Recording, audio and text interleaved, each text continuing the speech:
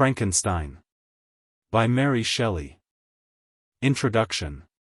The publishers of the Standard Novels, in selecting Frankenstein for one of their series, expressed a wish that I should furnish them with some account of the origin of the story. I am the more willing to comply, because I shall thus give a general answer to the question, so very frequently asked me, how I, when a young girl, came to think of, and to dilate upon so very hideous an idea. It is true that I am very averse to bringing myself forward in print. But as my account will only appear as an appendage to a former production, and as it will be confined to such topics as have connection with my authorship alone, I can scarcely accuse myself of a personal intrusion. It is not singular that, as the daughter of two persons of distinguished literary celebrity, I should very early in life have thought of writing. As a child I scribbled. And my favorite pastime, during the hours given me for recreation, was to write stories. Still I had a dearer pleasure than this, which was the formation of castles in the air, the indulging in waking dreams, the following up trains of thought, which had for their subject the formation of a succession of imaginary incidents. My dreams were at once more fantastic and agreeable than my writings. In the latter I was a close imitator, rather doing as others had done, than putting down the suggestions of my own mind. What I wrote was intended at least for one other eye, my childhood's companion and friend, but my dreams were all my own, I accounted for them to nobody. They were my refuge when annoyed, my dearest pleasure when free. I lived principally in the country as a girl, and passed a considerable time in Scotland. I made occasional visits to the more picturesque parts, but my habitual residence was on the blank and dreary northern shores of the Tay, near Dundee. Blank and dreary on retrospection I call them. They were not so to me then. They were the area of freedom, and the pleasant region where unheeded I could commune with the creatures of my fancy. I wrote then, but in a most commonplace style. It was beneath the trees of the grounds belonging to our house, or on the bleak sides of the woodless mountains near, that my true compositions, the airy flights of my imagination, were born and fostered. I did not make myself the heroine of my tales. Life appeared to me too commonplace an affair as regarded myself. I could not figure to myself that romantic woes or wonderful events would ever be my lot. But I was not confined to my own identity, and I could people the hours with creations far more interesting to me at that age, than my own sensations. After this my life became busier, and reality stood in place of fiction. My husband, however, was from the first, very anxious that I should prove myself worthy of my parentage, and enroll myself on the page of fame. He was forever inciting me to obtain literary reputation, which even on my own part one cared for then, though since I have become infinitely indifferent to it. At this time he desired that I should write, not so much with the idea that I could produce anything worthy of notice, but that he might himself judge how far I possessed the promise of better things hereafter. Still I did nothing. Traveling, and the cares of a family, occupied my time. And study, in the way of reading, or improving my ideas in communication with his far more cultivated mind, was all of literary employment that engaged my attention. In the summer of 1816, we visited Switzerland, and became the neighbors of Lord Byron. At first we spent our pleasant hours on the lake, or wandering on its shores. And Lord Byron, who was writing the third canto of Childe Harold, was the only one among us who put his thoughts upon paper. These, as he brought them successively to us, clothed in all the light and harmony of poetry, seemed to stamp as divine the glories of heaven and earth, whose influences we partook with him. But it proved a wet, ungenial summer, and incessant rain often confined us for days to the house. Some volumes of ghost stories, translated from the German into French, fell into our hands. There was the history of the inconstant lover, who, when he thought to clasp the bride to whom he had pledged his vows, found himself in the arms of the pale ghost of her whom he had deserted. There was the tale of the sinful founder of his race, whose miserable doom it was to bestow the kiss of death on all the younger sons of his fated house, just when they reached the age of promise. His gigantic, shadowy form, clothed like the ghost in Hamlet, in complete armor, but with the beaver up, was seen at midnight, by the moon's fitful beams, to advance slowly along the gloomy avenue. The shape was lost beneath the shadow of the castle walls. But soon a gate swung back, a step was heard, the door of the chamber opened, and he advanced to the couch of the blooming youths, cradled in healthy sleep. Eternal sorrow sat upon his face as he bent down and kissed the forehead of the boys, who from that hour withered like flowers snapped upon the stalk. I have not seen these stories since then. But their incidents are as fresh in my mind as if I had read them yesterday. "We will each write a ghost story," said Lord Byron, and his proposition was acceded to. There were 4 of us. The noble author began a tale, a fragment of which he printed at the end of his poem of Mazeppa. Shelley, more apt to embody ideas and sentiments in the radiance of brilliant imagery, and in the music of the most melodious verse that adorns our language, than to invent the machinery of a story, commenced one founded on the experiences of his early life. Poor Polidori had some terrible idea about a skull-headed lady, who was so punished for peeping through a keyhole, what to see I forget, something very shocking and wrong of course. But when she was reduced to a worse condition than the renowned Tom of Coventry, he did not know what to do with her, and was obliged to dispatch her to the tomb of the Capulets, the only place for which she was fitted. The illustrious poets also, annoyed by the platitude of prose, speedily relinquished their uncongenial task. I busied myself to think of a story to rival those which had excited us to this task. One which would speak to the mysterious fears of our nature, and awaken thrilling horror, one to make the reader dread to look round, to curdle the blood, and quicken the beatings of the heart. If I did not accomplish these things, my ghost story would be unworthy of its name. I thought and pondered, vainly. I felt that blank incapability of invention which is the greatest misery of authorship, when dull nothing replies to our anxious invocations. "Have you thought of a story?" I was asked each morning, and each morning I was forced to reply with a mortifying negative. Everything must have a beginning, to speak in Sanchian phrase. And that beginning must be linked to something that went before. The Hindus give the world an elephant to support it, but they make the elephant stand upon a tortoise. Invention, it must be humbly admitted, does not consist in creating out of void, but out of chaos. The materials must, in the first place, be afforded. It can give form to dark, shapeless substances, but cannot bring into being the substance itself. In all matters of discovery and invention, even of those that appertain to the imagination, we are continually reminded of the story of Columbus and his egg. Invention consists in the capacity of seizing on the capabilities of a subject, and in the power of molding and fashioning ideas suggested to it.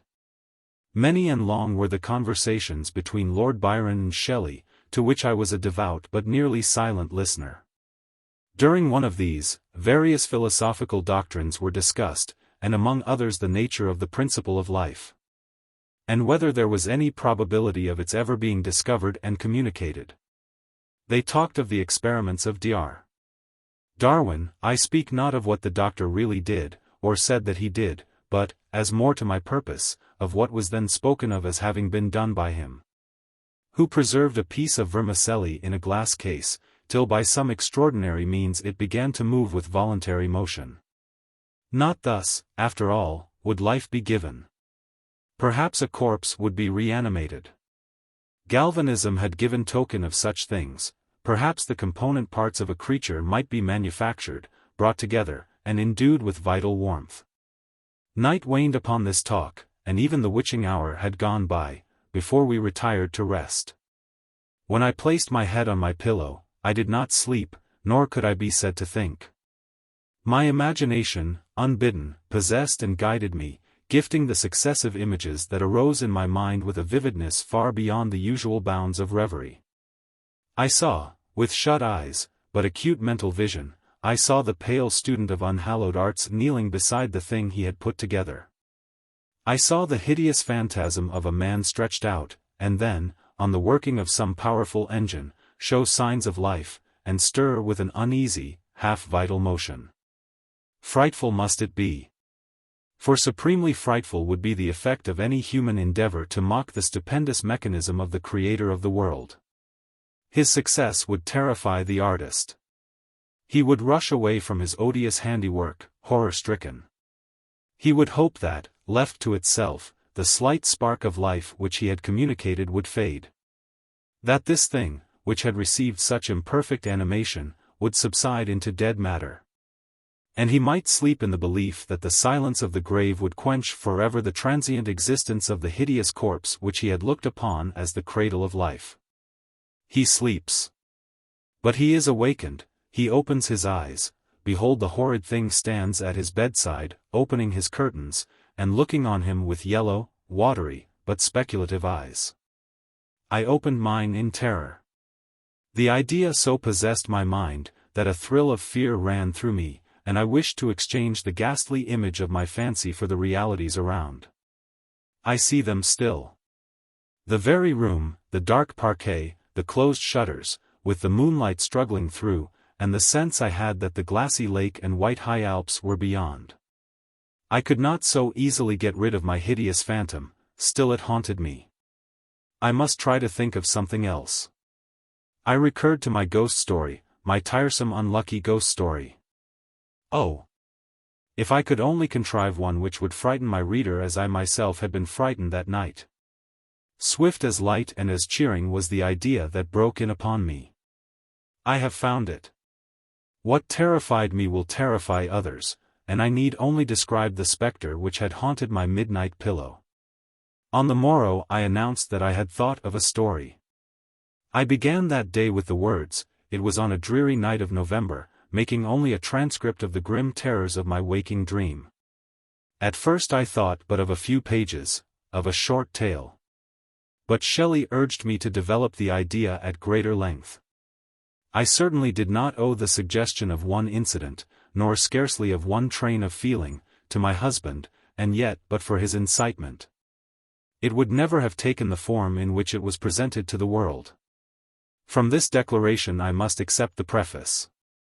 As far as I can recollect, it was entirely written by him. And now, once again, I bid my hideous progeny go forth and prosper. I have an affection for it was the offspring of happy days, when death and grief were but words, which found no true echo in my heart. Its several pages speak of many a walk, many a drive, and many a conversation, when I was not alone, and my companion was one who, in this world, I shall never see more. But this is for myself. My readers have nothing to do with these associations. I will add but one word as to the alterations I have made. They are principally those of style. I have changed no portion of the story, nor introduced any new ideas or circumstances. I have mended the language where it was so bald as to interfere with the interest of the narrative. And these changes occur almost exclusively in the beginning of the first volume. Throughout they are entirely confined to such parts as are mere adjuncts to the story, leaving the core and substance of it untouched. M. W. S. London, October 15, 1831. How do you find this book? Any thoughts about the book or the author? Any suggestion for improvement? Please take a moment to share your thoughts in a comment. If you like it, share it with your friends who might enjoy it as well. Subscribe to keep in touch. Visit CompleteAudiobooks.com for more quality content. Did I request thee, Maker, from my clay? To mold me, man, did I solicit thee? From darkness to promote me? Paradise Lost, X. 743, 45. Frankenstein or, The Modern Prometheus. Letter. Chapter 1. To Mrs. Saville, England. St. Petersburg, December 11, 17. You will rejoice to hear that no disaster has accompanied the commencement of an enterprise which you have regarded with such evil forebodings. I arrived here yesterday. And my first task is to assure my dear sister of my welfare, and increasing confidence in the success of my undertaking. I am already far north of London. And as I walk in the streets of Petersburg, I feel a cold northern breeze play upon my cheeks, which braces my nerves, and fills me with delight. Do you understand this feeling? This breeze, which has traveled from the regions towards which I am advancing, gives me a foretaste of those icy climes. Inspirited by this wind of promise, my day dreams become more fervent and vivid. I try in vain to be persuaded that the pole is the seat of frost and desolation. It ever presents itself to my imagination as the region of beauty and delight. There, Margaret, the sun is forever visible. Its broad disk just skirting the horizon, and diffusing a perpetual splendor. There, for with your leave, my sister, I will put some trust in preceding navigators, their snow and frost are banished. And, sailing over a calm sea, we may be wafted to a land surpassing in wonders and in beauty every region hitherto discovered on the habitable globe. Its productions and features may be without example, as the phenomena of the heavenly bodies undoubtedly are in those undiscovered solitudes. What may not be expected in a country of eternal light? I may there discover the wondrous power which attracts the needle, and may regulate 1,000 celestial observations, that require only this voyage to render their seeming eccentricities consistent forever. I shall satiate my ardent curiosity with the sight of a part of the world never before visited, and may tread a land never before imprinted by the foot of man. These are my enticements, and they are sufficient to conquer all fear of danger or death, and to induce me to commence this laborious voyage with the joy a child feels when he embarks in a little boat, with his holiday mates, on an expedition of discovery up his native river. But, supposing all these conjectures to be false, you cannot contest the inestimable benefit which I shall confer on all mankind to the last generation, by discovering a passage near the pole to those countries, to reach which at present so many months are requisite, or by ascertaining the secret of the magnet, which, if at all possible, can only be effected by an undertaking such as mine. These reflections have dispelled the agitation with which I began my letter, and I feel my heart glow with an enthusiasm which elevates me to heaven. For nothing contributes so much to tranquilize the mind as a steady purpose, a point on which the soul may fix its intellectual eye. This expedition has been the favorite dream of my early years. I have read with ardor the accounts of the various voyages which have been made in the prospect of arriving at the North Pacific Ocean through the seas which surround the pole. You may remember that a history of all the voyages made for purposes of discovery composed the whole of our good Uncle Thomas's library. My education was neglected, yet I was passionately fond of reading. These volumes were my study day and night, and my familiarity with them increased that regret which I had felt, as a child, on learning that my father's dying injunction had forbidden my uncle to allow me to embark in a seafaring life. These visions faded when I perused, for the first time, those poets whose effusions entranced my soul, and lifted it to heaven. I also became a poet, and for 1 year lived in a paradise of my own creation. I imagined that I also might obtain a niche in the temple where the names of Homer and Shakespeare are consecrated. You are well acquainted with my failure, and how heavily I bore the disappointment. But just at that time I inherited the fortune of my cousin, and my thoughts were turned into the channel of their earlier bent. 6 years have passed since I resolved on my present undertaking. I can, even now, remember the hour from which I dedicated myself to this great enterprise. I commenced by inuring my body to hardship. I accompanied the whale fishers on several expeditions to the North Sea. I voluntarily endured cold, famine, thirst, and want of sleep. I often worked harder than the common sailors during the day, and devoted my nights to the study of mathematics, the theory of medicine, and those branches of physical science from which a naval adventurer might derive the greatest practical advantage. Twice I actually hired myself as an undermate in a Greenland whaler, and acquitted myself to admiration. I must own I felt a little proud, when my captain offered me the second dignity in the vessel, and entreated me to remain with the greatest earnestness, so valuable did he consider my services. And now, dear Margaret, do I not deserve to accomplish some great purpose? My life might have been passed in ease and luxury, but I preferred glory to every enticement that wealth placed in my path. Oh, that some encouraging voice would answer in the affirmative. My courage and my resolution is firm, but my hopes fluctuate, and my spirits are often depressed. I am about to proceed on a long and difficult voyage, the emergencies of which will demand all my fortitude. I am required not only to raise the spirits of others, but sometimes to sustain my own, when theirs are failing. This is the most favorable period for traveling in Russia. They fly quickly over the snow in their sledges. The motion is pleasant, and, in my opinion, far more agreeable than that of an English stagecoach. The cold is not excessive, if you are wrapped in furs, a dress which I have already adopted. For there is a great difference between walking the deck and remaining seated motionless for hours, when no exercise prevents the blood from actually freezing in your veins. I have no ambition to lose my life on the post road between St. Petersburg and Archangel. I shall depart for the latter town in a fortnight or 3 weeks. And my intention is to hire a ship there, which can easily be done by paying the insurance for the owner, and to engage as many sailors as I think necessary among those who are accustomed to the whale fishing. I do not intend to sail until the month of June, and when shall I return? Ah, dear sister, how can I answer this question? If I succeed, many, many months, perhaps years, will pass before you and I may meet. If I fail, you will see me again soon, or never. Farewell, my dear, excellent Margaret. Heaven shower down blessings on you, and save me, that I may again and again testify my gratitude for all your love and kindness. Your affectionate brother, R. Walton. Letter.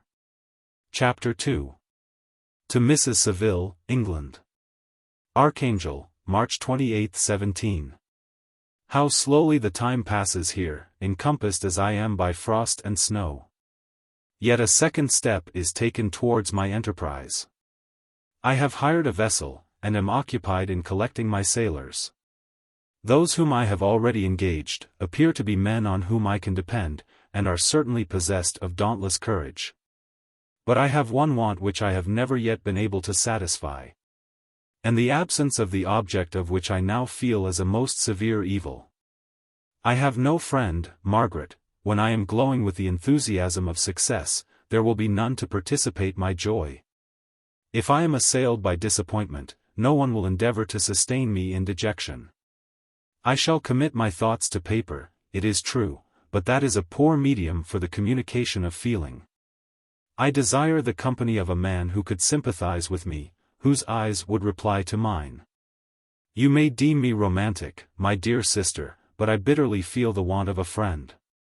I have no one near me, gentle yet courageous, possessed of a cultivated as well as of a capacious mind, whose tastes are like my own, to approve or amend my plans. How would such a friend repair the faults of your poor brother? I am too ardent in execution, and too impatient of difficulties. But it is a still greater evil to me that I am self-educated. For the first 14 years of my life I ran wild on a common, and read nothing but our Uncle Thomas's books of voyages. At that age I became acquainted with the celebrated poets of our own country. But it was only when it had ceased to be in my power to derive its most important benefits from such a conviction, that I perceived the necessity of becoming acquainted with more languages than that of my native country. Now I am 28, and am in reality more illiterate than many schoolboys of 15. It is true that I have thought more, and that my day-dreams are more extended and magnificent. But they want, as the painters call it, keeping, and I greatly need a friend who would have sense enough not to despise me as romantic, and affection enough for me to endeavor to regulate my mind. Well, these are useless complaints. I shall certainly find no friend on the wide ocean, nor even here in Archangel, among merchants and seamen. Yet some feelings, unallied to the dross of human nature, beat even in these rugged bosoms. My lieutenant, for instance, is a man of wonderful courage and enterprise. He is madly desirous of glory, or rather, to word my phrase more characteristically, of advancement in his profession. He is an Englishman, and in the midst of national and professional prejudices, unsoftened by cultivation, retains some of the noblest endowments of humanity. I first became acquainted with him on board a whale vessel. Finding that he was unemployed in this city, I easily engaged him to assist in my enterprise. The master is a person of an excellent disposition, and is remarkable in the ship for his gentleness and the mildness of his discipline. This circumstance, added to his well-known integrity and dauntless courage, made me very desirous to engage him. A youth passed in solitude, my best years spent under your gentle and feminine fosterage, has so refined the groundwork of my character, that I cannot overcome an intense distaste to the usual brutality exercised on board ship. I have never believed it to be necessary. And when I heard of a mariner equally noted for his kindliness of heart, and the respect and obedience paid to him by his crew, I felt myself peculiarly fortunate in being able to secure his services. I heard of him first in rather a romantic manner, from a lady who owes to him the happiness of her life. This, briefly, is his story. Some years ago, he loved a young Russian lady, of moderate fortune, and having amassed a considerable sum in prize money, the father of the girl consented to the match. He saw his mistress once before the destined ceremony. But she was bathed in tears, and, throwing herself at his feet, entreated him to spare her, confessing at the same time that she loved another, but that he was poor, and that her father would never consent to the union. My generous friend reassured the suppliant, and on being informed of the name of her lover, instantly abandoned his pursuit. He had already bought a farm with his money, on which he had designed to pass the remainder of his life.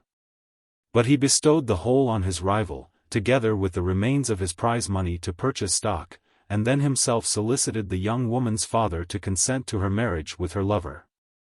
But the old man decidedly refused, thinking himself bound in honor to my friend, who, when he found the father inexorable, quitted his country, nor returned until he heard that his former mistress was married according to her inclinations. What a noble fellow, you will exclaim. He is so. But then he is wholly uneducated, he is as silent as a Turk, and a kind of ignorant carelessness attends him, which, while it renders his conduct the more astonishing, detracts from the interest and sympathy which otherwise he would command. Yet do not suppose, because I complain a little, or because I can conceive a consolation for my toils which I may never know, that I am wavering in my resolutions. Those are as fixed as fate. And my voyage is only now delayed until the weather shall permit my embarkation. The winter has been dreadfully severe. But the spring promises well, and it is considered as a remarkably early season, so that perhaps I may sail sooner than I expected. I shall do nothing rashly. You know me sufficiently to confide in my prudence and considerateness, whenever the safety of others is committed to my care.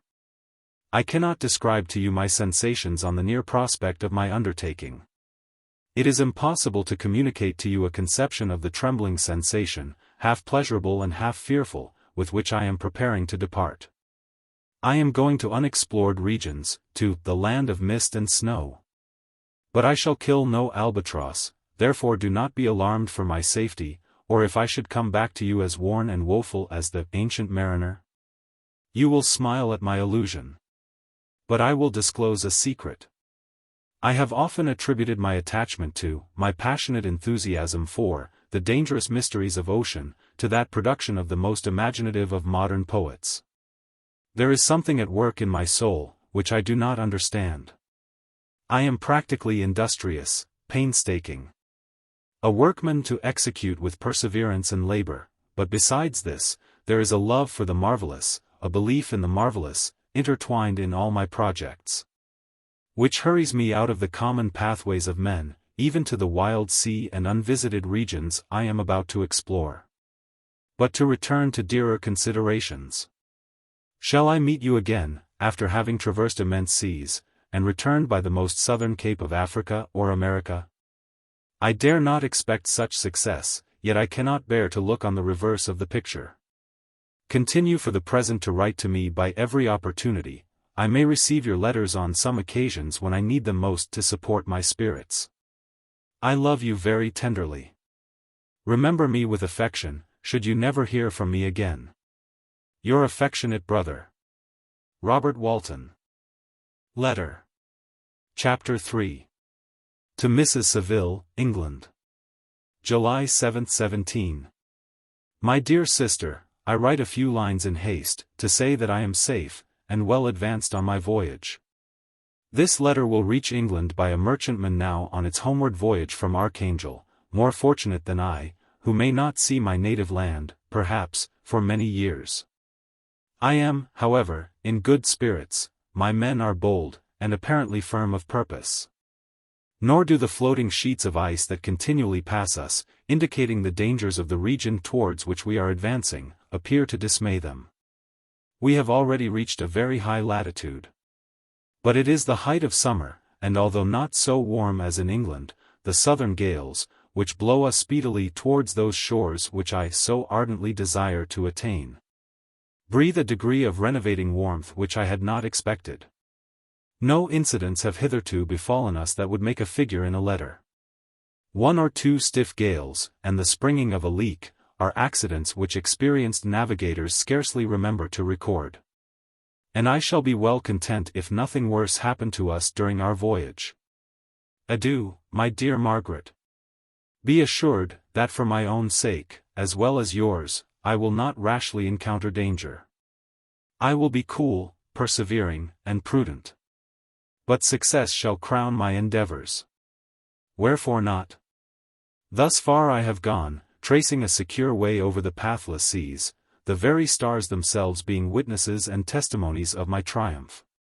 Why not still proceed over the untamed yet obedient element? What can stop the determined heart and resolved will of man? My swelling heart involuntarily pours itself out thus. But I must finish. Heaven bless my beloved sister. Most affectionately yours. R. W. Letter. Chapter 4. To Mrs. Saville, England. August 5, 17. So strange an accident has happened to us, that I cannot forbear recording it, although it is very probable that you will see me before these papers can come into your possession. Last Monday, July 31st, we were nearly surrounded by ice, which closed in the ship on all sides, scarcely leaving her the sea-room in which she floated. Our situation was somewhat dangerous, especially as we were compassed round by a very thick fog. We accordingly lay to, hoping that some change would take place in the atmosphere and weather. About 2 o'clock the mist cleared away, and we beheld, stretched out in every direction, vast and irregular plains of ice, which seemed to have no end. Some of my comrades groaned, and my own mind began to grow watchful with anxious thoughts, when a strange sight suddenly attracted our attention, and diverted our solicitude from our own situation. We perceived a low carriage, fixed on a sledge and drawn by dogs, pass on towards the north, at the distance of half a mile, a being which had the shape of a man, but apparently of gigantic stature, sat in the sledge, and guided the dogs. We watched the rapid progress of the traveler with our telescopes, until he was lost among the distant inequalities of the ice. This appearance excited our unqualified wonder. We were, as we believed, many hundred miles from any land, but this apparition seemed to denote that it was not, in reality, so distant as we had supposed. Shut in, however, by ice, it was impossible to follow his track, which we had observed with the greatest attention. About 2 hours after this occurrence, we heard the ground sea. And before night the ice broke, and freed our ship. We, however, lay to until the morning, fearing to encounter in the dark those large loose masses which float about after the breaking up of the ice. I profited of this time to rest for a few hours. In the morning, however, as soon as it was light, I went upon deck, and found all the sailors busy on one side of the vessel, apparently talking to someone in the sea. It was, in fact, a sledge, like that we had seen before, which had drifted towards us in the night, on a large fragment of ice. Only one dog remained alive. But there was a human being within it, whom the sailors were persuading to enter the vessel. He was not, as the other traveler seemed to be, a savage inhabitant of some undiscovered island, but a European.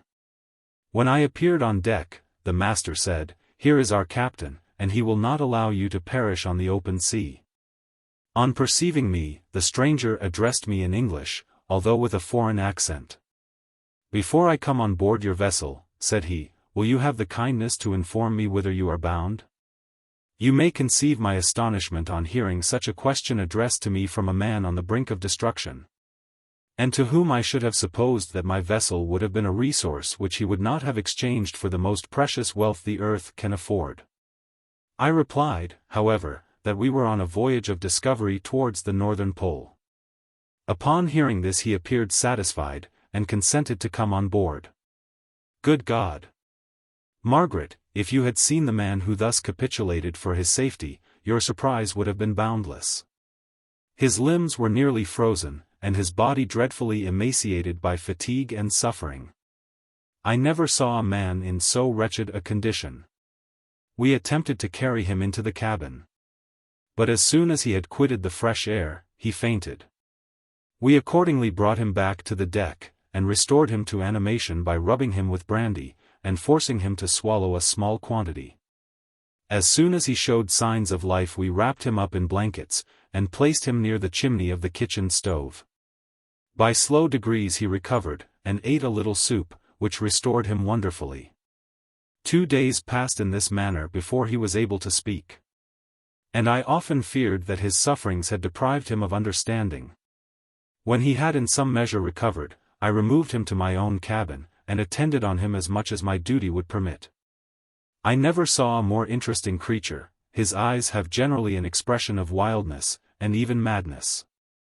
But there are moments when, if anyone performs an act of kindness towards him, or does him any the most trifling service, his whole countenance is lighted up, as it were, with a beam of benevolence and sweetness that I never saw equalled. But he is generally melancholy and despairing, and sometimes he gnashes his teeth, as if impatient of the weight of woes that oppresses him. When my guest was a little recovered, I had great trouble to keep off the men, who wished to ask him 1,000 questions. But I would not allow him to be tormented by their idle curiosity, in a state of body and mind whose restoration evidently depended upon entire repose. Once, however, the lieutenant asked, why he had come so far upon the ice in so strange a vehicle. His countenance instantly assumed an aspect of the deepest gloom, and he replied, to seek one who fled from me. And did the man whom you pursued travel in the same fashion? Yes. Then I fancy we have seen him. For the day before we picked you up, we saw some dogs drawing a sledge, with a man in it, across the ice. This aroused the stranger's attention, and he asked a multitude of questions concerning the route which the demon, as he called him, had pursued. Soon after, when he was alone with me, he said, I have, doubtless, excited your curiosity, as well as that of these good people, but you are too considerate to make inquiries. Certainly. It would indeed be very impertinent and inhuman in me to trouble you with any inquisitiveness of mine. And yet you rescued me from a strange and perilous situation. You have benevolently restored me to life. Soon after this he inquired if I thought that the breaking up of the ice had destroyed the other sledge. I replied, that I could not answer with any degree of certainty, for the ice had not broken until near midnight, and the traveler might have arrived at a place of safety before that time. But of this I could not judge. From this time a new spirit of life animated the decaying frame of the stranger. He manifested the greatest eagerness to be upon deck, to watch for the sledge which had before appeared. But I have persuaded him to remain in the cabin, for he is far too weak to sustain the rawness of the atmosphere.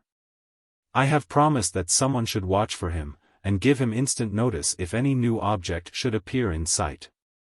Such is my journal of what relates to this strange occurrence up to the present day.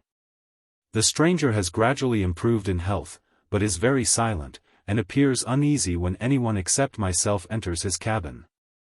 Yet his manners are so conciliating and gentle, that the sailors are all interested in him, although they have had very little communication with him. For my own part, I begin to love him as a brother, and his constant and deep grief fills me with sympathy and compassion.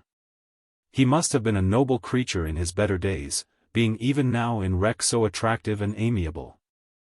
I said in one of my letters, my dear Margaret, that I should find no friend on the wide ocean. Yet I have found a man who, before his spirit had been broken by misery, I should have been happy to have possessed as the brother of my heart. I shall continue my journal concerning the stranger at intervals, should I have any fresh incidents to record. August 13, 17. My affection for my guest increases every day. He excites at once my admiration and my pity to an astonishing degree. How can I see so noble a creature destroyed by misery, without feeling the most poignant grief? He is so gentle, yet so wise. His mind is so cultivated, and when he speaks, although his words are culled with the choicest art, yet they flow with rapidity and unparalleled eloquence. He is now much recovered from his illness, and is continually on the deck, apparently watching for the sledge that preceded his own. Yet, although unhappy, he is not so utterly occupied by his own misery, but that he interests himself deeply in the projects of others. He has frequently conversed with me on mine, which I have communicated to him without disguise. He entered attentively into all my arguments in favor of my eventual success, and into every minute detail of the measures I had taken to secure it. I was easily led by the sympathy which he evinced, to use the language of my heart, to give utterance to the burning ardor of my soul. And to say, with all the fervor that warmed me, how gladly I would sacrifice my fortune, my existence, my every hope, to the furtherance of my enterprise. One man's life or death were but a small price to pay for the acquirement of the knowledge which I sought, for the dominion I should acquire and transmit over the elemental foes of our race. As I spoke, a dark gloom spread over my listener's countenance. At first I perceived that he tried to suppress his emotion. He placed his hands before his eyes. And my voice quivered and failed me, as I beheld tears trickle fast from between his fingers, a groan burst from his heaving breast. I paused, at length he spoke, in broken accents, "Unhappy man! Do you share my madness? Have you drank also of the intoxicating draught? Hear me, let me reveal my tale, and you will dash the cup from your lips." Such words, you may imagine, strongly excited my curiosity. But the paroxysm of grief that had seized the stranger overcame his weakened powers, and many hours of repose and tranquil conversation were necessary to restore his composure. Having conquered the violence of his feelings, he appeared to despise himself for being the slave of passion. And quelling the dark tyranny of despair, he led me again to converse concerning myself personally.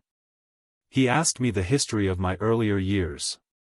The tale was quickly told, but it awakened various trains of reflection. I spoke of my desire of finding a friend, of my thirst for a more intimate sympathy with a fellow mind than had ever fallen to my lot, and expressed my conviction that a man could boast of little happiness, who did not enjoy this blessing. "I agree with you," replied the stranger. "We are unfashioned creatures, but half made up, if one wiser, better, dearer than ourselves, such a friend ought to be, do not lend his aid to perfectionate our weak and faulty natures. I once had a friend, the most noble of human creatures, and am entitled, therefore, to judge respecting friendship. You have hope, and the world before you, and have no cause for despair. But I have lost everything, and cannot begin life anew." As he said this, his countenance became expressive of a calm settled grief, that touched me to the heart. But he was silent, and presently retired to his cabin. Even broken in spirit as he is, no one can feel more deeply than he does the beauties of nature. The starry sky, the sea, and every sight afforded by these wonderful regions, seem still to have the power of elevating his soul from earth. Such a man has a double existence. He may suffer misery, and be overwhelmed by disappointments. Yet, when he has retired into himself, he will be like a celestial spirit, that has a halo around him, within whose circle no grief or folly ventures. Will you smile at the enthusiasm I express concerning this divine wanderer? You would not, if you saw him. You have been tutored and refined by books and retirement from the world, and you are, therefore, somewhat fastidious. But this only renders you the more fit to appreciate the extraordinary merits of this wonderful man. Sometimes I have endeavored to discover what quality it is which he possesses, that elevates him so immeasurably above any other person I ever knew. I believe it to be an intuitive discernment. A quick but never-failing power of judgment, a penetration into the causes of things, unequaled for clearness and precision. Add to this a facility of expression, and a voice whose varied intonations are soul-subduing music. August 19, 17. Yesterday the stranger said to me, "You may easily perceive, Captain Walton, that I have suffered great and unparalleled misfortunes. I had determined, at one time, that the memory of these evils should die with me, but you have won me to alter my determination. You seek for knowledge and wisdom, as I once did. And I ardently hope that the gratification of your wishes may not be a serpent to sting you, as mine has been. I do not know that the relation of my disasters will be useful to you. Yet, when I reflect that you are pursuing the same course, exposing yourself to the same dangers which have rendered me what I am, I imagine that you may deduce an apt moral from my tale. One that may direct you if you succeed in your undertaking, and console you in case of failure. Prepare to hear of occurrences which are usually deemed marvelous. Were we among the tamer scenes of nature, I might fear to encounter your unbelief, perhaps your ridicule. But many things will appear possible in these wild and mysterious regions, which would provoke the laughter of those unacquainted with the ever-varied powers of nature, nor can I doubt but that my tale conveys in its series internal evidence of the truth of the events of which it is composed. You may easily imagine that I was much gratified by the offered communication, yet I could not endure that he should renew his grief by a recital of his misfortunes. I felt the greatest eagerness to hear the promised narrative, partly from curiosity, and partly from a strong desire to ameliorate his fate, if it were in my power. I expressed these feelings in my answer. "I thank you," he replied, "for your sympathy, but it is useless, my fate is nearly fulfilled. I wait but for one event, and then I shall repose in peace." "I understand your feeling," continued he, perceiving that I wished to interrupt him, "but you are mistaken, my friend, if thus you will allow me to name you. Nothing can alter my destiny, listen to my history, and you will perceive how irrevocably it is determined." He then told me, that he would commence his narrative the next day when I should be at leisure. This promise drew from me the warmest thanks. I have resolved every night, when I am not imperatively occupied by my duties, to record, as nearly as possible in his own words, what he has related during the day. If I should be engaged, I will at least make notes. This manuscript will doubtless afford you the greatest pleasure, but to me, who know him, and who hear it from his own lips, with what interest and sympathy shall I read it in some future day? Even now, as I commence my task, his full-toned voice swells in my ears, his lustrous eyes dwell on me with all their melancholy sweetness. I see his thin hand raised in animation, while the lineaments of his face are irradiated by the soul within. Strange and harrowing must be his story. Frightful the storm which embraced the gallant vessel on its course, and wrecked it, thus. Chapter 1. I am by birth a Genevese, and my family is one of the most distinguished of that republic. My ancestors had been for many years councillors and syndics. And my father had filled several public situations with honor and reputation. He was respected by all who knew him, for his integrity and indefatigable attention to public business. He passed his younger days perpetually occupied by the affairs of his country. A variety of circumstances had prevented his marrying early, nor was it until the decline of life that he became a husband and the father of a family. As the circumstances of his marriage illustrate his character, I cannot refrain from relating them. One of his most intimate friends was a merchant, who, from a flourishing state, fell, through numerous mischances, into poverty. This man, whose name was Beaufort, was of a proud and unbending disposition, and could not bear to live in poverty and oblivion in the same country where he had formerly been distinguished for his rank and magnificence. Having paid his debts, therefore, in the most honorable manner, he retreated with his daughter to the town of Lucerne, where he lived unknown and in wretchedness. My father loved Beaufort with the truest friendship, and was deeply grieved by his retreat in these unfortunate circumstances. He bitterly deplored the false pride which led his friend to a conduct so little worthy of the affection that united them. He lost no time in endeavoring to seek him out, with the hope of persuading him to begin the world again through his credit and assistance. Beaufort had taken effectual measures to conceal himself. And it was 10 months before my father discovered his abode. Overjoyed at this discovery, he hastened to the house, which was situated in a mean street, near the Rus. But when he entered, misery and despair alone welcomed him. Beaufort had saved but a very small sum of money from the wreck of his fortunes. But it was sufficient to provide him with sustenance for some months, and in the meantime he hoped to procure some respectable employment in a merchant's house. The interval was, consequently, spent in inaction. His grief only became more deep and rankling, when he had leisure for reflection.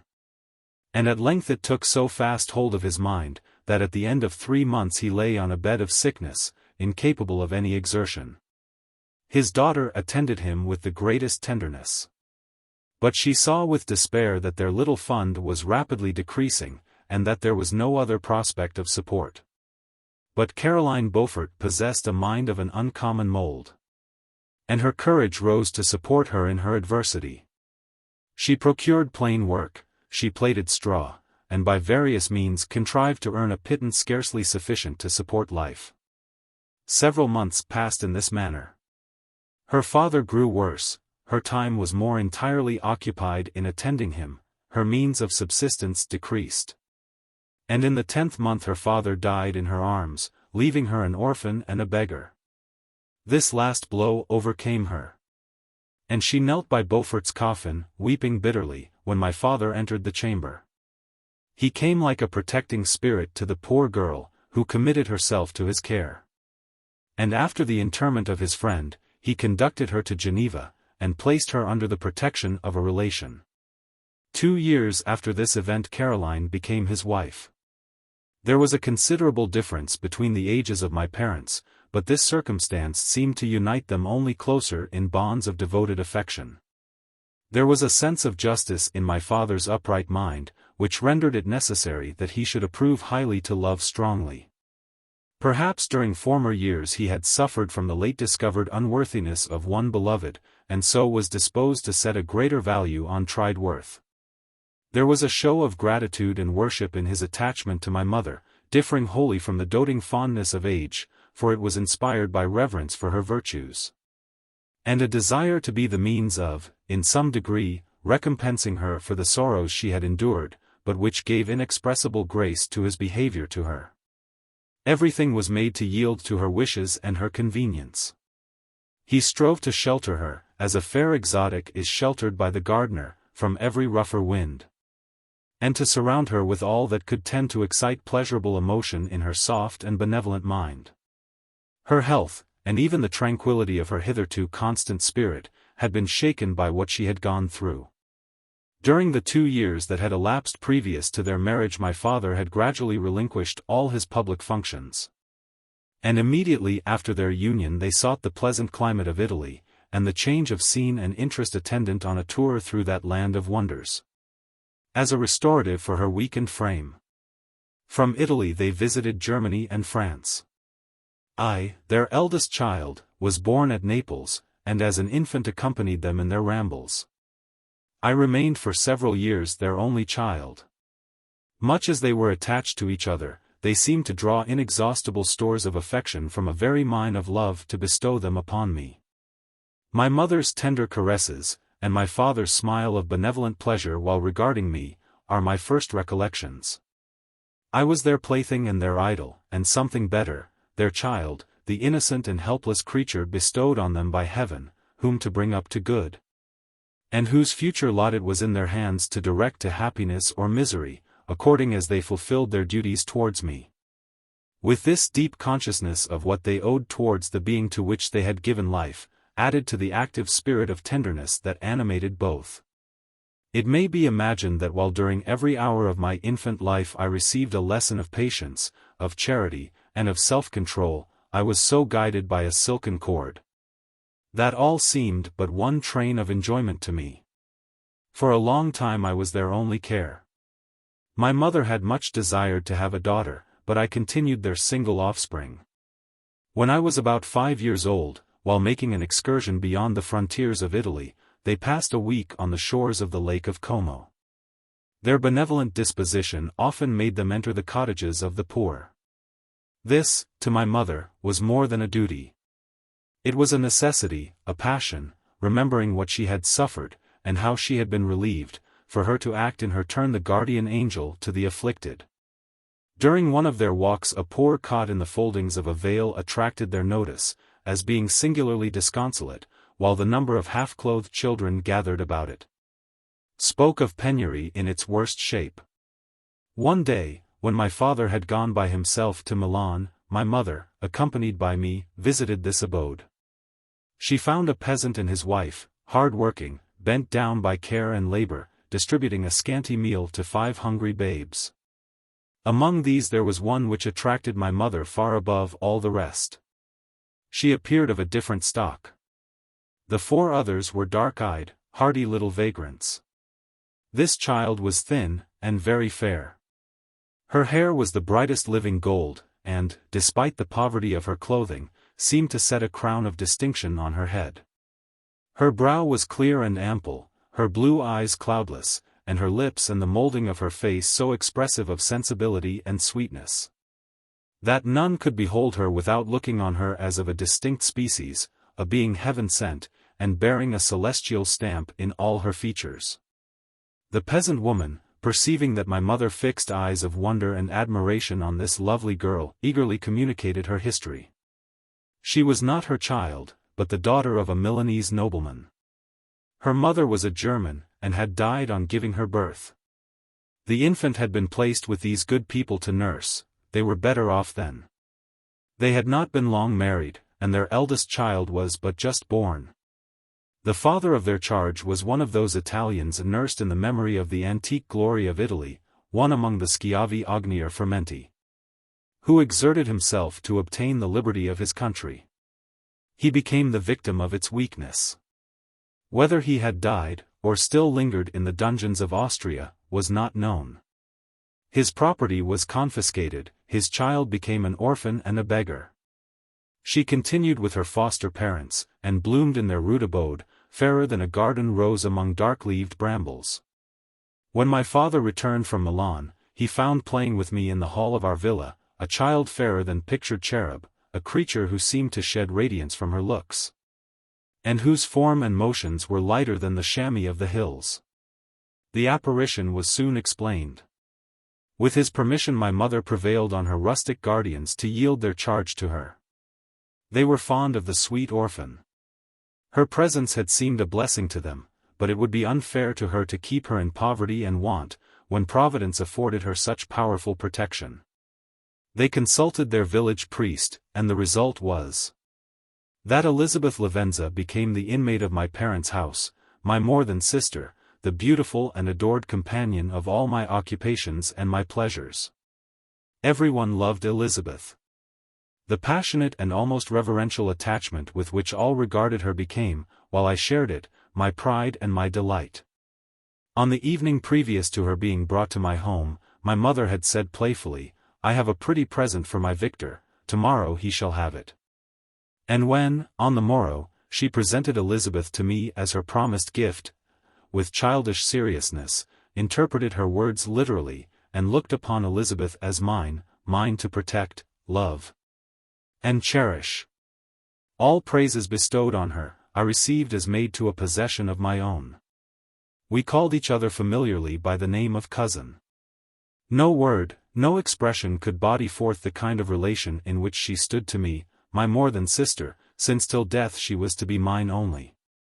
Chapter II. We were brought up together, there was not quite a year difference in our ages. I need not say that we were strangers to any species of disunion or dispute. Harmony was the soul of our companionship, and the diversity and contrast that subsisted in our characters drew us nearer together. Elizabeth was of a calmer and more concentrated disposition. But, with all my ardor, I was capable of a more intense application, and was more deeply smitten with the thirst for knowledge. She busied herself with following the aerial creations of the poets. And in the majestic and wondrous scenes which surrounded our Swiss home, the sublime shapes of the mountains, the changes of the seasons, tempest and calm, the silence of winter, and the life and turbulence of our alpine summers, she found ample scope for admiration and delight. While my companion contemplated with a serious and satisfied spirit the magnificent appearances of things, I delighted in investigating their causes. The world was to me a secret which I desired to divine. Curiosity, earnest research to learn the hidden laws of nature, gladness akin to rapture, as they were unfolded to me, are among the earliest sensations I can remember. On the birth of a second son, my junior by 7 years, my parents gave up entirely their wandering life, and fixed themselves in their native country. We possessed a house in Geneva, and a campaign on Bellerive, the eastern shore of the lake, at the distance of rather more than a league from the city. We resided principally in the latter, and the lives of my parents were passed in considerable seclusion. It was my temper to avoid a crowd, and to attach myself fervently to a few. I was indifferent, therefore, to my schoolfellows in general, but I united myself in the bonds of the closest friendship to one among them. Henry Clerval was the son of a merchant of Geneva. He was a boy of singular talent and fancy. He loved enterprise, hardship, and even danger, for its own sake. He was deeply read in books of chivalry and romance. He composed heroic songs, and began to write many a tale of enchantment and knightly adventure. He tried to make U.S. act plays, and to enter into masquerades, in which the characters were drawn from the heroes of Roncesvalles, of the Round Table of King Arthur, and the chivalrous train who shed their blood to redeem the Holy Sepulchre from the hands of the infidels. No human being could have passed a happier childhood than myself. My parents were possessed by the very spirit of kindness and indulgence. We felt that they were not the tyrants to rule our lot according to their caprice, but the agents and creators of all the many delights which we enjoyed. When I mingled with other families, I distinctly discerned how peculiarly fortunate my lot was, and gratitude assisted the development of filial love. My temper was sometimes violent, and my passions vehement. But by some law in my temperature they were turned, not towards childish pursuits, but to an eager desire to learn, and not to learn all things indiscriminately. I confess that neither the structure of languages, nor the code of governments, nor the politics of various states, possessed attractions for me. It was the secrets of heaven and earth that I desired to learn. And whether it was the outward substance of things, or the inner spirit of nature and the mysterious soul of man that occupied me, still my inquiries were directed to the metaphysical, or, in its highest sense, the physical secrets of the world. Meanwhile Clerval occupied himself, so to speak, with the moral relations of things. The busy stage of life, the virtues of heroes, and the actions of men, were his theme. And his hope and his dream was to become one among those whose names are recorded in story, as the gallant and adventurous benefactors of our species. The saintly soul of Elizabeth shone like a shrine-dedicated lamp in our peaceful home. Her sympathy was ours. Her smile, her soft voice, the sweet glance of her celestial eyes, were ever there to bless and animate us. She was the living spirit of love to soften and attract. I might have become sullen in my study, rough through the ardor of my nature. But that she was there to subdue me to a semblance of her own gentleness. And Clerval, could aught ill entrench on the noble spirit of Clerval? Yet he might not have been so perfectly humane, so thoughtful in his generosity, so full of kindness and tenderness amidst his passion for adventurous exploit. Had she not unfolded to him the real loveliness of beneficence, and made the doing good the end and aim of his soaring ambition? I feel exquisite pleasure in dwelling on the recollections of childhood, before misfortune had tainted my mind, and changed its bright visions of extensive usefulness into gloomy and narrow reflections upon self. Besides, in drawing the picture of my early days, I also record those events which led, by insensible steps, to my after tale of misery, for when I would account to myself for the birth of that passion, which afterwards ruled my destiny, I find it arise, like a mountain river, from ignoble and almost forgotten sources. But, swelling as it proceeded, it became the torrent which, in its course, has swept away all my hopes and joys. Natural philosophy is the genius that has regulated my fate. I desire, therefore, in this narration, to state those facts which led to my predilection for that science. When I was 13 years of age, we all went on a party of pleasure to the baths near Thonon. The inclemency of the weather obliged us to remain a day confined to the inn. In this house I chanced to find a volume of the works of Cornelius Agrippa. I opened it with apathy. The theory which he attempts to demonstrate, and the wonderful facts which he relates, soon changed this feeling into enthusiasm. A new light seemed to dawn upon my mind. And, bounding with joy, I communicated my discovery to my father. My father looked carelessly at the title page of my book, and said, "Ah! Cornelius Agrippa! My dear Victor, do not waste your time upon this, it is sad trash." If, instead of this remark, my father had taken the pains to explain to me, that the principles of Agrippa had been entirely exploded, and that a modern system of science had been introduced, which possessed much greater powers than the ancient, because the powers of the latter were chimerical, while those of the former were real and practical. Under such circumstances, I should certainly have thrown Agrippa aside, and have contented my imagination, warmed as it was, by returning with greater ardor to my former studies. It is even possible, that the train of my ideas would never have received the fatal impulse that led to my ruin. But the cursory glance my father had taken of my volume by no means assured me that he was acquainted with its contents, and I continued to read with the greatest avidity. When I returned home, my first care was to procure the whole works of this author, and afterwards of Paracelsus and Albertus Magnus. I read and studied the wild fancies of these writers with delight. They appeared to me treasures known to few beside myself. I have described myself as always having been imbued with a fervent longing to penetrate the secrets of nature. In spite of the intense labor and wonderful discoveries of modern philosophers, I always came from my studies discontented and unsatisfied. Sir Isaac Newton is said to have avowed that he felt like a child picking up shells beside the great and unexplored ocean of truth. Those of his successors in each branch of natural philosophy with whom I was acquainted, appeared even to my boy's apprehensions, as tyros engaged in the same pursuit. The untaught peasant beheld the elements around him, and was acquainted with their practical uses. The most learned philosopher knew little more. He had partially unveiled the face of nature, but her immortal lineaments were still a wonder and a mystery. He might dissect, anatomize, and give names. But, not to speak of a final cause, causes in their secondary and tertiary grades were utterly unknown to him. I had gazed upon the fortifications and impediments that seemed to keep human beings from entering the citadel of nature, and rashly and ignorantly I had repined. But here were books, and here were men who had penetrated deeper and knew more. I took their word for all that they averred, and I became their disciple. It may appear strange that such should arise in the 18th century. But while I followed the routine of education in the schools of Geneva, I was, to a great degree, self-taught with regard to my favorite studies. My father was not scientific, and I was left to struggle with a child's blindness, added to a student's thirst for knowledge.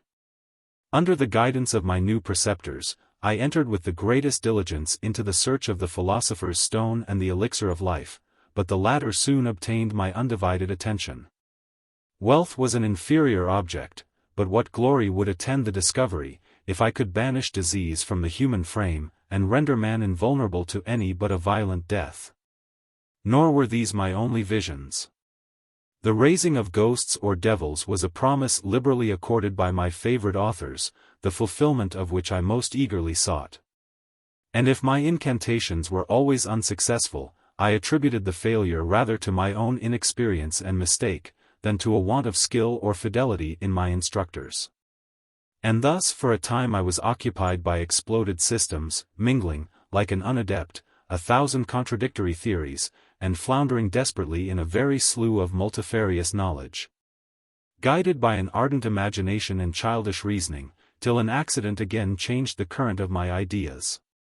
When I was about 15 years old we had retired to our house near Bellerive, when we witnessed a most violent and terrible thunderstorm. It advanced from behind the mountains of Jura. And the thunder burst at once with frightful loudness from various quarters of the heavens. I remained, while the storm lasted, watching its progress with curiosity and delight. As I stood at the door, on a sudden I beheld a stream of fire issue from an old and beautiful oak, which stood about 20 yards from our house. And so soon as the dazzling light vanished, the oak had disappeared, and nothing remained but a blasted stump. When we visited it the next morning, we found the tree shattered in a singular manner. It was not splintered by the shock, but entirely reduced to thin ribbons of wood. I never beheld anything so utterly destroyed. Before this I was not unacquainted with the more obvious laws of electricity.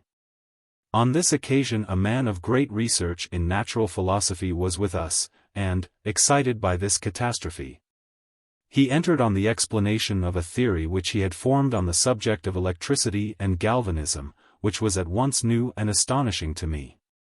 All that he said threw greatly into the shade Cornelius Agrippa, Albertus Magnus, and Paracelsus, the lords of my imagination. But by some fatality the overthrow of these men disinclined me to pursue my accustomed studies. It seemed to me as if nothing would or could ever be known. All that had so long engaged my attention suddenly grew despicable. By one of those caprices of the mind, which we are perhaps most subject to in early youth, I at once gave up my former occupations, set down natural history and all its progeny as a deformed and abortive creation, and entertained the greatest disdain for a would-be science, which could never even step within the threshold of real knowledge. In this mood of mind I betook myself to the mathematics, and the branches of study appertaining to that science, as being built upon secure foundations, and so worthy of my consideration. Thus strangely are our souls constructed, and by such slight ligaments are we bound to prosperity or ruin. When I look back, it seems to me as if this almost miraculous change of inclination and will was the immediate suggestion of the guardian angel of my life, the last effort made by the spirit of preservation to avert the storm that was even then hanging in the stars, and ready to envelope me. Her victory was announced by an unusual tranquility and gladness of soul, which followed the relinquishing of my ancient and latterly tormenting studies. It was thus that I was to be taught to associate evil with their prosecution, happiness with their disregard. It was a strong effort of the spirit of good, but it was ineffectual. Destiny was too potent, and her immutable laws had decreed my utter and terrible destruction. Chapter III. When I had attained the age of 17, my parents resolved that I should become a student at the University of Ingolstadt. I had hitherto attended the schools of Geneva. But my father thought it necessary, for the completion of my education, that I should be made acquainted with other customs than those of my native country. My departure was therefore fixed at an early date, but, before the day resolved upon could arrive, the first misfortune of my life occurred, an omen, as it were, of my future misery. Elizabeth had caught the scarlet fever, her illness was severe, and she was in the greatest danger.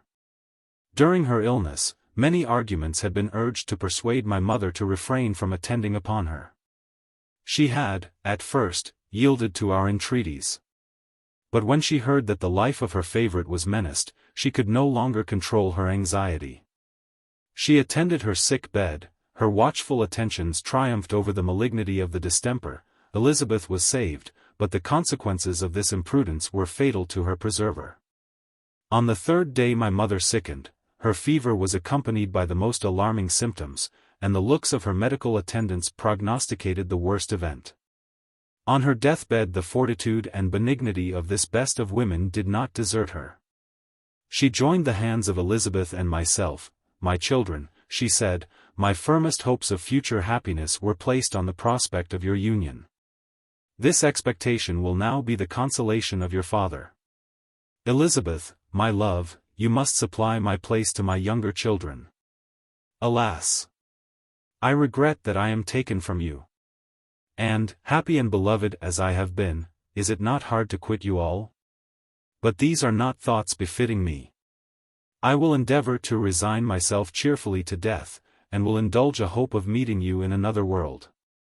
She died calmly, and her countenance expressed affection even in death.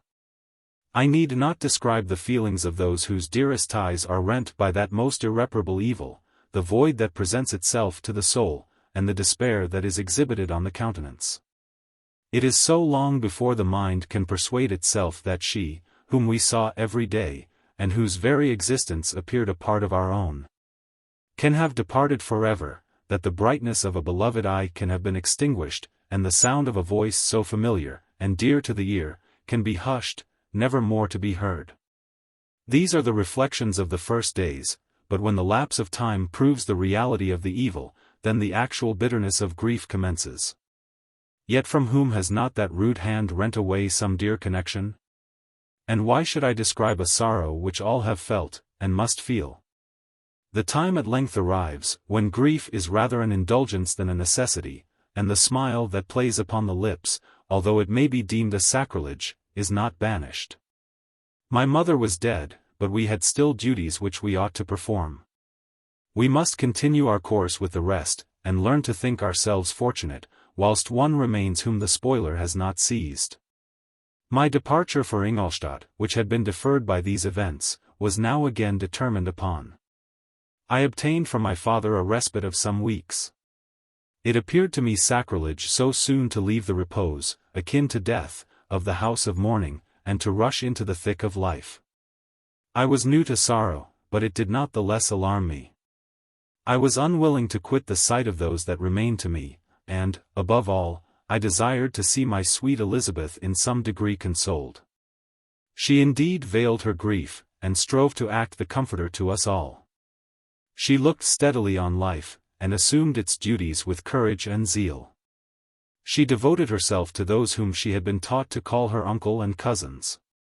Never was she so enchanting as at this time, when she recalled the sunshine of her smiles and spent them upon us. She forgot even her own regret in her endeavors to make us forget. The day of my departure at length arrived. Clerval spent the last evening with us. He had endeavored to persuade his father to permit him to accompany me, and to become my fellow student, but in vain. His father was a narrow-minded trader, and saw idleness and ruin in the aspirations and ambition of his son. Henry deeply felt the misfortune of being debarred from a liberal education. He said little, but when he spoke, I read in his kindling eye and in his animated glance a restrained but firm resolve, not to be chained to the miserable details of commerce. We sat late. We could not tear ourselves away from each other, nor persuade ourselves to say the word farewell. It was said. And we retired under the pretense of seeking repose, each fancying that the other was deceived, but when at morning's dawn I descended to the carriage which was to convey me away. They were all there, my father again to bless me, Clerval to press my hand once more, my Elizabeth to renew her entreaties that I would write often, and to bestow the last feminine attentions on her playmate and friend. I threw myself into the chaise that was to convey me away, and indulged in the most melancholy reflections.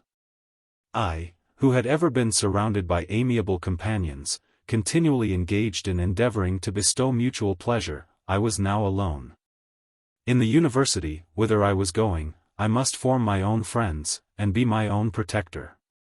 My life had hitherto been remarkably secluded and domestic. And this had given me invincible repugnance to new countenances.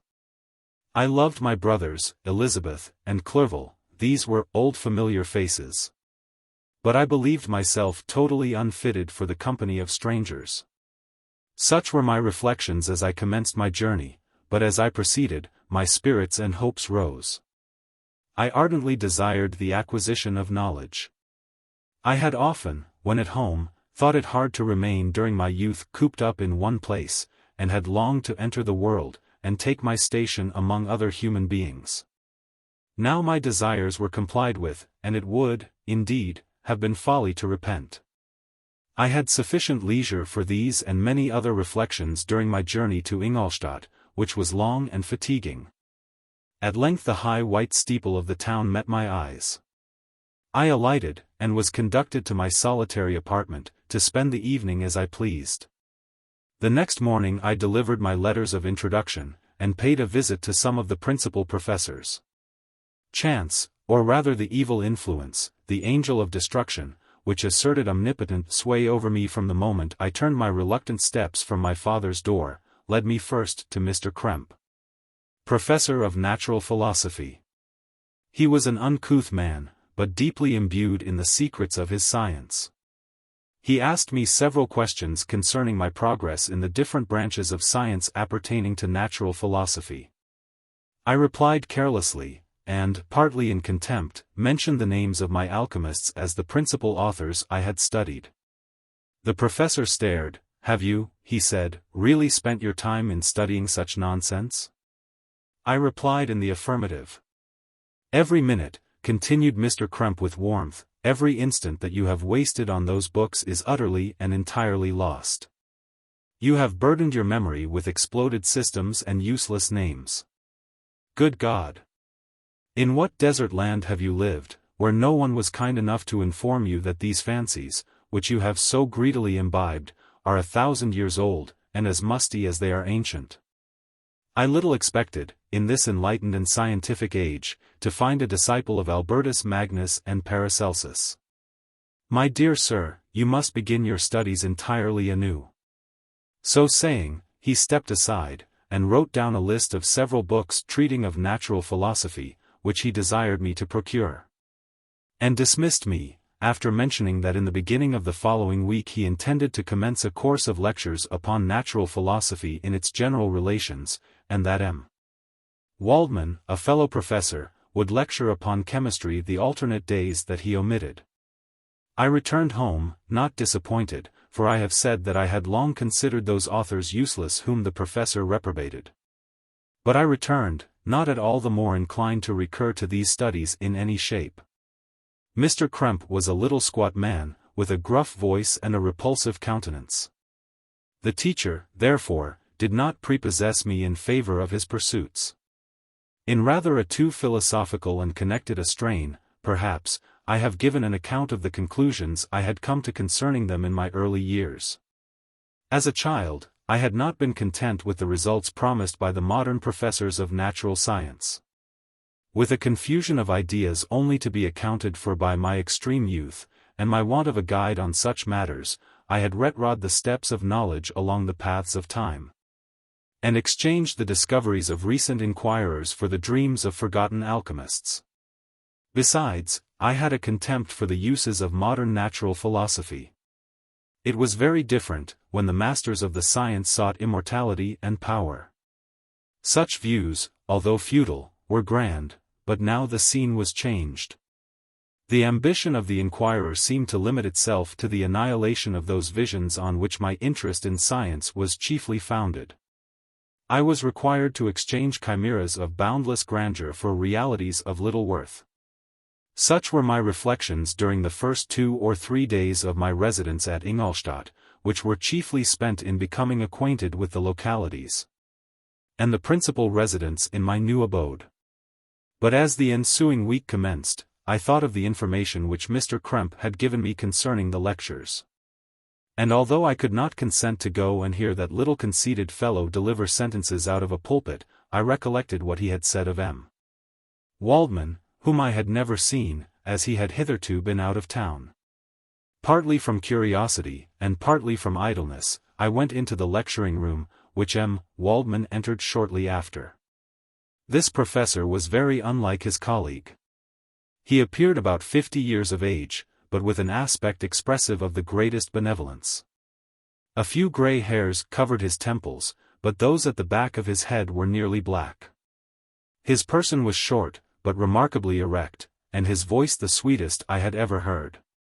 He began his lecture by a recapitulation of the history of chemistry, and the various improvements made by different men of learning, pronouncing with fervor the names of the most distinguished discoverers.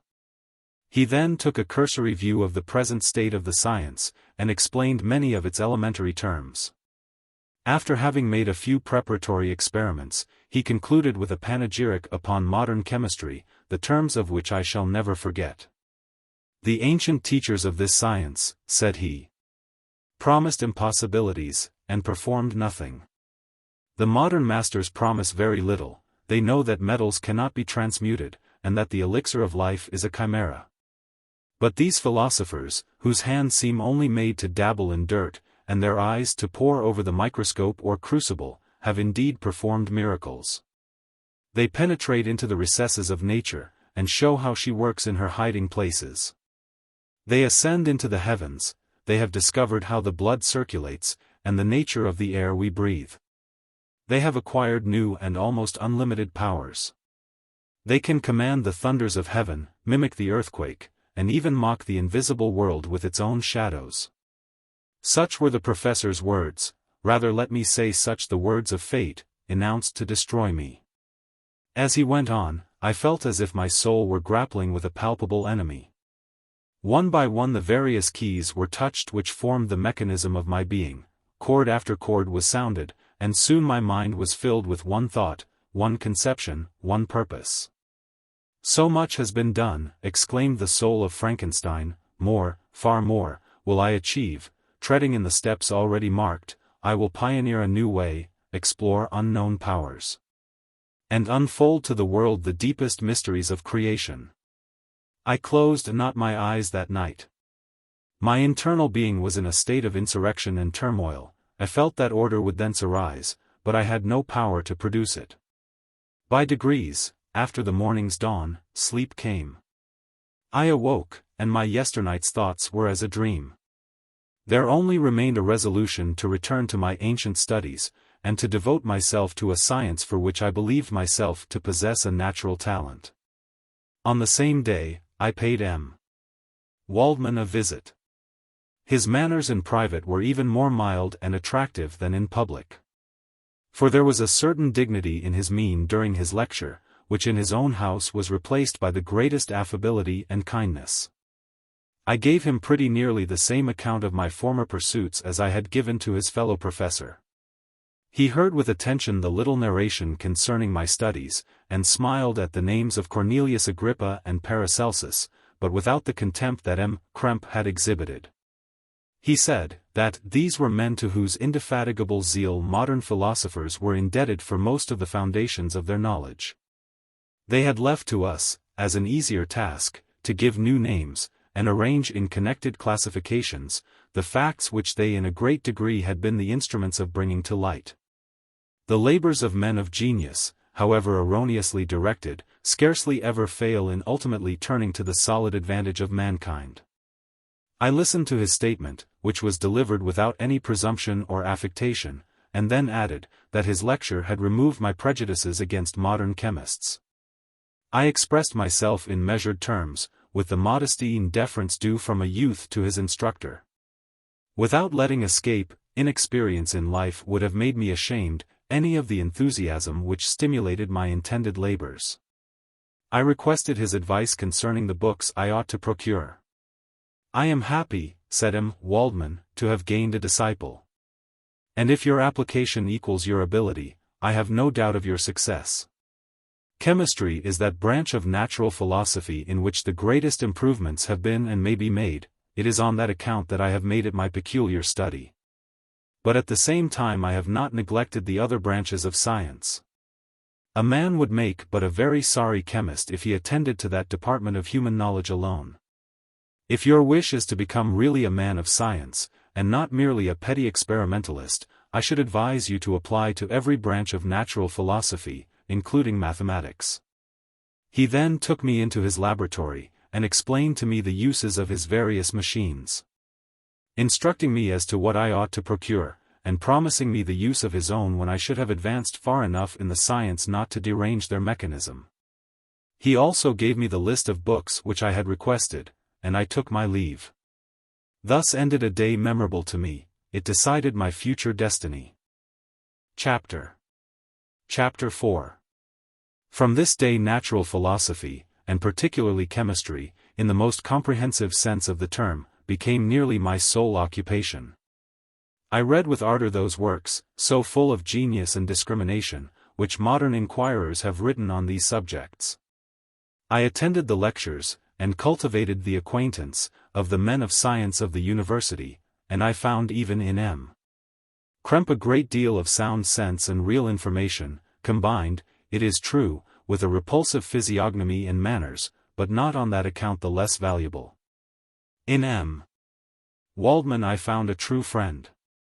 His gentleness was never tinged by dogmatism, and his instructions were given with an air of frankness and good nature, that banished every idea of pedantry. In 1,000 ways he smoothed for me the path of knowledge, and made the most abstruse inquiries clear and facile to my apprehension. My application was at first fluctuating and uncertain. It gained strength as I proceeded, and soon became so ardent and eager, that the stars often disappeared in the light of morning whilst I was yet engaged in my laboratory. As I applied so closely, it may be easily conceived that my progress was rapid. My ardor was indeed the astonishment of the students, and my proficiency that of the masters. Professor Krempe often asked me, with a sly smile, how Cornelius Agrippa went on. Whilst M. Waldman expressed the most heartfelt exultation in my progress. 2 years passed in this manner, during which I paid no visit to Geneva, but was engaged, heart and soul, in the pursuit of some discoveries, which I hoped to make. None but those who have experienced them can conceive of the enticements of science. In other studies you go as far as others have gone before you, and there is nothing more to know. But in a scientific pursuit there is continual food for discovery and wonder. A mind of moderate capacity, which closely pursues one study, must infallibly arrive at great proficiency in that study. And I, who continually sought the attainment of one object of pursuit, and was solely wrapped up in this, improved so rapidly, that, at the end of 2 years, I made some discoveries in the improvement of some chemical instruments, which procured me great esteem and admiration at the university. When I had arrived at this point, and had become as well acquainted with the theory and practice of natural philosophy as depended on the lessons of any of the professors at Ingolstadt, my residence there being no longer conducive to my improvements, I thought of returning to my friends and my native town, when an incident happened that protracted my stay. One of the phenomena which had peculiarly attracted my attention was the structure of the human frame, and, indeed, any animal endued with life. Whence, I often asked myself, did the principle of life proceed? It was a bold question, and one which has ever been considered as a mystery. Yet with how many things are we upon the brink of becoming acquainted, if cowardice or carelessness did not restrain our inquiries. I revolved these circumstances in my mind, and determined thenceforth to apply myself more particularly to those branches of natural philosophy which relate to physiology. Unless I had been animated by an almost supernatural enthusiasm, my application to this study would have been irksome, and almost intolerable. To examine the causes of life, we must first have recourse to death. I became acquainted with the science of anatomy, but this was not sufficient. I must also observe the natural decay and corruption of the human body. In my education my father had taken the greatest precautions that my mind should be impressed with no supernatural horrors. I do not ever remember to have trembled at a tale of superstition, or to have feared the apparition of a spirit. Darkness had no effect upon my fancy. And a churchyard was to me merely the receptacle of bodies deprived of life, which, from being the seat of beauty and strength, had become food for the worm. Now I was led to examine the cause and progress of this decay, and forced to spend days and nights in vaults and charnel houses. My attention was fixed upon every object the most insupportable to the delicacy of the human feelings. I saw how the fine form of man was degraded and wasted. I beheld the corruption of death succeed to the blooming cheek of life. I saw how the worm inherited the wonders of the eye and brain. I paused, examining and analyzing all the minutiae of causation, as exemplified in the change from life to death, and death to life. Until from the midst of this darkness a sudden light broke in upon me, a light so brilliant and wondrous, yet so simple. That while I became dizzy with the immensity of the prospect which it illustrated, I was surprised, that among so many men of genius who had directed their inquiries towards the same science, that I alone should be reserved to discover so astonishing a secret. Remember, I am not recording the vision of a madman. The sun does not more certainly shine in the heavens, than that which I now affirm is true. Some miracle might have produced it, yet the stages of the discovery were distinct and probable. After days and nights of incredible labor and fatigue, I succeeded in discovering the cause of generation and life, nay, more, I became myself capable of bestowing animation upon lifeless matter. The astonishment which I had at first experienced on this discovery soon gave place to delight and rapture. After so much time spent in painful labor, to arrive at once at the summit of my desires, was the most gratifying consummation of my toils. But this discovery was so great and overwhelming, that all the steps by which I had been progressively led to it were obliterated, and I beheld only the result. What had been the study and desire of the wisest men since the creation of the world was now within my grasp. Not that, like a magic scene, it all opened upon me at once. The information I had obtained was of a nature rather to direct my endeavors so soon as I should point them towards the object of my search, than to exhibit that object already accomplished. I was like the Arabian who had been buried with the dead, and found a passage to life, aided only by one glimmering, and seemingly ineffectual, light. I see by your eagerness, and the wonder and hope which your eyes express, my friend, that you expect to be informed of the secret with which I am acquainted. That cannot be. Listen patiently until the end of my story, and you will easily perceive why I am reserved upon that subject. I will not lead you on, unguarded and ardent as I then was, to your destruction and infallible misery. Learn from me, if not by my precepts, at least by my example, how dangerous is the acquirement of knowledge, and how much happier that man is who believes his native town to be the world, than he who aspires to become greater than his nature will allow. When I found so astonishing a power placed within my hands, I hesitated a long time concerning the manner in which I should employ it. Although I possessed the capacity of bestowing animation, yet to prepare a frame for the reception of it, with all its intricacies of fibers, muscles, and veins, still remained a work of inconceivable difficulty and labor. I doubted at first whether I should attempt the creation of a being like myself, or one of simpler organization. But my imagination was too much exalted by my first success to permit me to doubt of my ability to give life to an animal as complex and wonderful as man. The materials at present within my command hardly appeared adequate to so arduous an undertaking, but I doubted not that I should ultimately succeed. I prepared myself for a multitude of reverses. My operations might be incessantly baffled, and at last my work be imperfect. Yet, when I considered the improvement which every day takes place in science and mechanics, I was encouraged to hope my present attempts would at least lay the foundations of future success. Nor could I consider the magnitude and complexity of my plan as any argument of its impracticability. It was with these feelings that I began the creation of a human being. As the minuteness of the parts formed a great hindrance to my speed, I resolved, contrary to my first intention, to make the being of a gigantic stature. That is to say, about 8 feet in height, and proportionably large. After having formed this determination, and having spent some months in successfully collecting and arranging my materials, I began.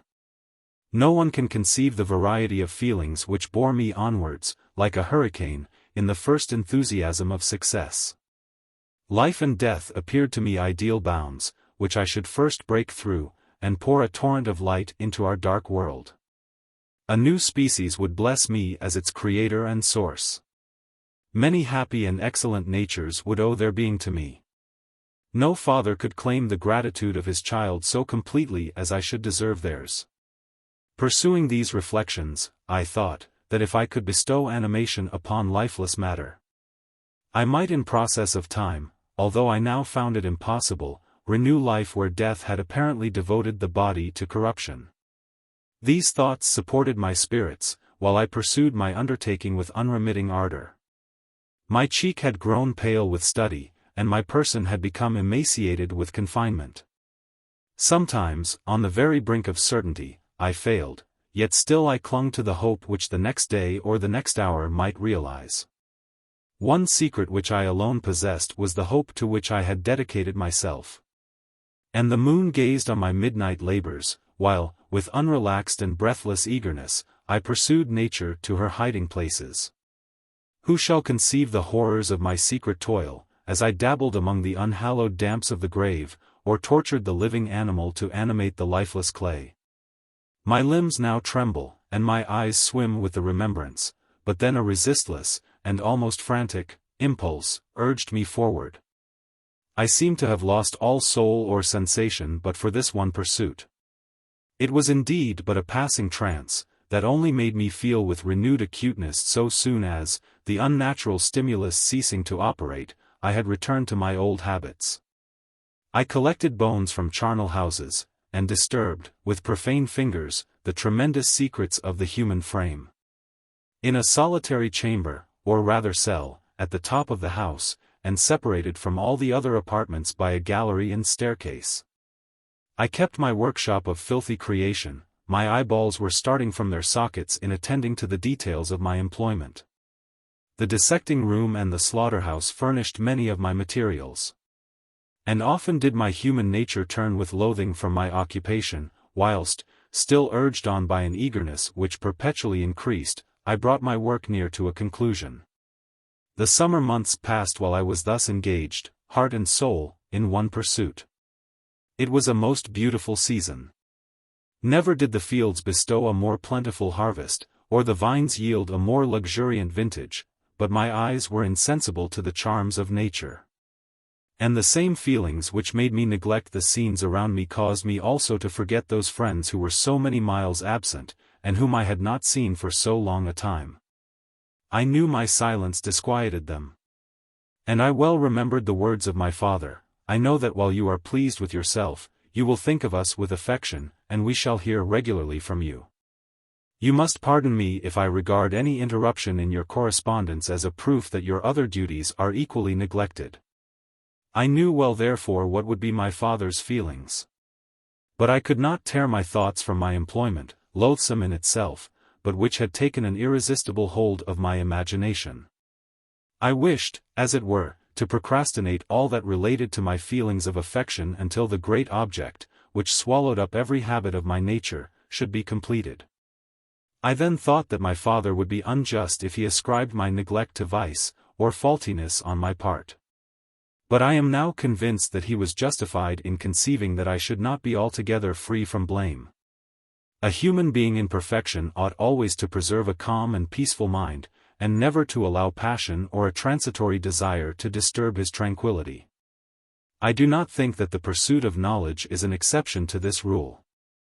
If the study to which you apply yourself has a tendency to weaken your affections, and to destroy your taste for those simple pleasures in which no alloy can possibly mix, then that study is certainly unlawful, that is to say, not befitting the human mind.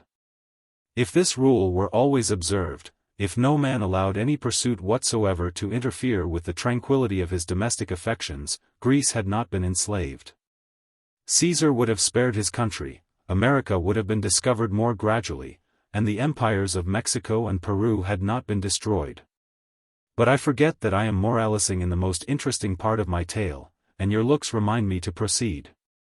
My father made no reproach in his letters, and only took notice of my silence by inquiring into my occupations more particularly than before. Winter, spring, and summer passed away during my labors. But I did not watch the blossom or the expanding leaves, sights which before always yielded me supreme delight, so deeply was I engrossed in my occupation. The leaves of that year had withered before my work drew near to a close, and now every day showed me more plainly how well I had succeeded.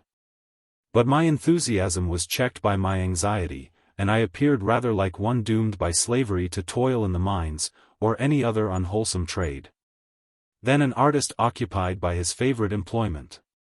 Every night I was oppressed by a slow fever, and I became nervous to a most painful degree. The fall of a leaf startled me, and I shunned my fellow creatures as if I had been guilty of a crime. Sometimes I grew alarmed at the wreck I perceived that I had become. The energy of my purpose alone sustained me, my labors would soon end, and I believed that exercise and amusement would then drive away incipient disease. And I promised myself both of these when my creation should be complete. Chapter 5. It was on a dreary night of November that I beheld the accomplishment of my toils.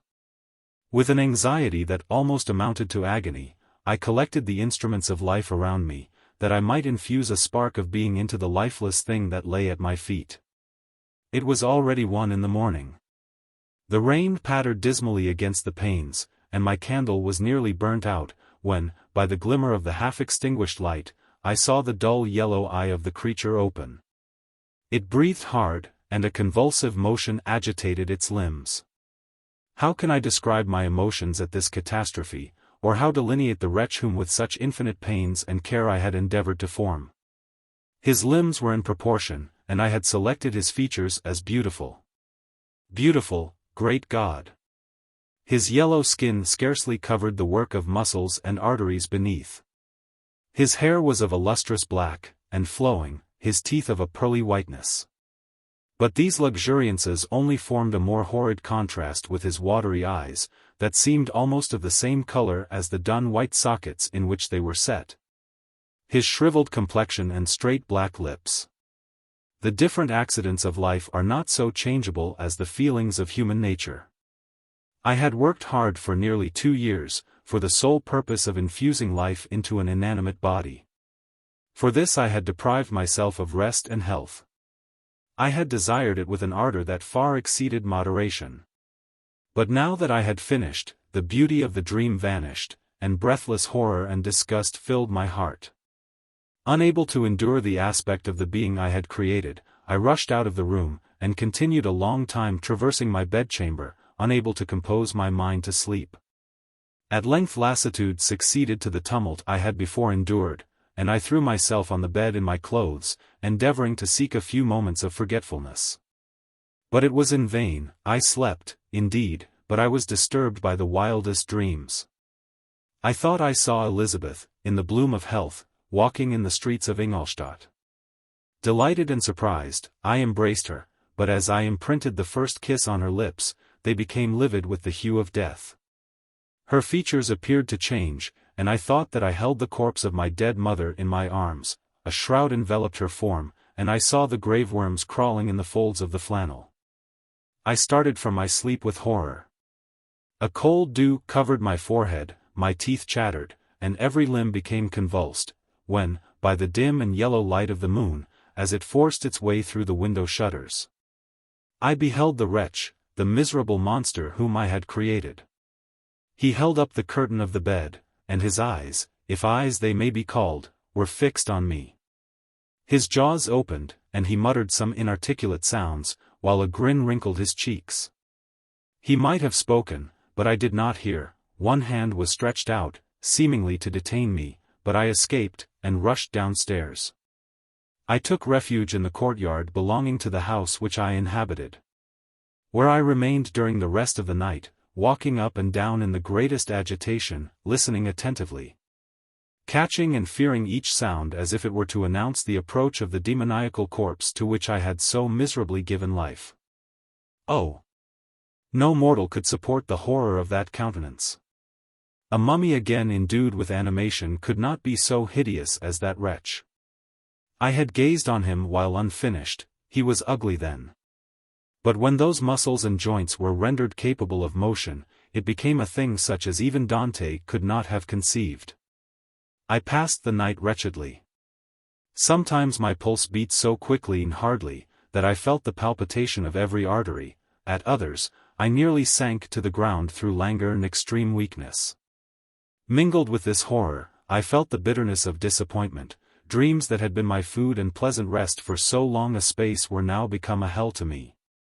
And the change was so rapid, the overthrow so complete.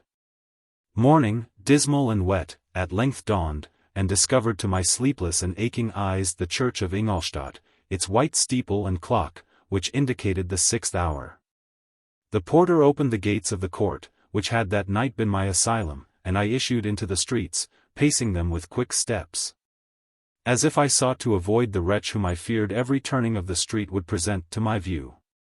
I did not dare return to the apartment which I inhabited, but felt impelled to hurry on, although drenched by the rain which poured from a black and comfortless sky. I continued walking in this manner for some time, endeavoring, by bodily exercise, to ease the load that weighed upon my mind. I traversed the streets, without any clear conception of where I was, or what I was doing. My heart palpitated in the sickness of fear. And I hurried on with irregular steps, not daring to look about me. Like one who, on a lonely road, doth walk in fear and dread, and, having once turned round, walks on, and turns no more his head, because he knows a frightful fiend doth close behind him tread. 1. Continuing thus, I came at length opposite to the inn at which the various diligences and carriages usually stopped. Here I paused, I knew not why, but I remained some minutes with my eyes fixed on a coach that was coming towards me from the other end of the street. As it drew nearer, I observed that it was the Swiss diligence. It stopped just where I was standing, and, on the door being opened, I perceived Henry Clerval, who, on seeing me, instantly sprung out. "My dear Frankenstein," exclaimed he, "how glad I am to see you! How fortunate that you should be here at the very moment of my alighting." Nothing could equal my delight on seeing Clerval. His presence brought back to my thoughts my father, Elizabeth, and all those scenes of home so dear to my recollection. I grasped his hand, and in a moment forgot my horror and misfortune. I felt suddenly, and for the first time during many months, calm and serene joy. I welcomed my friend, therefore, in the most cordial manner, and we walked towards my college. Clerval continued talking for some time about our mutual friends, and his own good fortune in being permitted to come to Ingolstadt. "You may easily believe," said he, "how great was the difficulty to persuade my father that all necessary knowledge was not comprised in the noble art of bookkeeping. And, indeed, I believe I left him incredulous to the last. For his constant answer to my unwearied entreaties was the same as that of the Dutch schoolmaster in the Vicar of Wakefield: I have 10,000 florins a year without Greek. I eat heartily without Greek." But his affection for me at length overcame his dislike of learning, and he has permitted me to undertake a voyage of discovery to the land of knowledge. It gives me the greatest delight to see you, but tell me how you left my father, brothers, and Elizabeth. "Very well, and very happy, only a little uneasy that they hear from you so seldom. By the by, I mean to lecture you a little upon their account myself. But, my dear Frankenstein," continued he, stopping short, and gazing full in my face, "I did not before remark how very ill you appear, so thin and pale. You look as if you had been watching for several nights." "You have guessed right. I have lately been so deeply engaged in one occupation, that I have not allowed myself sufficient rest, as you see, but I hope, I sincerely hope, that all these employments are now at an end, and that I am at length free."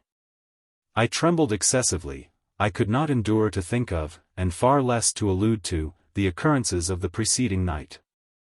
I walked with a quick pace, and we soon arrived at my college. I then reflected, and the thought made me shiver, that the creature whom I had left in my apartment might still be there, alive, and walking about. I dreaded to behold this monster. But I feared still more that Henry should see him. Entreating him, therefore, to remain a few minutes at the bottom of the stairs, I darted up towards my own room. My hand was already on the lock of the door before I recollected myself. I then paused, and a cold shivering came over me. I threw the door forcibly open, as children are accustomed to do when they expect a spectre to stand in waiting for them on the other side, but nothing appeared. I stepped fearfully in. The apartment was empty, and my bedroom was also freed from its hideous guest. I could hardly believe that so great a good fortune could have befallen me. But when I became assured that my enemy had indeed fled, I clapped my hands for joy, and ran down to Clerval. We ascended into my room, and the servant presently brought breakfast. But I was unable to contain myself. It was not joy only that possessed me, I felt my flesh tingle with excess of sensitiveness, and my pulse beat rapidly. I was unable to remain for a single instant in the same place. I jumped over the chairs, clapped my hands, and laughed aloud. Clerval at first attributed my unusual spirits to joy on his arrival. But when he observed me more attentively, he saw a wildness in my eyes for which he could not account, and my loud, unrestrained, heartless laughter frightened and astonished him. "My dear Victor," cried he, "what, for God's sake, is the matter? Do not laugh in that manner. How ill you are! What is the cause of all this?" "Do not ask me," cried I, putting my hands before my eyes, for I thought I saw the dreaded spectre glide into the room. "He can tell. Oh, save me! Save me! I imagine that the monster seized me." I struggled furiously, and fell down in a fit. Poor Clerval! What must have been his feelings? A meeting, which he anticipated with such joy, so strangely turned to bitterness. But I was not the witness of his grief, for I was lifeless, and did not recover my senses for a long, long time. This was the commencement of a nervous fever, which confined me for several months. During all that time Henry was my only nurse. I afterwards learned that, knowing my father's advanced age, and unfitness for so long a journey, and how wretched my sickness would make Elizabeth, he spared them this grief by concealing the extent of my disorder. He knew that I could not have a more kind and attentive nurse than himself. And, firm in the hope he felt of my recovery, he did not doubt that, instead of doing harm, he performed the kindest action that he could towards them. But I was in reality very ill. And surely nothing but the unbounded and unremitting attentions of my friend could have restored me to life. The form of the monster on whom I had bestowed existence was forever before my eyes, and I raved incessantly concerning him. Doubtless my words surprised Henry. He at first believed them to be the wanderings of my disturbed imagination. But the pertinacity with which I continually recurred to the same subject, persuaded him that my disorder indeed owed its origin to some uncommon and terrible event. By very slow degrees, and with frequent relapses, that alarmed and grieved my friend, I recovered. I remember the first time I became capable of observing outward objects with any kind of pleasure. I perceived that the fallen leaves had disappeared, and that the young buds were shooting forth from the trees that shaded my window. It was a divine spring, and the season contributed greatly to my convalescence. I felt also sentiments of joy and affection revive in my bosom. My gloom disappeared, and in a short time I became as cheerful as before I was attacked by the fatal passion. "Dearest Clerval," exclaimed I, "how kind, how very good you are to me. This whole winter, instead of being spent in study, as you promised yourself, has been consumed in my sick room. How shall I ever repay you? I feel the greatest remorse for the disappointment of which I have been the occasion, but you will forgive me. You will repay me entirely, if you do not discompose yourself, but get well as fast as you can, and since you appear in such good spirits, I may speak to you on one subject, may I not?" I trembled. One subject. What could it be? Could he allude to an object on whom I dared not even think? "Compose yourself," said Clerval, who observed my change of color. "I will not mention it, if it agitates you.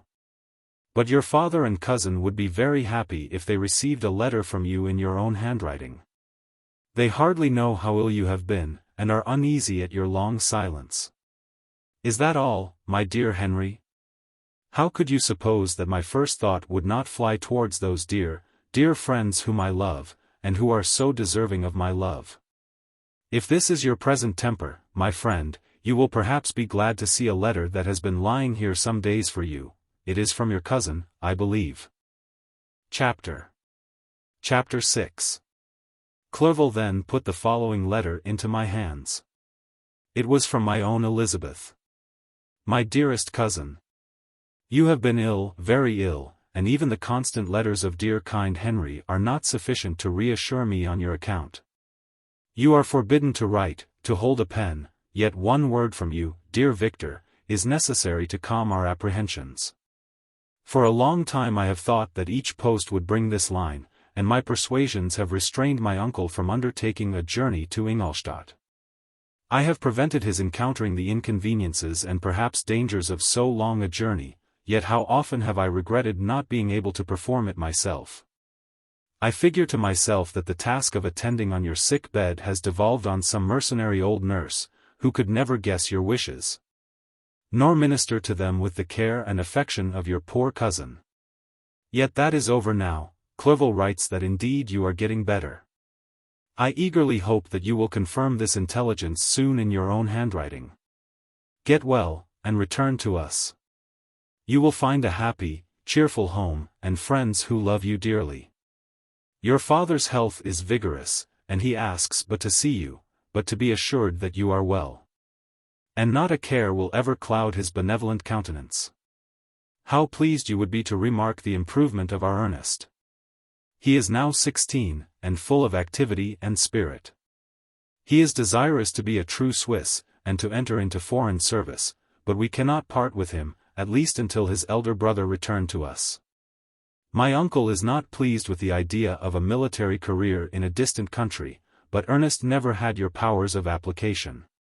He looks upon study as an odious fetter. His time is spent in the open air, climbing the hills or rowing on the lake.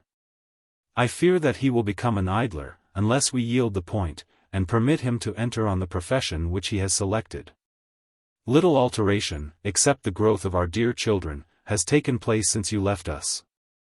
The blue lake, and snow-clad mountains, they never change.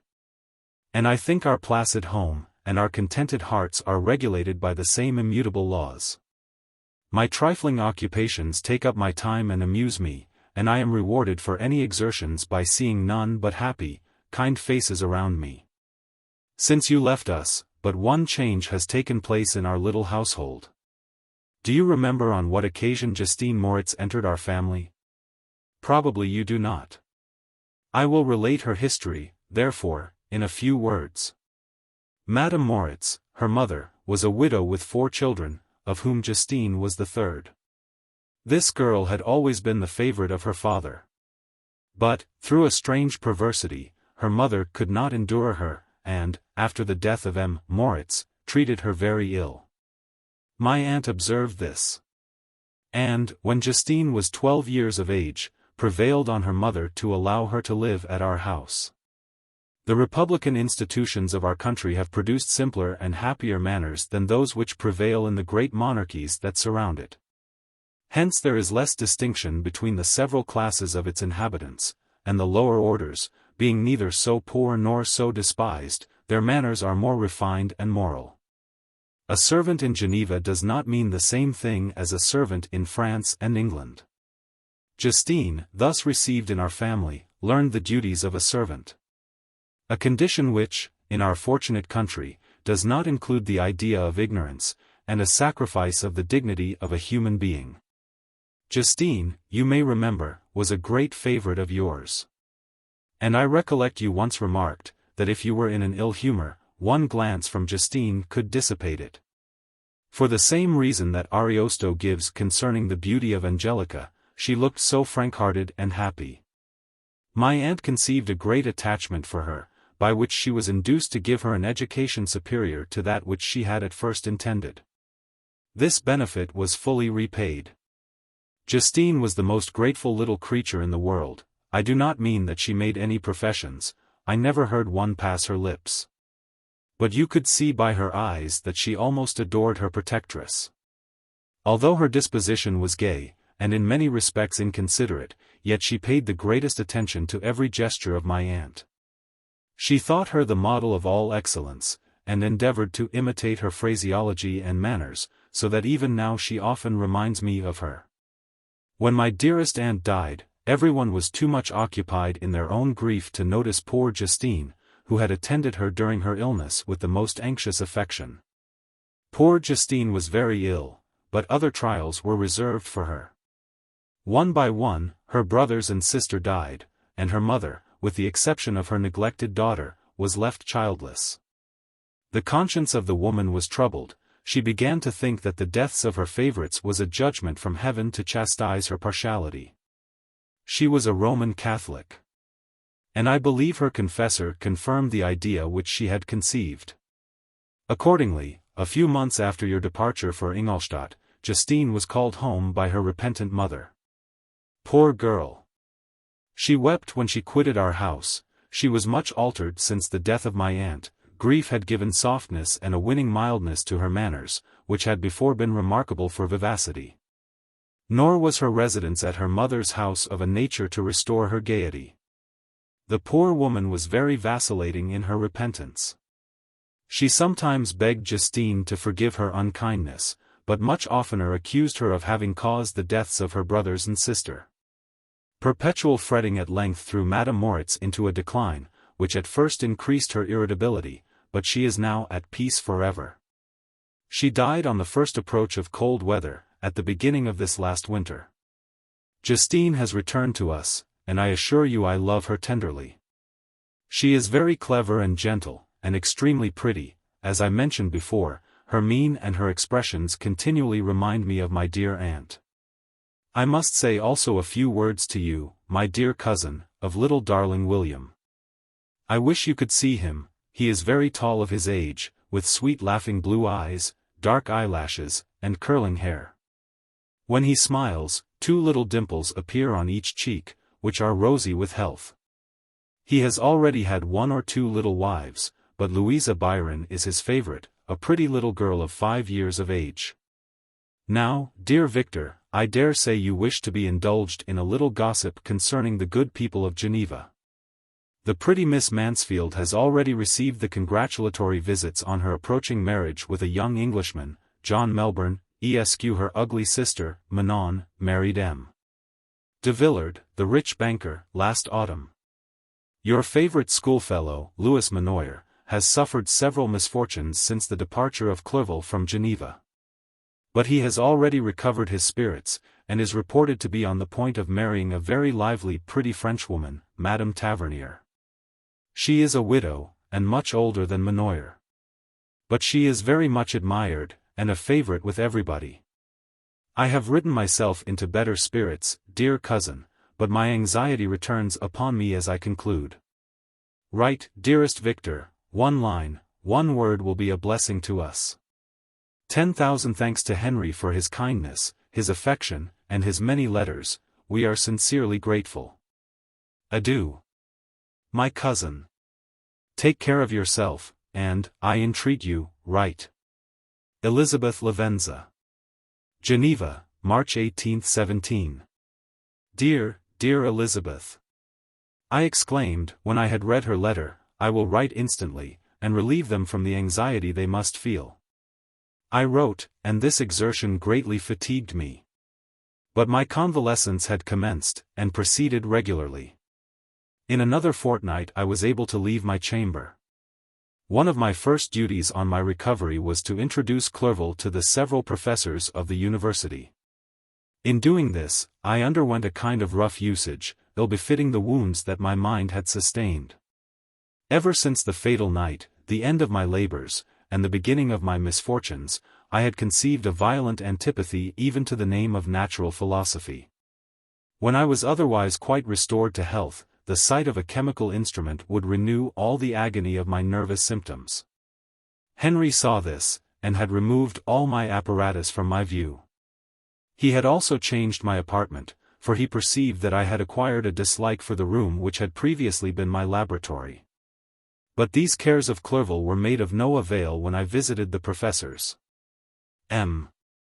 Waldman inflicted torture when he praised, with kindness and warmth, the astonishing progress I had made in the sciences. He soon perceived that I disliked the subject. But not guessing the real cause, he attributed my feelings to modesty, and changed the subject from my improvement, to the science itself, with a desire, as I evidently saw, of drawing me out.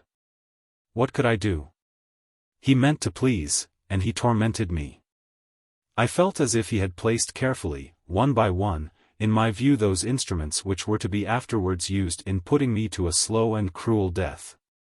I writhed under his words, yet dared not exhibit the pain I felt.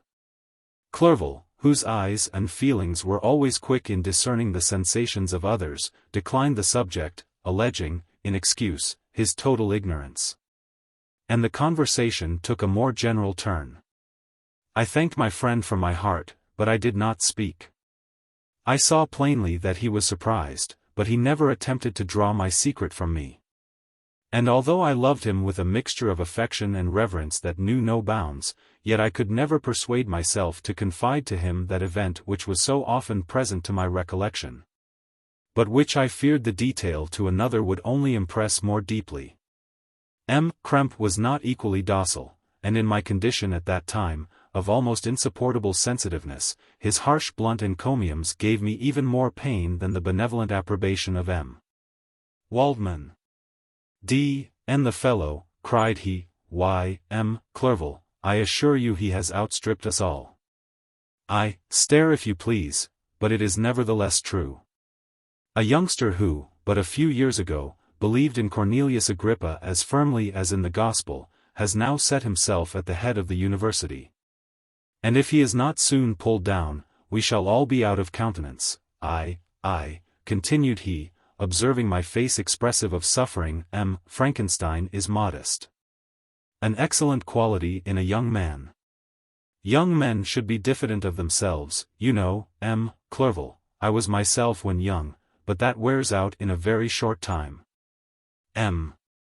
Kremp had now commenced an eulogy on himself, which happily turned the conversation from a subject that was so annoying to me. Clerval had never sympathized in my tastes for natural science, and his literary pursuits differed wholly from those which had occupied me. He came to the university with the design of making himself complete master of the Oriental languages, as thus he should open a field for the plan of life he had marked out for himself. Resolved to pursue no inglorious career, he turned his eyes toward the East, as affording scope for his spirit of enterprise. The Persian, Arabic, and Sanskrit languages engaged his attention, and I was easily induced to enter on the same studies. Idleness had ever been irksome to me, and now that I wished to fly from reflection, and hated my former studies, I felt great relief in being the fellow pupil with my friend, and found not only instruction but consolation in the works of the Orientalists. I did not, like him, attempt a critical knowledge of their dialects, for I did not contemplate making any other use of them than temporary amusement. I read merely to understand their meaning, and they well repaid my labors. Their melancholy is soothing, and their joy elevating, to a degree I never experienced in studying the authors of any other country. When you read their writings, life appears to consist in a warm sun and a garden of roses, in the smiles and frowns of a fair enemy, and the fire that consumes your own heart. How different from the manly and heroical poetry of Greece and Rome! Summer passed away in these occupations, and my return to Geneva was fixed for the latter end of autumn.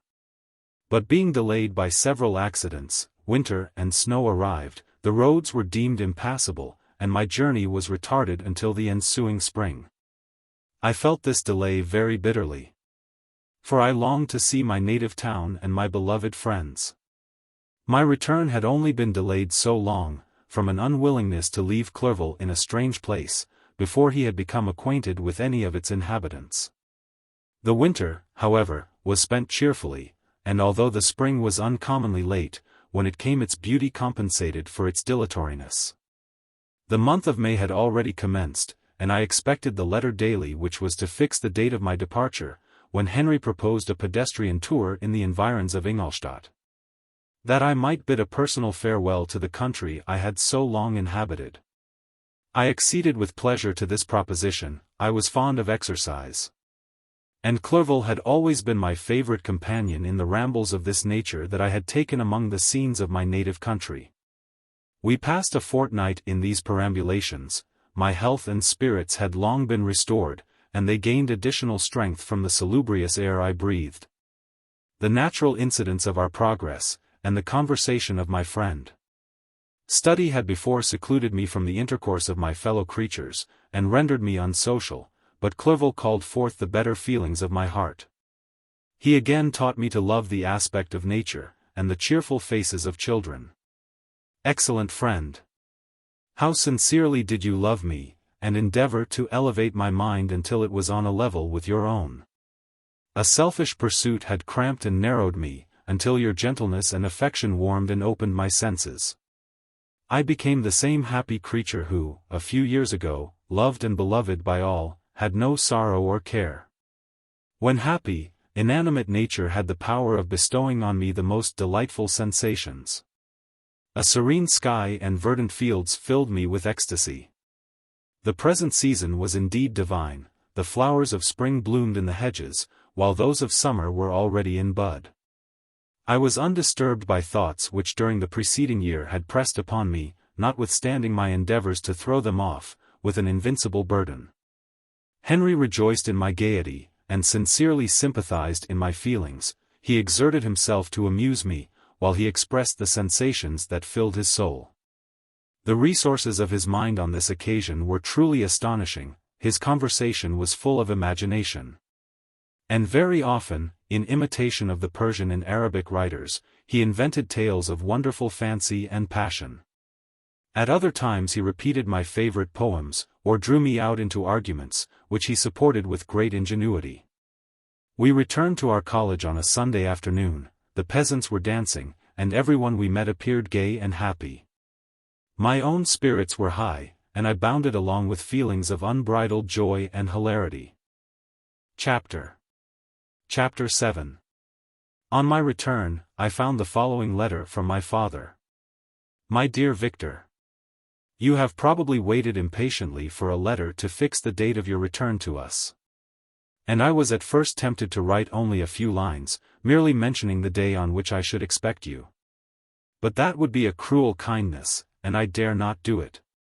What would be your surprise, my son, when you expected a happy and glad welcome, to behold, on the contrary, tears and wretchedness? And how, Victor, can I relate our misfortune?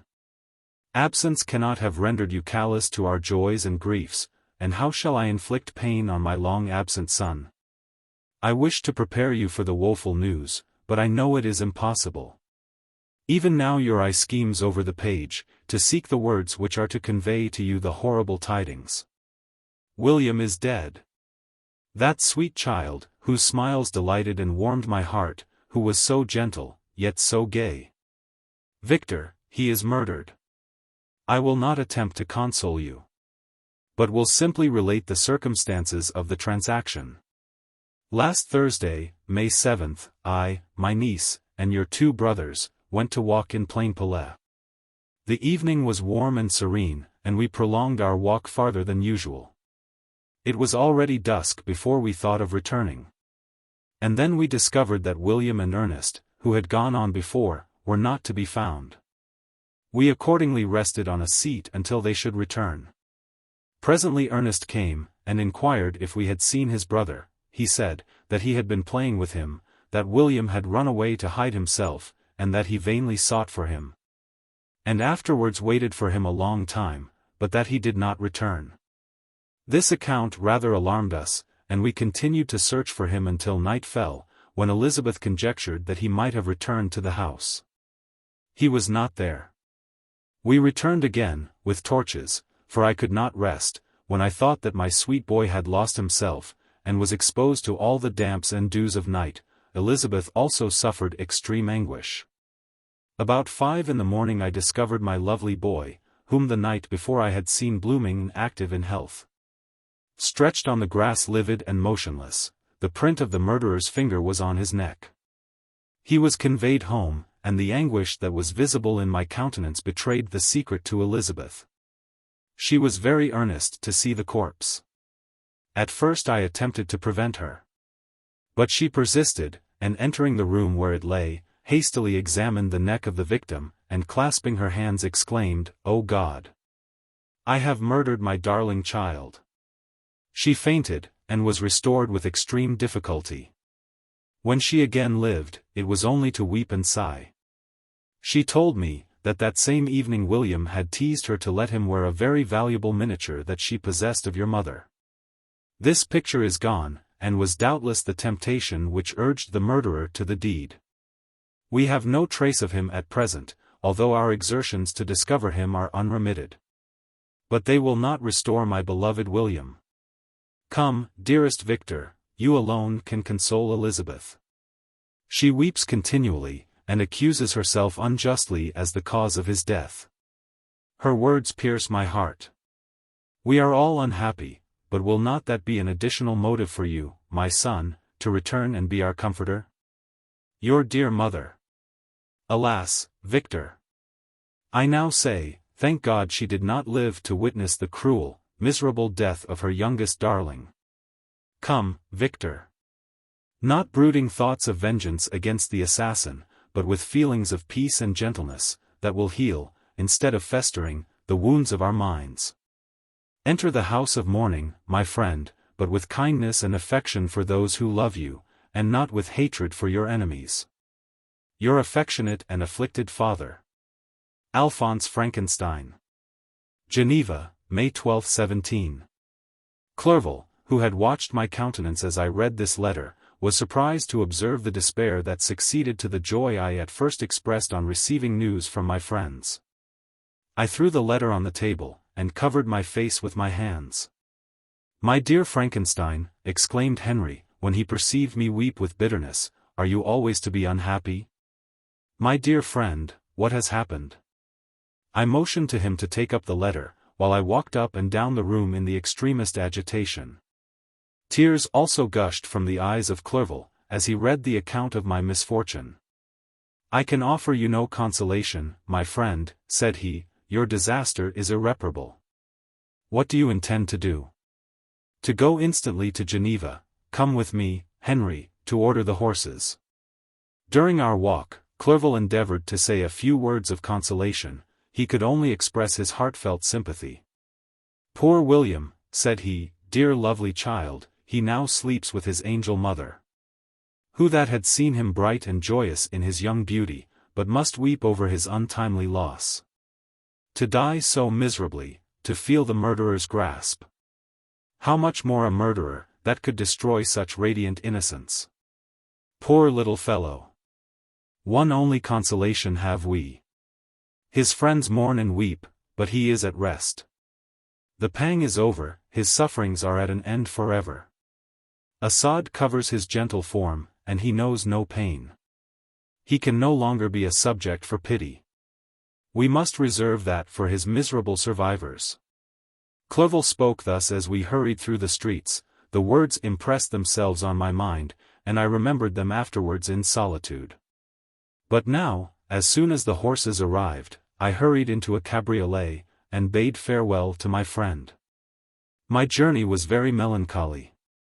At first I wished to hurry on, for I longed to console and sympathize with my loved and sorrowing friends, but when I drew near my native town, I slackened my progress. I could hardly sustain the multitude of feelings that crowded into my mind. I passed through scenes familiar to my youth, but which I had not seen for nearly 6 years. How altered everything might be during that time. One sudden and desolating change had taken place.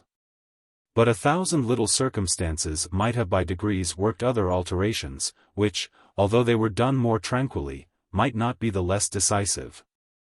Fear overcame me. I dared not advance, dreading 1,000 nameless evils that made me tremble, although I was unable to define them. I remained 2 days at Lausanne, in this painful state of mind. I contemplated the lake, the waters were placid, all around was calm, and the snowy mountains, the palaces of nature, were not changed. By degrees the calm and heavenly scene restored me, and I continued my journey towards Geneva. The road ran by the side of the lake, which became narrower as I approached my native town. I discovered more distinctly the black sides of Jura, and the bright summit of Mont Blanc. I wept like a child. Dear mountains! My own beautiful lake! How do you welcome your wanderer? Your summits are clear, the sky and lake are blue and placid. Is this to prognosticate peace, or to mock at my unhappiness? I fear, my friend, that I shall render myself tedious by dwelling on these preliminary circumstances, but they were days of comparative happiness, and I think of them with pleasure. My country, my beloved country! Who but a native can tell the delight I took in again beholding thy streams, thy mountains, and, more than all, thy lovely lake. Yet, as I drew nearer home, grief and fear again overcame me. Night also closed around, and when I could hardly see the dark mountains, I felt still more gloomily. The picture appeared a vast and dim scene of evil, and I foresaw obscurely that I was destined to become the most wretched of human beings. Alas! I prophesied truly, and failed only in one single circumstance, that in all the misery I imagined and dreaded, I did not conceive the 100th part of the anguish I was destined to endure. It was completely dark when I arrived in the environs of Geneva. The gates of the town were already shut. And I was obliged to pass the night at XXIII, a village at the distance of half a league from the city. The sky was serene. And, as I was unable to rest, I resolved to visit the spot where my poor William had been murdered. As I could not pass through the town, I was obliged to cross the lake in a boat to arrive at Plainpalais. During this short voyage I saw the lightnings playing on the summit of Mont Blanc in the most beautiful figures. The storm appeared to approach rapidly. And, on landing, I ascended a low hill, that I might observe its progress. It advanced. The heavens were clouded, and I soon felt the rain coming slowly in large drops, but its violence quickly increased. I quitted my seat, and walked on, although the darkness and storm increased every minute, and the thunder burst with a terrific crash over my head. It was echoed from Sèvres, the Jura, and the Alps of Savoy. Vivid flashes of lightning dazzled my eyes, illuminating the lake, making it appear like a vast sheet of fire. Then for an instant everything seemed of a pitchy darkness, until the eye recovered itself from the preceding flash. The storm, as is often the case in Switzerland, appeared at once in various parts of the heavens. The most violent storm hung exactly north of the town, over that part of the lake which lies between the promontory of Bellerive and the village of Coppet. Another storm enlightened Jura with faint flashes, and another darkened and sometimes disclosed the Mole, a peaked mountain to the east of the lake. While I watched the tempest, so beautiful yet terrific, I wandered on with a hasty step. This noble war in the sky elevated my spirits. I clasped my hands, and exclaimed aloud, "William, dear angel! This is thy funeral, this thy dirge." As I said these words, I perceived in the gloom a figure which stole from behind a clump of trees near me. I stood fixed, gazing intently. I could not be mistaken. A flash of lightning illuminated the object, and discovered its shape plainly to me. Its gigantic stature, and the deformity of its aspect, more hideous than belongs to humanity, instantly informed me that it was the wretch, the filthy demon, to whom I had given life. What did he there? Could he be, I shuddered at the conception, the murderer of my brother? No sooner did that idea cross my imagination, than I became convinced of its truth. My teeth chattered, and I was forced to lean against a tree for support. The figure passed me quickly, and I lost it in the gloom. Nothing in human shape could have destroyed that fair child. He was the murderer. I could not doubt it. The mere presence of the idea was an irresistible proof of the fact.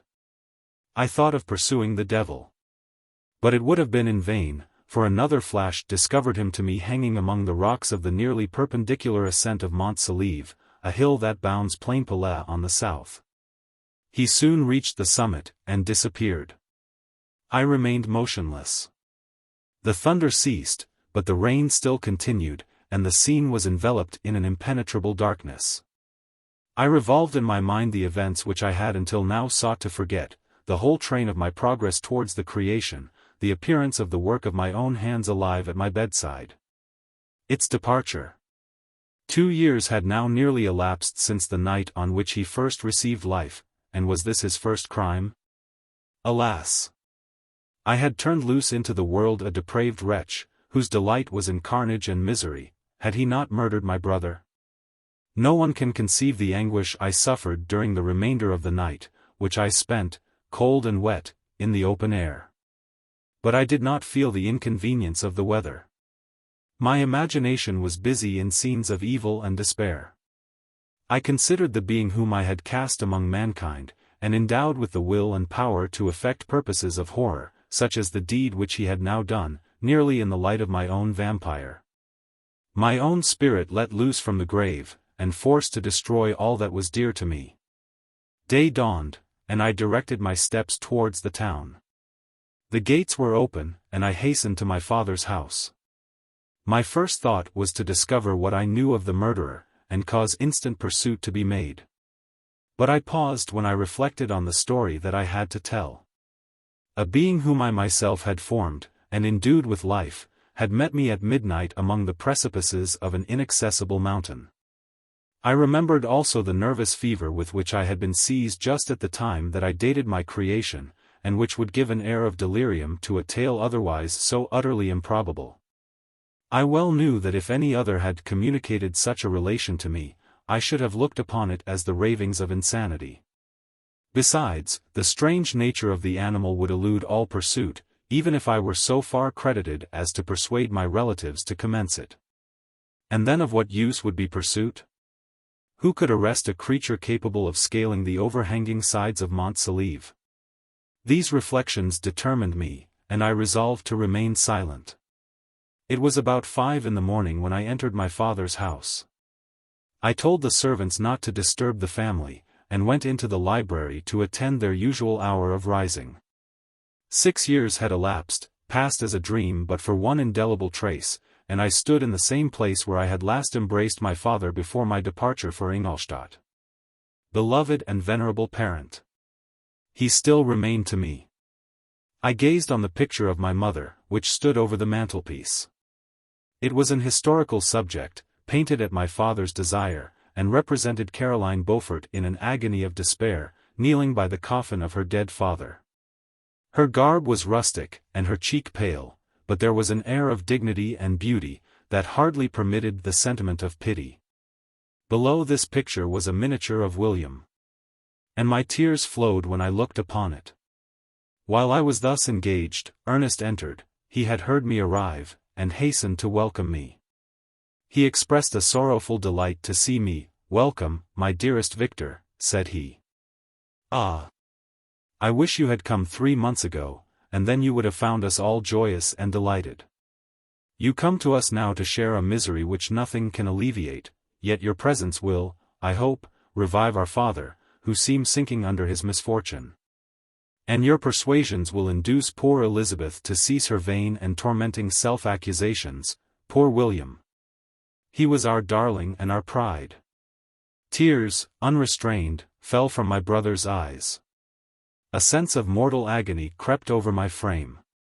Before, I had only imagined the wretchedness of my desolated home. The reality came on me as a new, and a not less terrible, disaster.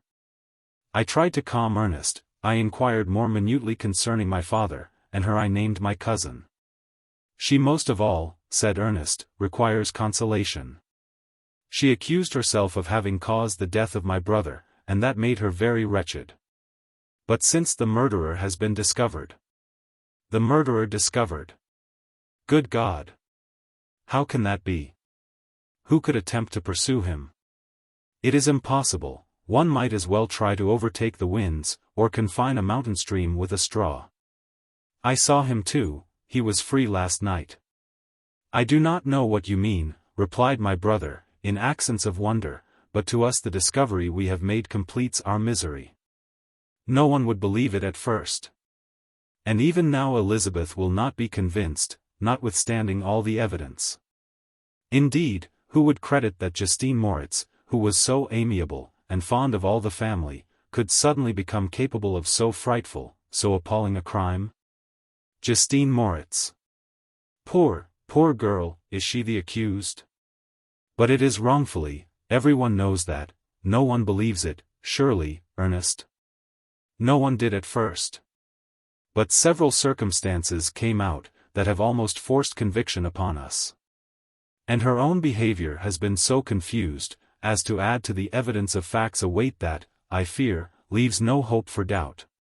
But she will be tried today, and you will then hear all." He related that, the morning on which the murder of poor William had been discovered, Justine had been taken ill, and confined to her bed for several days.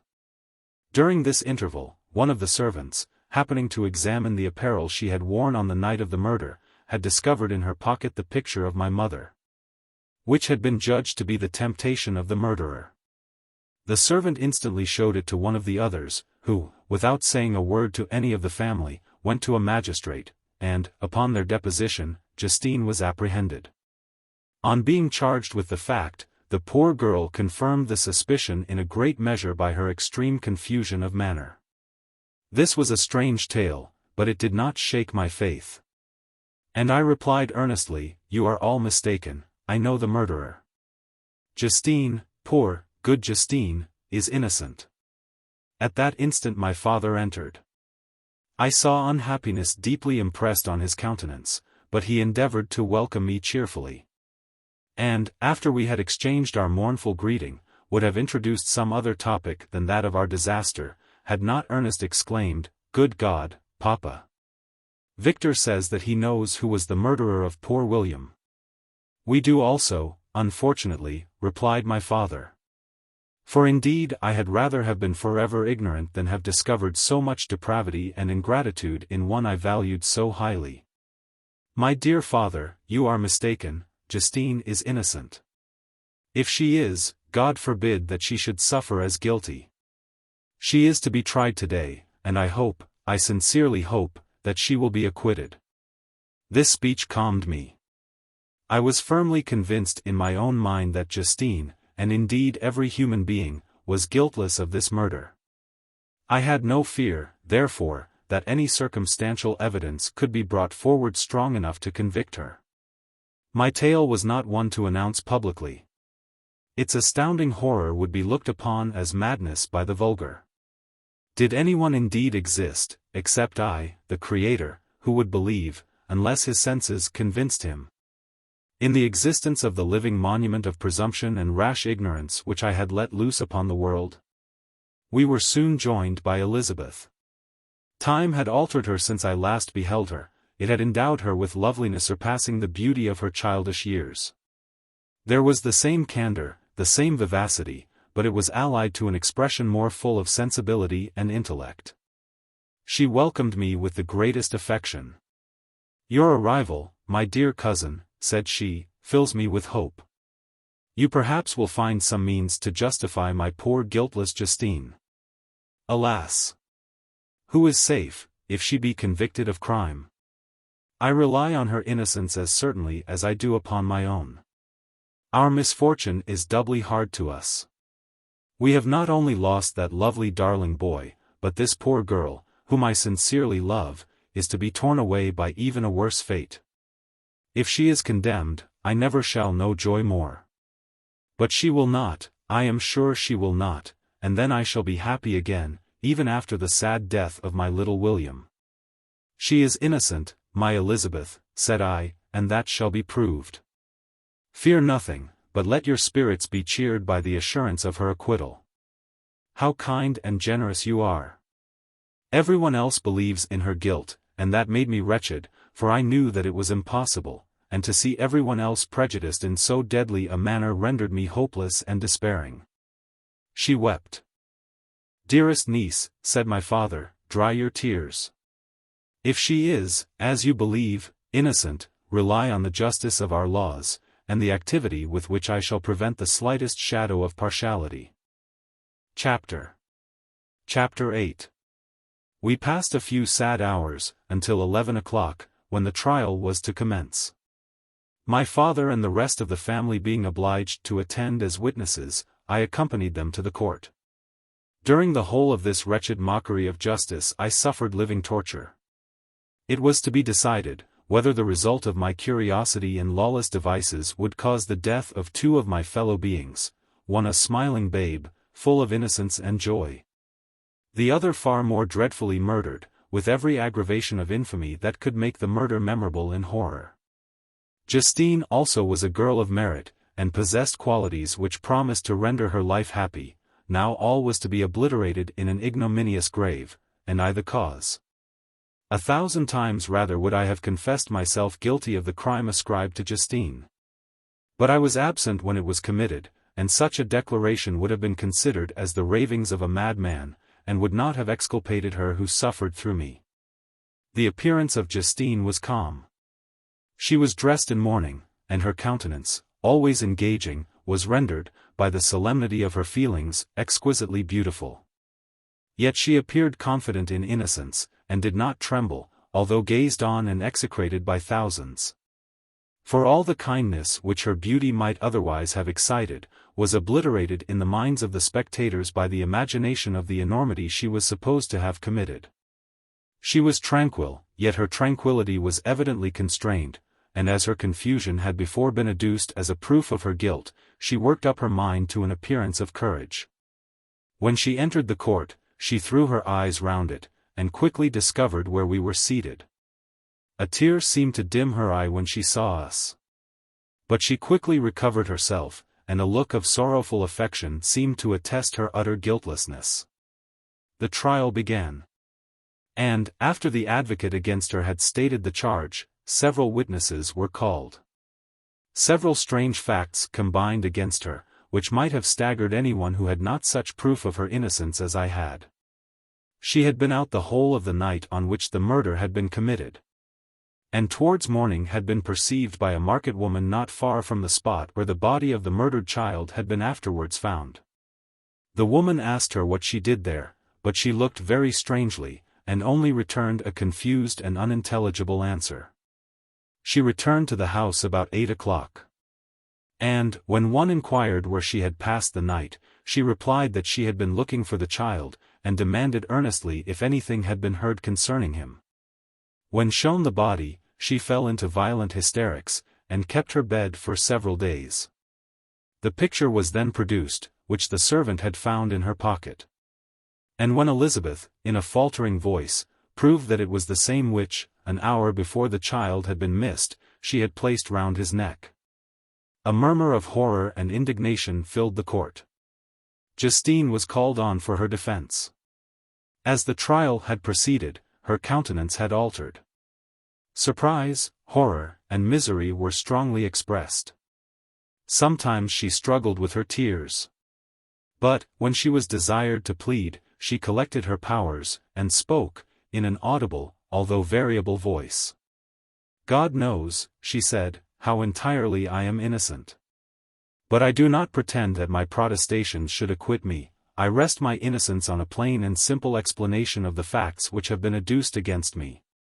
And I hope the character I have always borne will incline my judges to a favorable interpretation, where any circumstance appears doubtful or suspicious.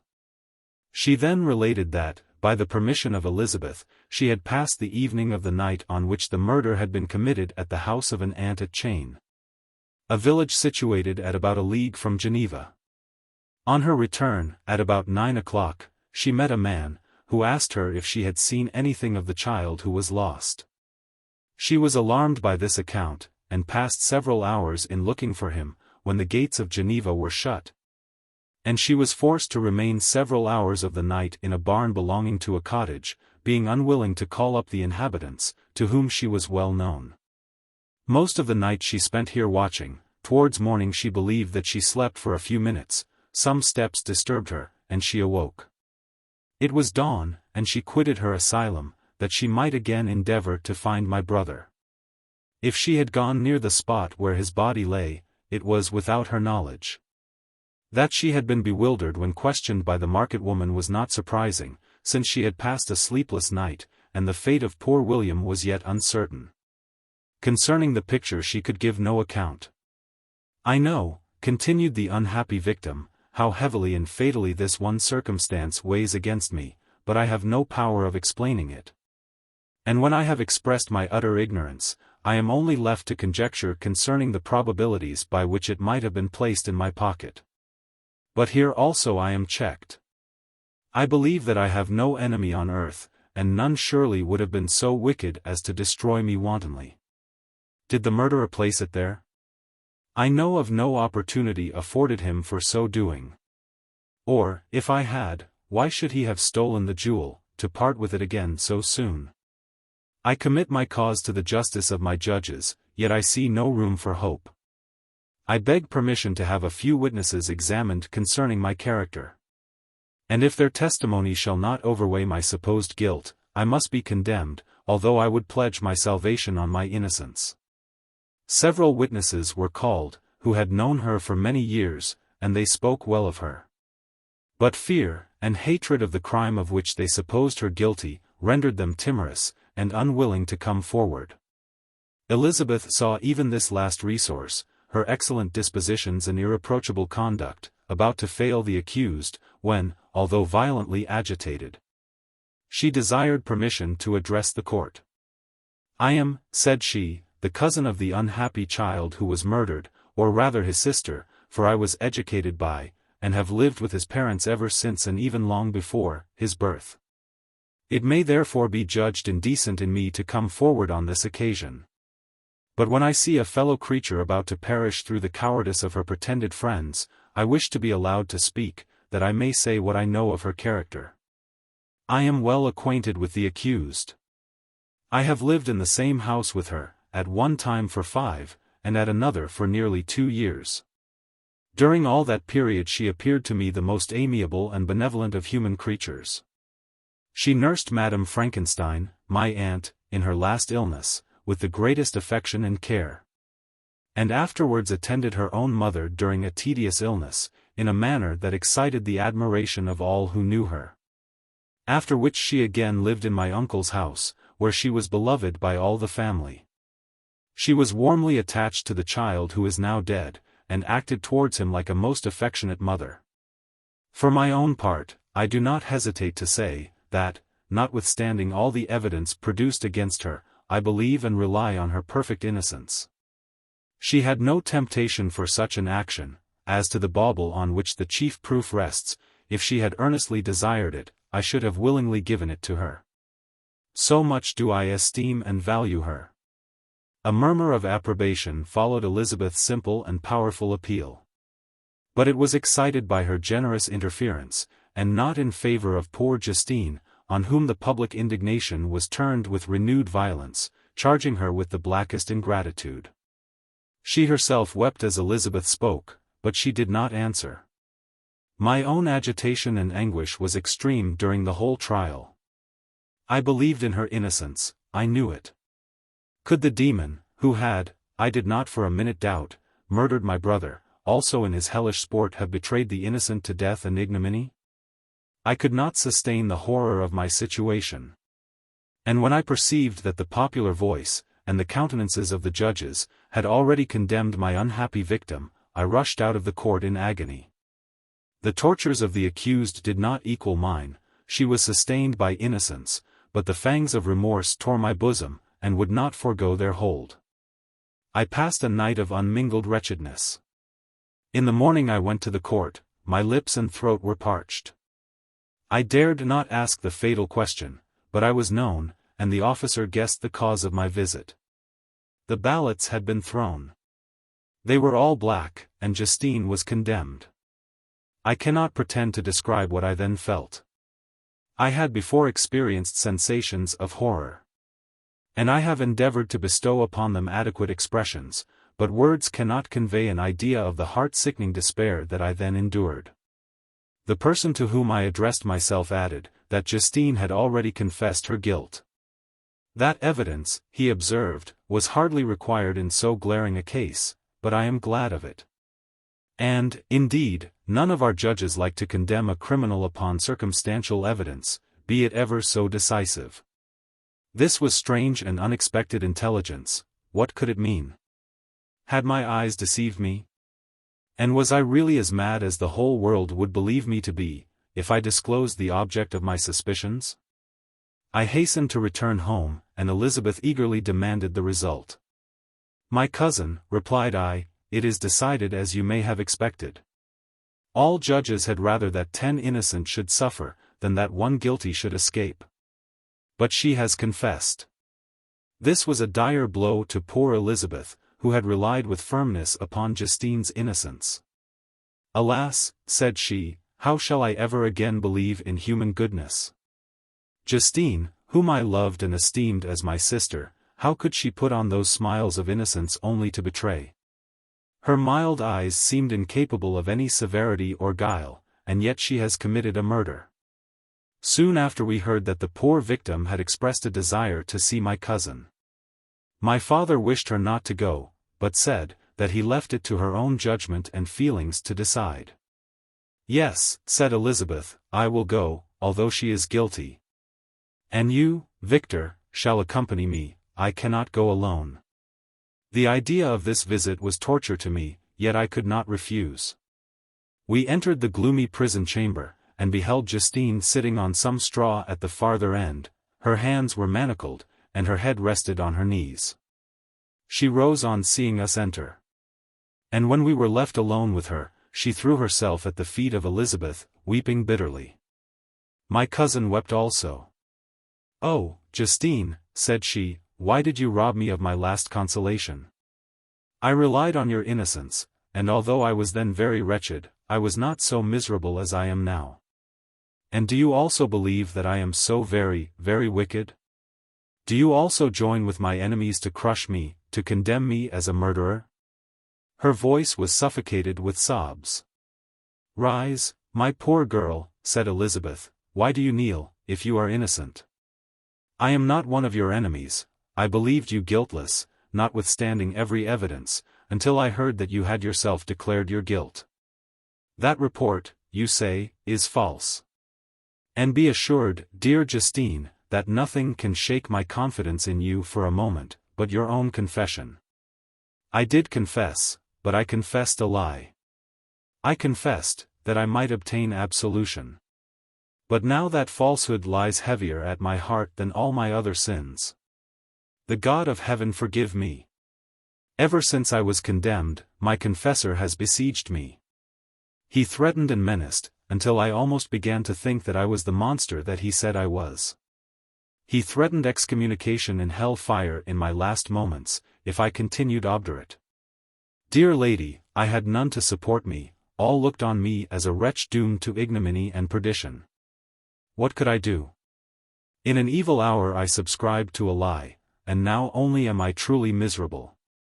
She paused, weeping, and then continued, "I thought with horror, my sweet lady, that you should believe your Justine, whom your blessed aunt had so highly honored, and whom you loved, was a creature capable of a crime which none but the devil himself could have perpetrated. Dear William! Dearest blessed child! I soon shall see you again in heaven, where we shall all be happy, and that consoles me, going as I am to suffer ignominy and death. Oh, Justine! Forgive me for having for one moment distrusted you. Why did you confess? But do not mourn, dear girl. Do not fear. I will proclaim, I will prove your innocence. I will melt the stony hearts of your enemies by my tears and prayers. You shall not die, you, my playfellow, my companion, my sister, perish on the scaffold. No. No. I never could survive so horrible a misfortune." Justine shook her head mournfully. "I do now not fear to die," she said, "that pang is past. God raises my weakness, and gives me courage to endure the worst. I leave a sad and bitter world. And if you remember me, and think of me as of one unjustly condemned, I am resigned to the fate awaiting me. Learn from me, dear lady, to submit in patience to the will of heaven." During this conversation I had retired to a corner of the prison room, where I could conceal the horrid anguish that possessed me. Despair. Who dared talk of that? The poor victim, who on the morrow was to pass the awful boundary between life and death, felt not as I did, such deep and bitter agony. I gnashed my teeth, and ground them together, uttering a groan that came from my inmost soul. Justine started. When she saw who it was, she approached me, and said, "Dear sir, you are very kind to visit me. You, I hope, do not believe that I am guilty?" I could not answer. "No, Justine," said Elizabeth. "He is more convinced of your innocence than I was, for even when he heard that you had confessed, he did not credit it. I truly thank him. In these last moments I feel the sincerest gratitude towards those who think of me with kindness. How sweet is the affection of others to such a wretch as I am. It removes more than half my misfortune, and I feel as if I could die in peace, now that my innocence is acknowledged by you, dear lady, and your cousin. Thus the poor sufferer tried to comfort others and herself. She indeed gained the resignation she desired. But I, the true murderer, felt the never-dying worm alive in my bosom, which allowed of no hope or consolation. Elizabeth also wept, and was unhappy. But hers also was the misery of innocence, which, like a cloud that passes over the fair moon, for a while hides but cannot tarnish its brightness. Anguish and despair had penetrated into the core of my heart. I bore a hell within me, which nothing could extinguish. We stayed several hours with Justine.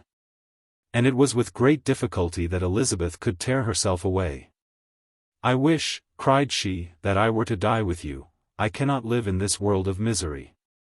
Justine assumed an air of cheerfulness, while she with difficulty repressed her bitter tears. She embraced Elizabeth, and said, in a voice of half-suppressed emotion, "Farewell, sweet lady, dearest Elizabeth, my beloved and only friend. May heaven, in its bounty, bless and preserve you. May this be the last misfortune that you will ever suffer. Live, and be happy, and make others so." And on the morrow Justine died. Elizabeth's heartrending eloquence failed to move the judges from their settled conviction in the criminality of the saintly sufferer. My passionate and indignant appeals were lost upon them. And when I received their cold answers, and heard the harsh unfeeling reasoning of these men, my purposed avowal died away on my lips. Thus I might proclaim myself a madman, but not revoke the sentence passed upon my wretched victim. She perished on the scaffold as a murderess. From the tortures of my own heart, I turned to contemplate the deep and voiceless grief of my Elizabeth. This also was my doing. And my father's woe, and the desolation of that late so smiling home, all was the work of my thrice accursed hands. Ye weep, unhappy ones, but these are not your last tears. Again shall you raise the funeral wail, and the sound of your lamentations shall again and again be heard. Frankenstein, your son, your kinsman, your early, much-loved friend. He who would spend each vital drop of blood for your sakes, who has no thought nor sense of joy, except as it is mirrored also in your dear countenances, who would fill the air with blessings, and spend his life in serving you, he bids you weep, to shed countless tears. Happy beyond his hopes, if thus inexorable fate be satisfied, and if the destruction pause before the peace of the grave have succeeded to your sad torments. Thus spoke my prophetic soul, as, torn by remorse, horror, and despair, I beheld those I loved spend vain sorrow upon the graves of William and Justine, the first hapless victims to my unhallowed arts. Chapter 9. Nothing is more painful to the human mind, than, after the feelings have been worked up by a quick succession of events, the dead calmness of inaction and certainty which follows, and deprives the soul both of hope and fear. Justine died, she rested, and I was alive. The blood flowed freely in my veins, but a weight of despair and remorse pressed on my heart, which nothing could remove. Sleep fled from my eyes. I wandered like an evil spirit, for I had committed deeds of mischief beyond description horrible, and more, much more, I persuaded myself, was yet behind. Yet my heart overflowed with kindness, and the love of virtue. I had begun life with benevolent intentions, and thirsted for the moment when I should put them in practice, and make myself useful to my fellow beings. Now all was blasted, instead of that serenity of conscience, which allowed me to look back upon the past with self-satisfaction, and from thence to gather promise of new hopes. I was seized by remorse and the sense of guilt, which hurried me away to a hell of intense tortures, such as no language can describe. This state of mind preyed upon my health, which had perhaps never entirely recovered from the first shock it had sustained. I shunned the face of man. All sound of joy or complacency was torture to me. Solitude was my only consolation, deep, dark, death-like solitude. My father observed with pain the alteration perceptible in my disposition and habits, and endeavored by arguments deduced from the feelings of his serene conscience and guiltless life, to inspire me with fortitude, and awaken in me the courage to dispel the dark cloud which brooded over me. "Do you think," Victor," said he, "that I do not suffer also? No one could love a child more than I loved your brother." Tears came into his eyes as he spoke, winky face. "But is it not a duty to the survivors, that we should refrain from augmenting their unhappiness by an appearance of immoderate grief? It is also a duty owed to yourself. For excessive sorrow prevents improvement or enjoyment, or even the discharge of daily usefulness, without which no man is fit for society." This advice, although good, was totally inapplicable to my case. I should have been the first to hide my grief, and console my friends, if remorse had not mingled its bitterness, and terror its alarm with my other sensations. Now I could only answer my father with a look of despair, and endeavor to hide myself from his view. About this time we retired to our house at Bellerive. This change was particularly agreeable to me. The shutting of the gates regularly at 10 o'clock, and the impossibility of remaining on the lake after that hour, had rendered our residence within the walls of Geneva very irksome to me. I was now free. Often, after the rest of the family had retired for the night, I took the boat, and passed many hours upon the water. Sometimes, with my sails set, I was carried by the wind. And sometimes, after rowing into the middle of the lake, I left the boat to pursue its own course, and gave way to my own miserable reflections. I was often tempted, when all was at peace around me, and I the only unquiet thing that wandered restless in a scene so beautiful and heavenly, if I except some bat, or the frogs, whose harsh and interrupted croaking was heard only when I approached the shore. Often, I say, I was tempted to plunge into the silent lake, that the waters might close over me and my calamities forever. But I was restrained, when I thought of the heroic and suffering Elizabeth, whom I tenderly loved, and whose existence was bound up in mine.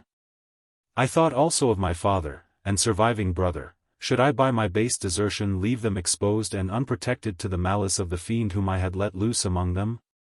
At these moments I wept bitterly, and wished that peace would revisit my mind only that I might afford them consolation and happiness. But that could not be. Remorse extinguished every hope. I had been the author of unalterable evils, and I lived in daily fear, lest the monster whom I had created should perpetrate some new wickedness. I had an obscure feeling that all was not over, and that he would still commit some signal crime, which by its enormity should almost efface the recollection of the past. There was always scope for fear, so long as anything I loved remained behind. My abhorrence of this fiend cannot be conceived. When I thought of him, I gnashed my teeth, my eyes became inflamed, and I ardently wished to extinguish that life which I had so thoughtlessly bestowed. When I reflected on his crimes and malice, my hatred and revenge burst all bounds of moderation. I would have made a pilgrimage to the highest peak of the Andes, could I, when there, have precipitated him to their base. I wished to see him again, that I might wreak the utmost extent of abhorrence on his head, and avenge the deaths of William and Justine. Our house was the house of mourning. My father's health was deeply shaken by the horror of the recent events. Elizabeth was sad and desponding. She no longer took delight in her ordinary occupations. All pleasure seemed to her sacrilege toward the dead. Eternal woe and tears she then thought was the just tribute she should pay to innocence so blasted and destroyed. She was no longer that happy creature, who in earlier youth wandered with me on the banks of the lake, and talked with ecstasy of our future prospects. The first of those sorrows which are sent to wean us from the earth, had visited her, and its dimming influence quenched her dearest smiles. When I reflect, my dear cousin, said she, on the miserable death of Justine Moritz, I no longer see the world and its works as they before appeared to me. Before, I looked upon the accounts of vice and injustice, that I read in books or heard from others, as tales of ancient days, or imaginary evils. At least they were remote, and more familiar to reason than to the imagination, but now misery has come home, and men appear to me as monsters thirsting for each other's blood. Yet I am certainly unjust. Everybody believed that poor girl to be guilty. And if she could have committed the crime for which she suffered, assuredly she would have been the most depraved of human creatures. For the sake of a few jewels, to have murdered the son of her benefactor and friend, a child whom she had nursed from its birth, and appeared to love as if it had been her own.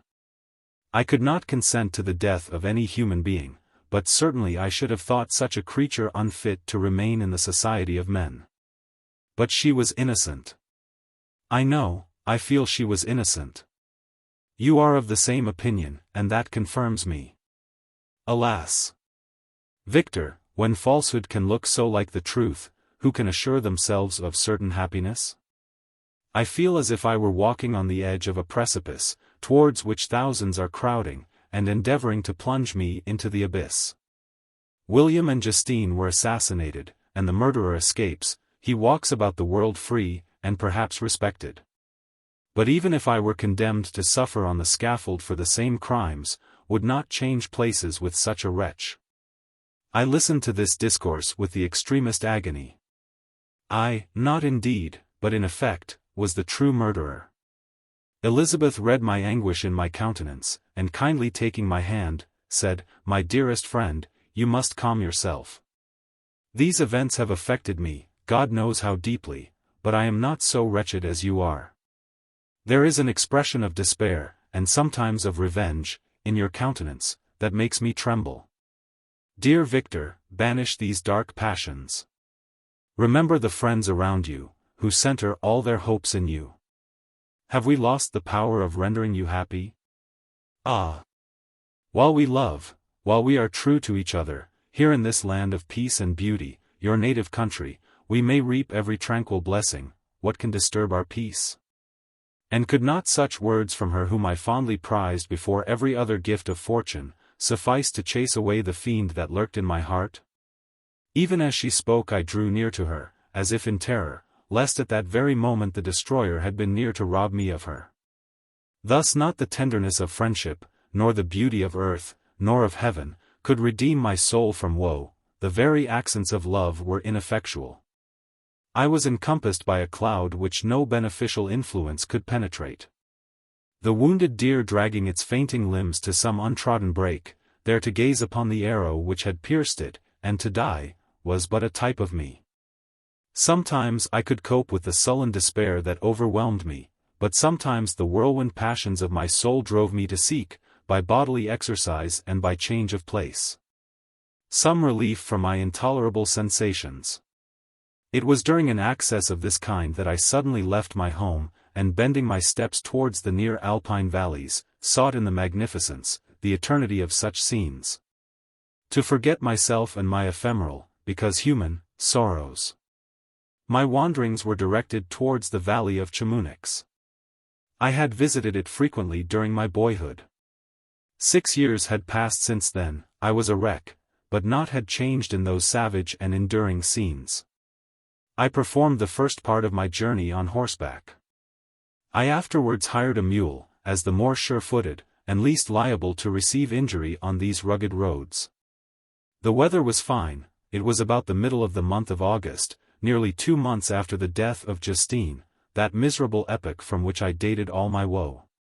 The weight upon my spirit was sensibly lightened as I plunged yet deeper in the ravine of Arve. The immense mountains and precipices that overhung me on every side, the sound of the river raging among the rocks, and the dashing of the waterfalls around, spoke of a power mighty as omnipotence, and I ceased to fear, or to bend before any being less almighty than that which had created and ruled the elements, here displayed in their most terrific guise. Still, as I ascended higher, the valley assumed a more magnificent and astonishing character.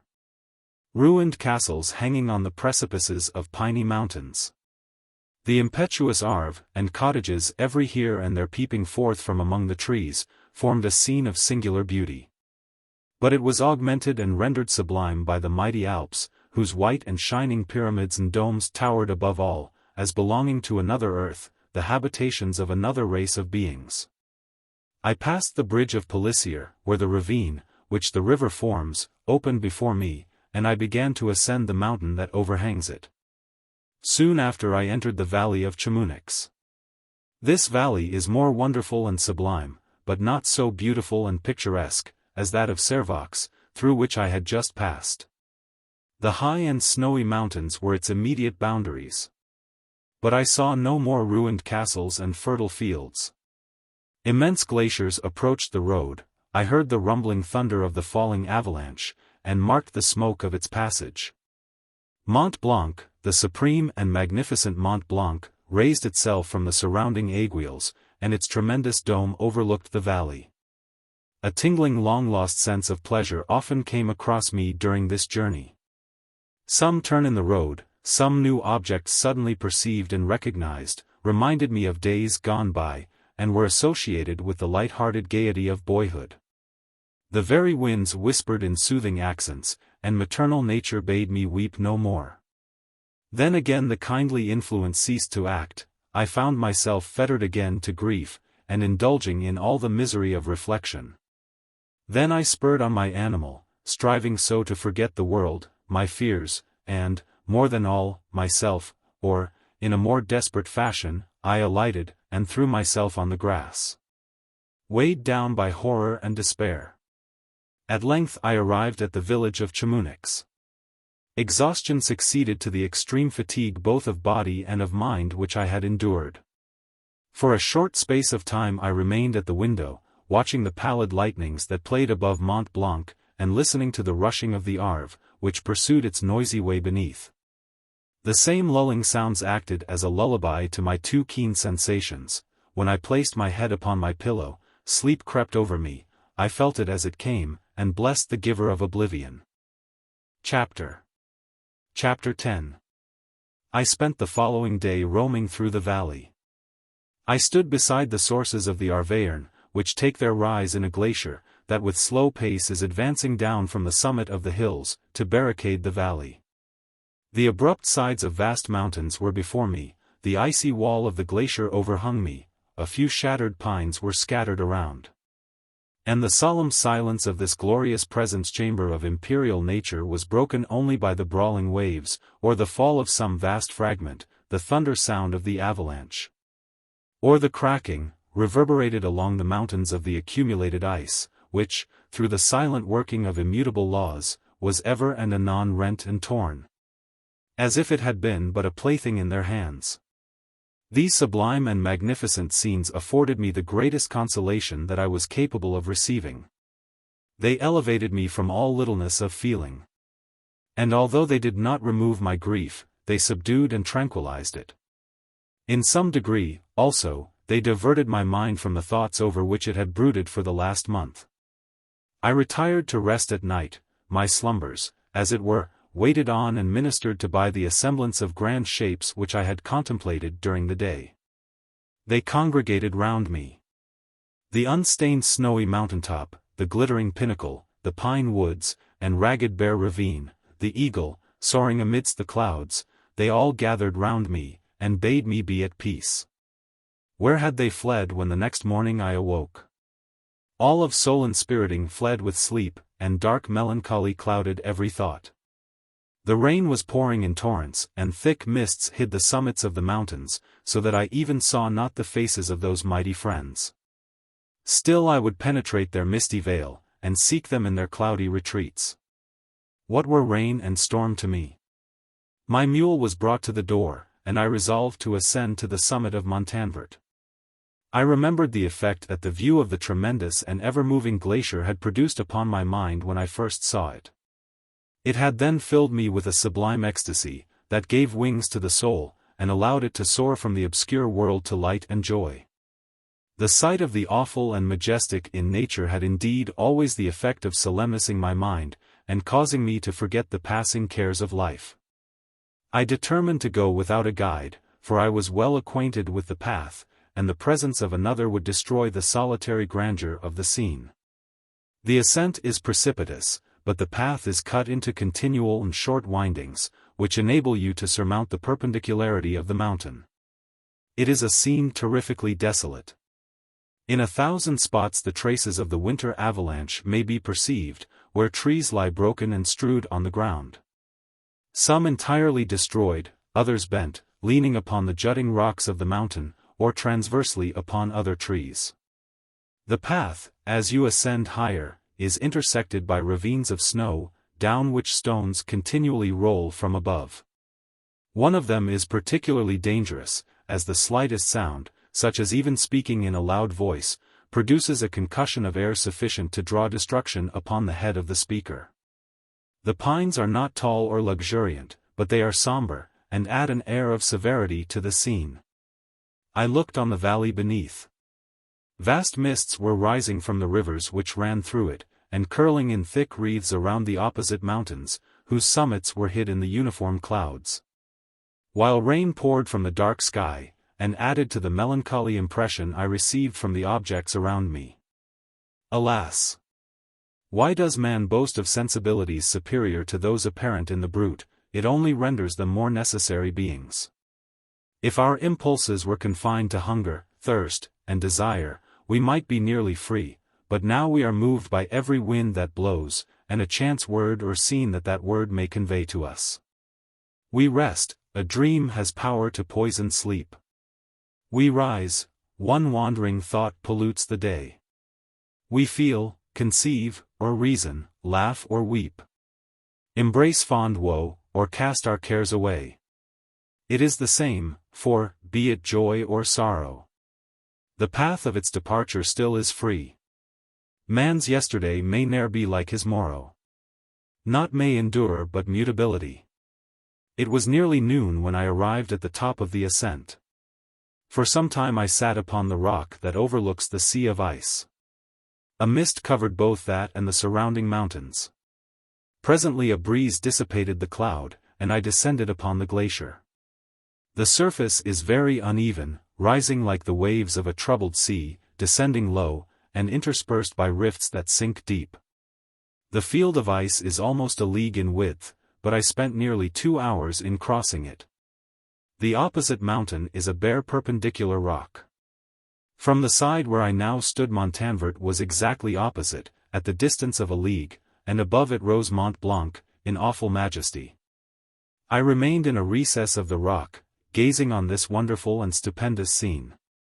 The sea, or rather the vast river of ice, wound among its dependent mountains, whose aerial summits hung over its recesses. Their icy and glittering peaks shone in the sunlight over the clouds. My heart, which was before sorrowful, now swelled with something like joy. I exclaimed, wandering spirits, if indeed ye wander, and do not rest in your narrow beds, allow me this faint happiness, or take me, as your companion, away from the joys of life. As I said this, I suddenly beheld the figure of a man, at some distance, advancing towards me with superhuman speed. He bounded over the crevices in the ice, among which I had walked with caution. His stature, also, as he approached, seemed to exceed that of man. I was troubled, a mist came over my eyes, and I felt a faintness seize me. But I was quickly restored by the cold gale of the mountains. I perceived, as the shape came nearer, sight tremendous and abhorred, that it was the wretch whom I had created. I trembled with rage and horror, resolving to wait his approach, and then close with him in mortal combat. He approached. His countenance bespoke bitter anguish, combined with disdain and malignity, while its unearthly ugliness rendered it almost too horrible for human eyes. But I scarcely observed this. Rage and hatred had at first deprived me of utterance, and I recovered only to overwhelm him with words expressive of furious detestation and contempt. "Devil," I exclaimed, "do you dare approach me? And do not you fear the fierce vengeance of my arm wreaked on your miserable head? Begone, vile insect! Or rather, stay, that I may trample you to dust. And, oh! that I could, with the extinction of your miserable existence, restore those victims whom you have so diabolically murdered." "I expected this reception," said the demon. "All men hate the wretched. How, then, must I be hated, who am miserable beyond all living things? Yet you, my Creator, detest and spurn me, thy creature, to whom thou art bound by ties only dissoluble by the annihilation of one of us. You purpose to kill me.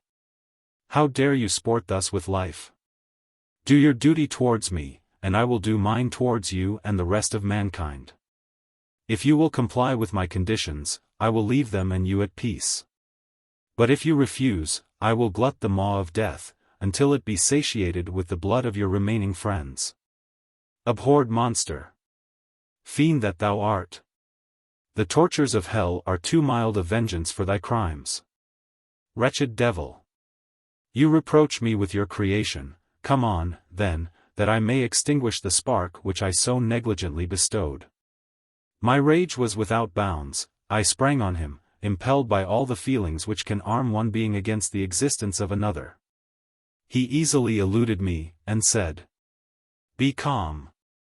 I entreat you to hear me, before you give vent to your hatred on my devoted head. Have I not suffered enough, that you seek to increase my misery?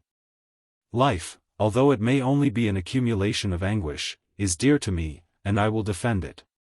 Remember, thou hast made me more powerful than thyself, my height is superior to thine. My joints more supple. But I will not be tempted to set myself in opposition to thee. I am thy creature, and I will be even mild and docile to my natural lord and king, if thou wilt also perform thy part, the which thou owest me. Oh, Frankenstein, be not equitable to every other, and trample upon me alone, to whom thy justice, and even thy clemency in affection, is most due. Remember, that I am thy creature. I ought to be thy Adam, but I am rather the fallen angel, whom thou drivest from joy for no misdeed. Everywhere I see bliss, from which I alone am irrevocably excluded. I was benevolent and good. Misery made me a fiend. Make me happy, and I shall again be virtuous. Begone! I will not hear you. There can be no community between you and me, we are enemies. Begone, or let us try our strength in a fight, in which one must fall. How can I move thee? Will no entreaties cause thee to turn a favorable eye upon thy creature, who implores thy goodness and compassion? Believe me, Frankenstein, I was benevolent. My soul glowed with love and humanity, but am I not alone, miserably alone? You, my creator, abhor me. What hope can I gather from your fellow creatures, who owe me nothing? They spurn and hate me. The desert mountains and dreary glaciers are my refuge. I have wandered here many days. The caves of ice, which I only do not fear, are a dwelling to me, and the only one which man does not grudge. These bleak skies I hail, for they are kinder to me than your fellow beings. If the multitude of mankind knew of my existence, they would do as you do, and arm themselves for my destruction. Shall I not then hate them who abhor me? I will keep no terms with my enemies. I am miserable, and they shall share my wretchedness. Yet it is in your power to recompense me, and deliver them from an evil which it only remains for you to make so great, that not only you and your family, but thousands of others, shall be swallowed up in the whirlwinds of its rage. Let your compassion be moved, and do not disdain me. Listen to my tale. When you have heard that, abandon or commiserate me, as you shall judge that I deserve. But hear me. The guilty are allowed, by human laws, bloody as they are, to speak in their own defense before they are condemned. Listen to me, Frankenstein. You accuse me of murder. And yet you would, with a satisfied conscience, destroy your own creature. Oh, praise the eternal justice of man. Yet I ask you not to spare me, listen to me. And then, if you can, and if you will, destroy the work of your hands. Why do you call to my remembrance, I rejoined, circumstances, of which I shudder to reflect, that I have been the miserable origin and author? Cursed be the day, abhorred devil, in which you first saw light. Cursed, although I curse myself, be the hands that formed you. You have made me wretched beyond expression. You have left me no power to consider whether I am just to you, or not. Begone. Relieve me from the sight of your detested form. Thus I relieve thee, my creator, he said, and placed his hated hands before my eyes, which I flung from me with violence. Thus I take from thee a sight which you abhor. Still thou canst listen to me, and grant me thy compassion. By the virtues that I once possessed, I demand this from you. Hear my tale. It is long and strange, and the temperature of this place is not fitting to your fine sensations. Come to the hut upon the mountain. The sun is yet high in the heavens. Before it descends to hide itself behind yon snowy precipices, and illuminate another world, you will have heard my story, and can decide. On you it rests, whether I quit forever the neighborhood of man, and lead a harmless life, or become the scourge of your fellow creatures, and the author of your own speedy ruin. As he said this, he led the way across the ice. I followed. My heart was full, and I did not answer him. But, as I proceeded, I weighed the various arguments that he had used, and determined at least to listen to his tale. I was partly urged by curiosity, and compassion confirmed my resolution. I had hitherto supposed him to be the murderer of my brother, and I eagerly sought a confirmation or denial of this opinion. For the first time, also, I felt what the duties of a creator towards his creature were, and that I ought to render him happy before I complained of his wickedness. These motives urged me to comply with his demand. We crossed the ice, therefore, and ascended the opposite rock. The air was cold, and the rain again began to descend. We entered the hut, the fiend with an air of exultation, I with a heavy heart and depressed spirits. But I consented to listen.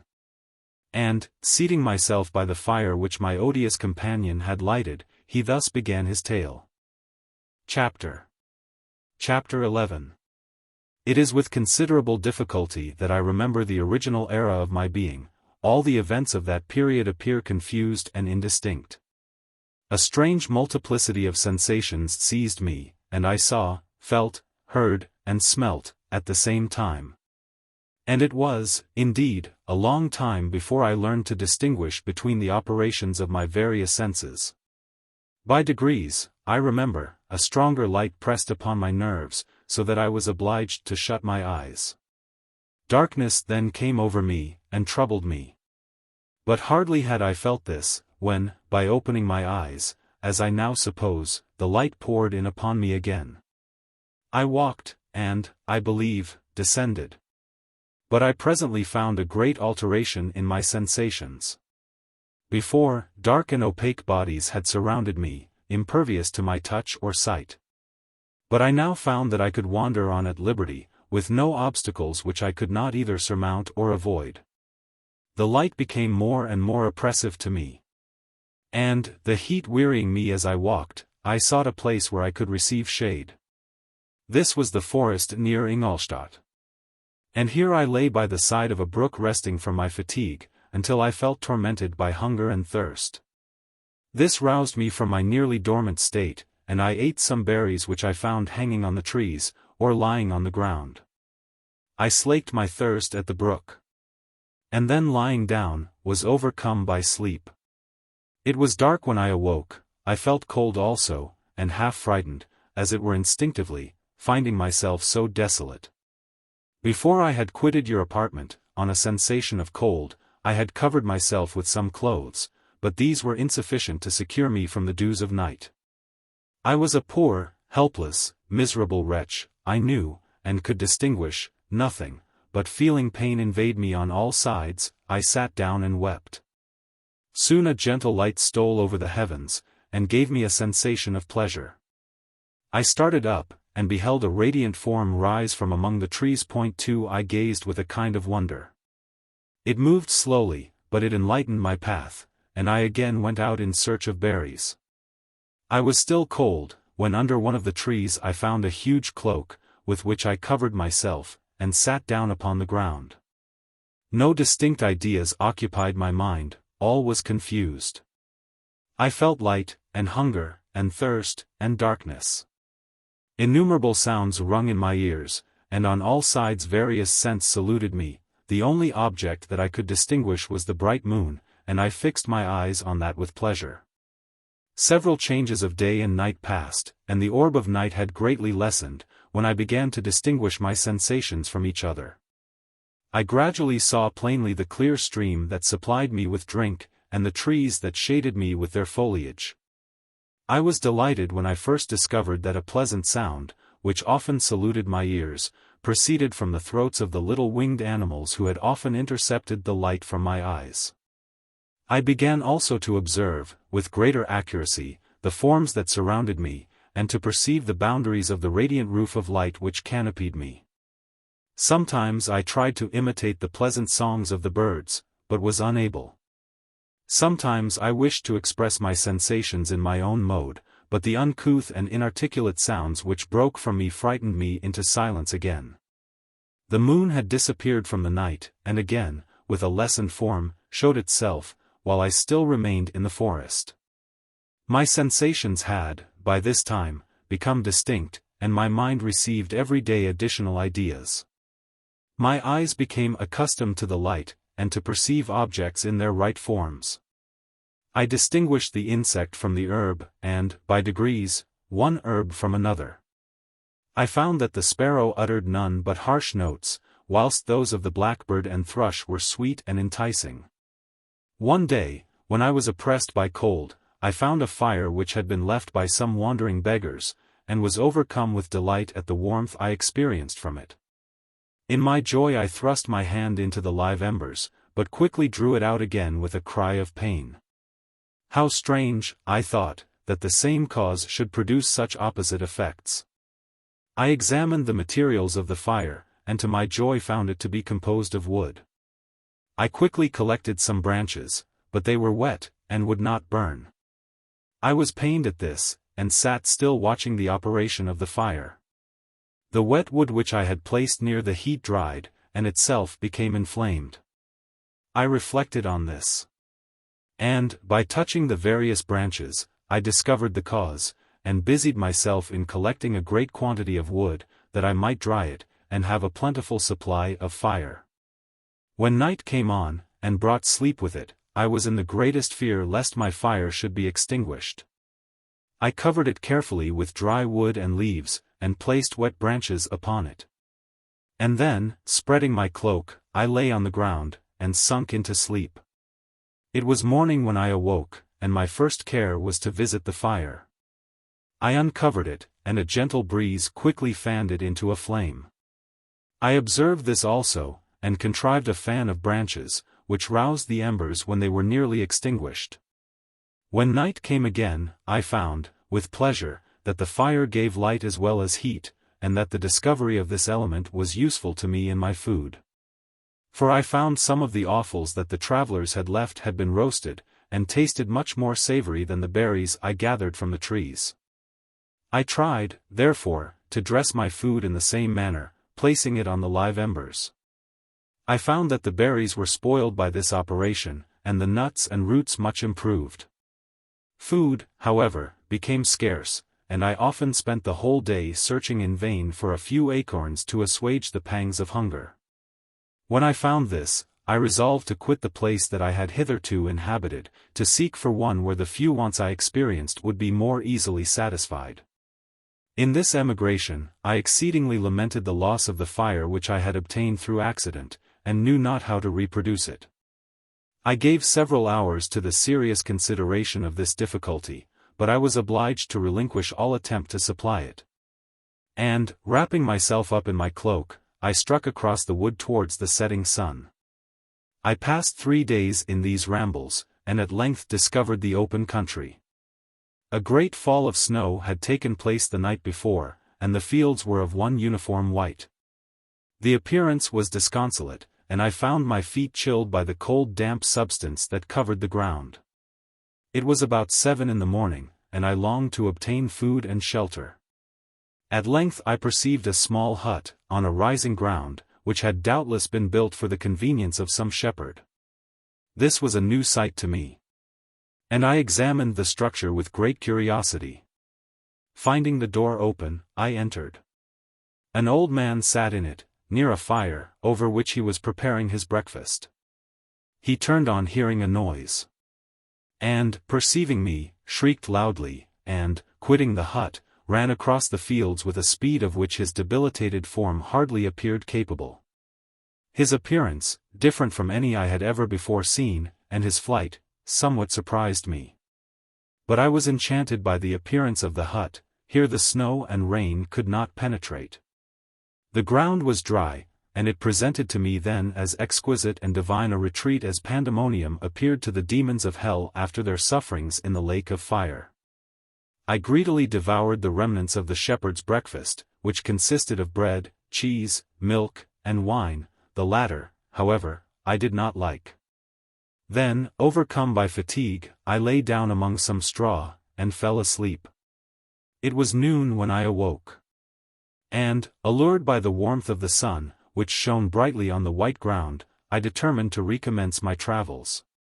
And, depositing the remains of the peasant's breakfast in a wallet I found, I proceeded across the fields for several hours, until at sunset I arrived at a village. How miraculous did this appear! The huts, the neater cottages, and stately houses, engaged my admiration by turns. The vegetables in the gardens, the milk and cheese that I saw placed at the windows of some of the cottages, allured my appetite. One of the best of these I entered. But I had hardly placed my foot within the door, before the children shrieked, and one of the women fainted. The whole village was roused. Some fled, some attacked me, until, grievously bruised by stones and many other kinds of missile weapons, I escaped to the open country, and fearfully took refuge in a low hovel, quite bare, and making a wretched appearance after the palaces I had beheld in the village.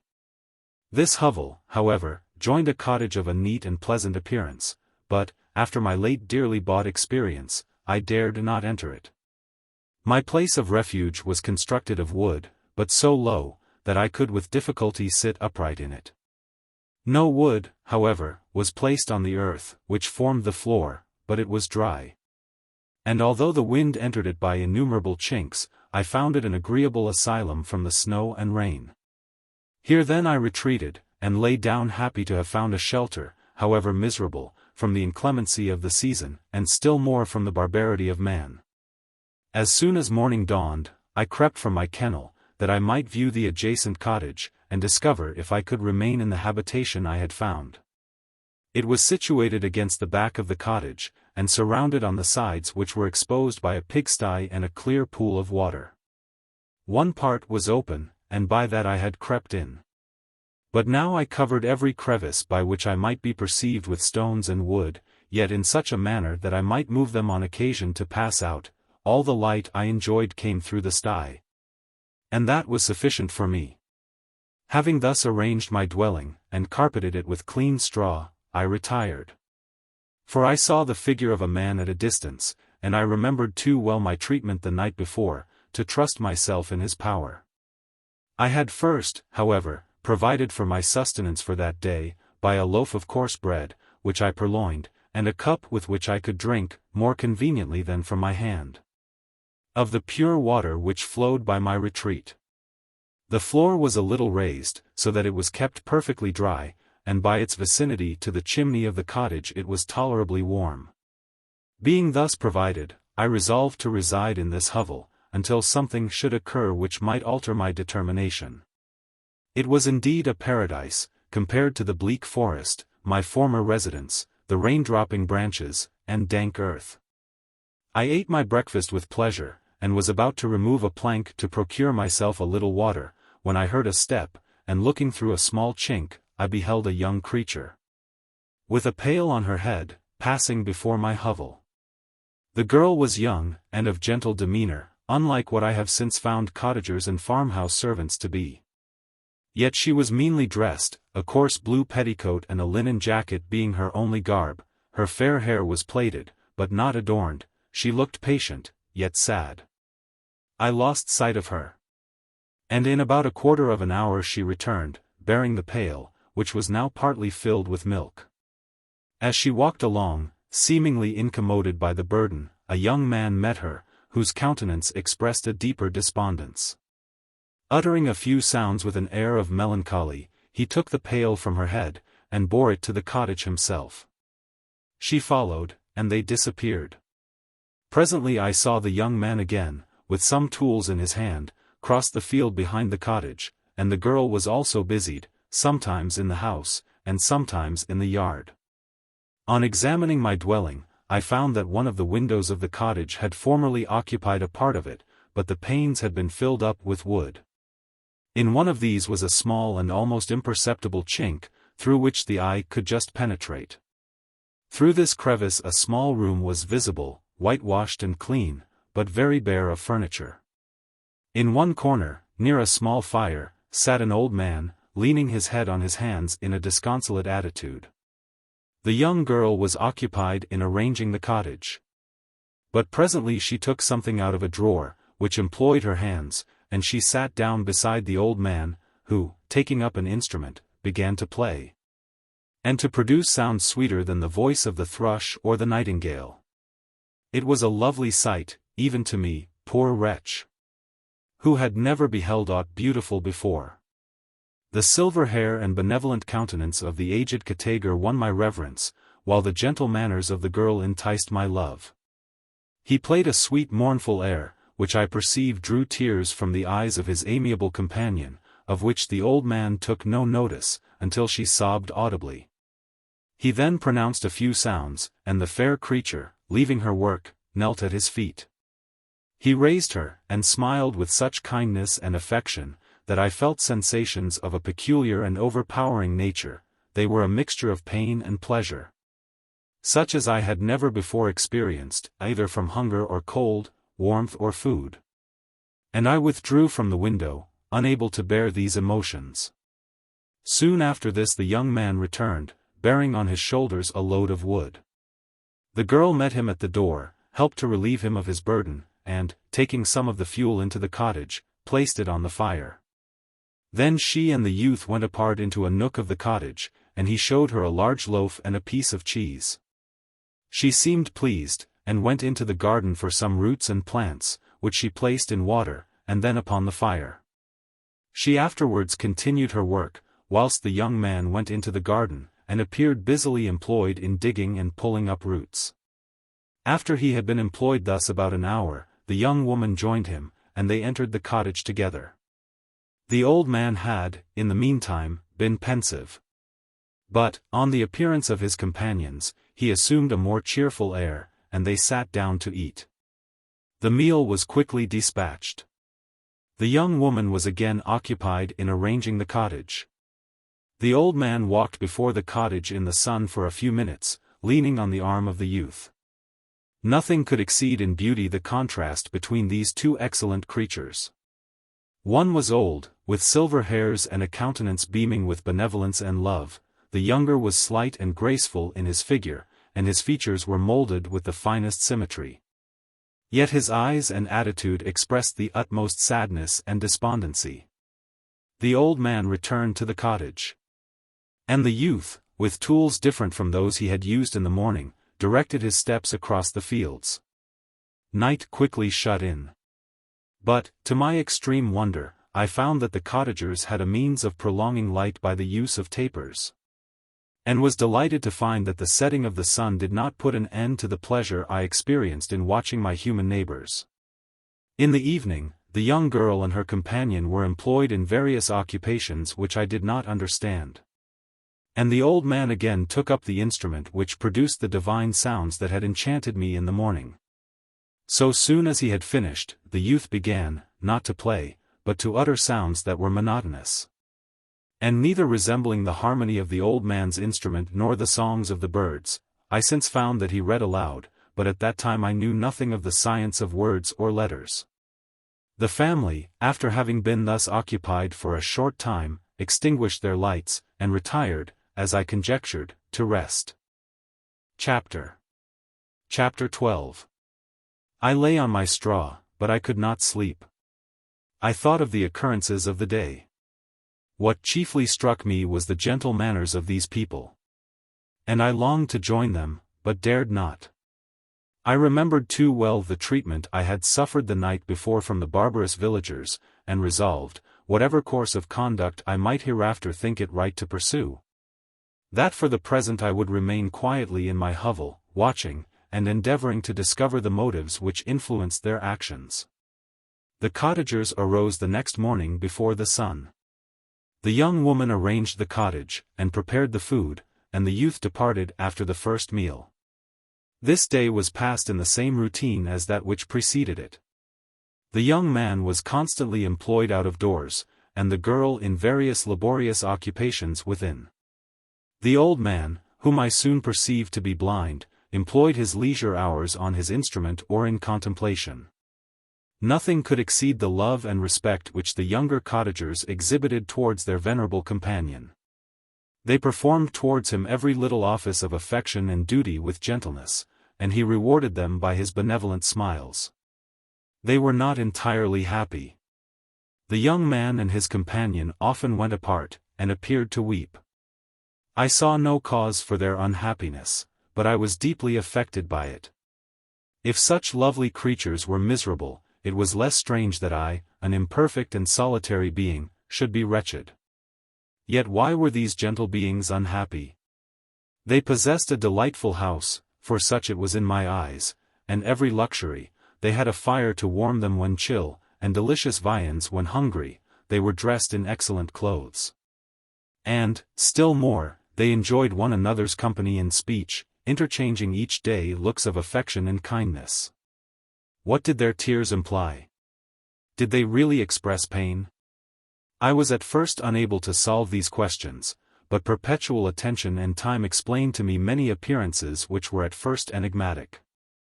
A considerable period elapsed before I discovered one of the causes of the uneasiness of this amiable family. It was poverty, and they suffered that evil in a very distressing degree.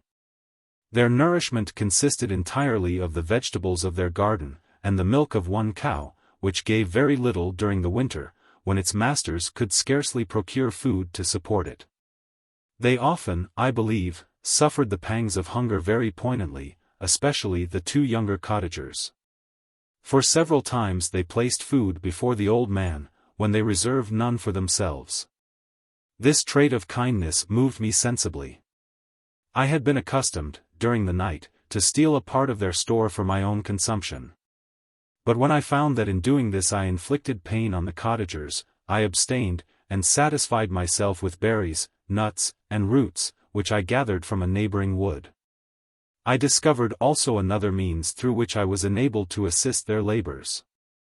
I found that the youth spent a great part of each day in collecting wood for the family fire. And, during the night, I often took his tools, the use of which I quickly discovered, and brought home firing sufficient for the consumption of several days. I remember, the first time that I did this, the young woman, when she opened the door in the morning, appeared greatly astonished on seeing a great pile of wood on the outside.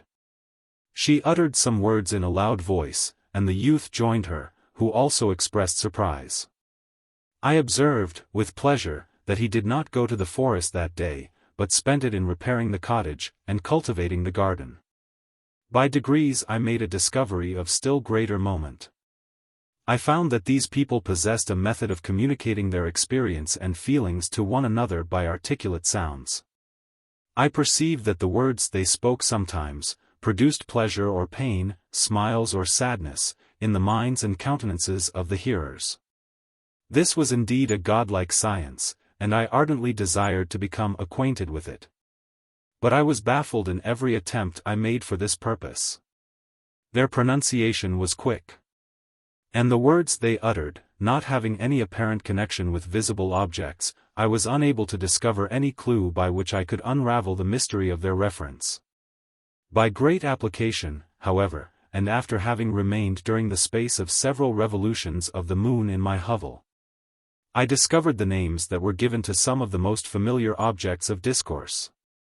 I learned and applied the words, fire, milk, bread, and wood. I learned also the names of the cottagers themselves.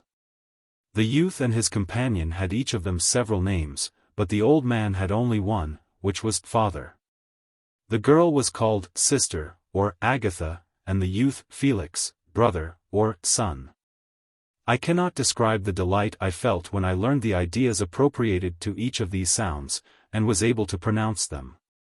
I distinguished several other words, without being able as yet to understand or apply them, such as good, dearest, unhappy. I spent the winter in this manner. The gentle manners and beauty of the cottagers greatly endeared them to me. When they were unhappy, I felt depressed. When they rejoiced, I sympathized in their joys. I saw few human beings beside them, and if any other happened to enter the cottage, their harsh manners and rude gait only enhanced to me the superior accomplishments of my friends. The old man, I could perceive, often endeavored to encourage his children, as sometimes I found that he called them, to cast off their melancholy. He would talk in a cheerful accent, with an expression of goodness that bestowed pleasure even upon me. Agatha listened with respect, her eyes sometimes filled with tears, which she endeavored to wipe away unperceived. But I generally found that her countenance and tone were more cheerful after having listened to the exhortations of her father. It was not thus with Felix. He was always the saddest of the group. And, even to my unpracticed senses, he appeared to have suffered more deeply than his friends. But if his countenance was more sorrowful, his voice was more cheerful than that of his sister, especially when he addressed the old man. I could mention innumerable instances, which, although slight, marked the dispositions of these amiable cottagers. In the midst of poverty and want, Felix carried with pleasure to his sister the first little white flower that peeped out from beneath the snowy ground. Early in the morning, before she had risen, he cleared away the snow that obstructed her path to the milk-house, drew water from the well, and brought the wood from the outhouse, where, to his perpetual astonishment, he found his store always replenished by an invisible hand.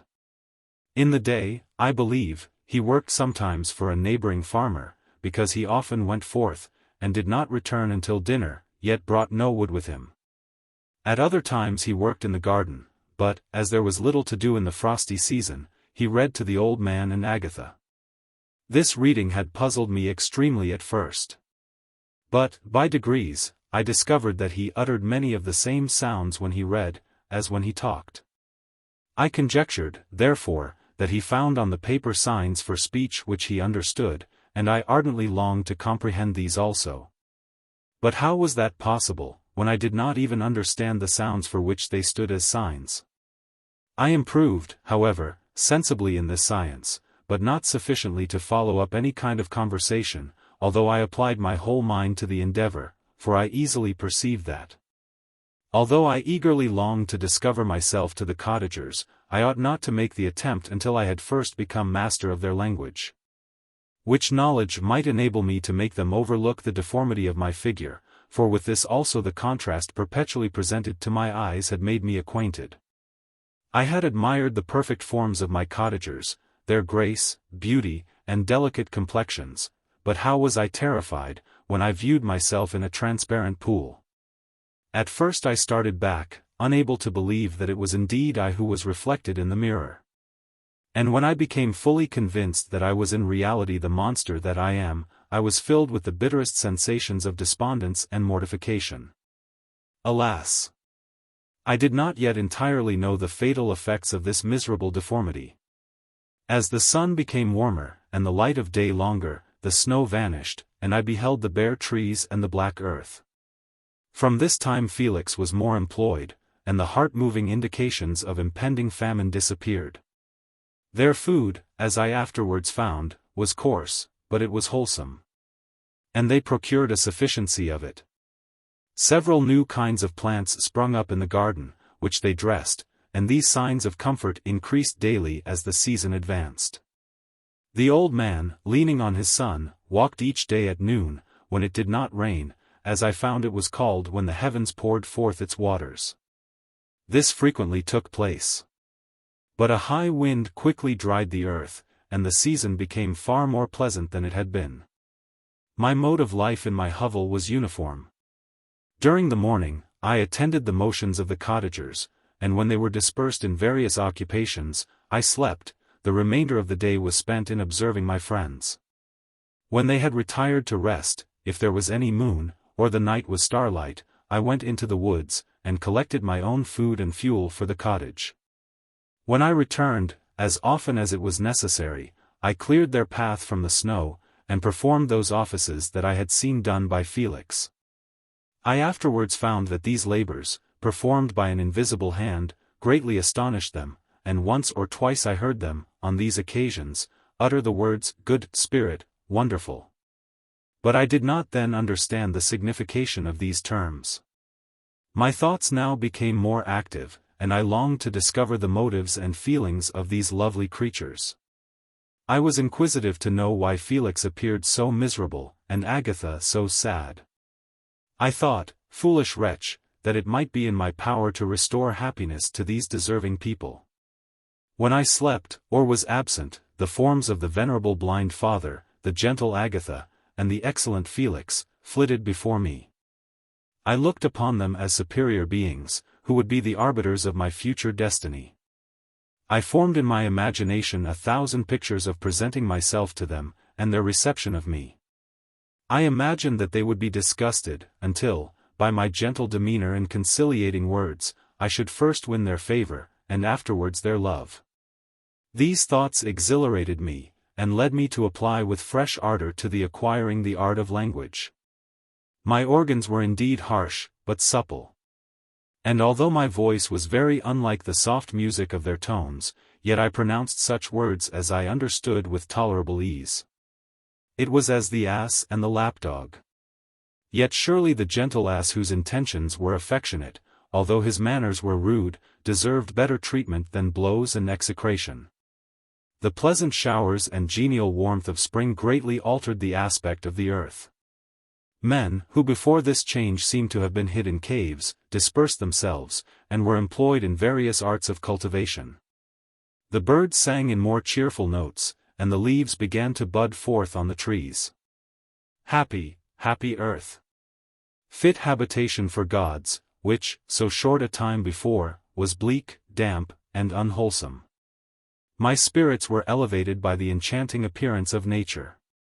The past was blotted from my memory, the present was tranquil, and the future gilded by bright rays of hope, and anticipations of joy.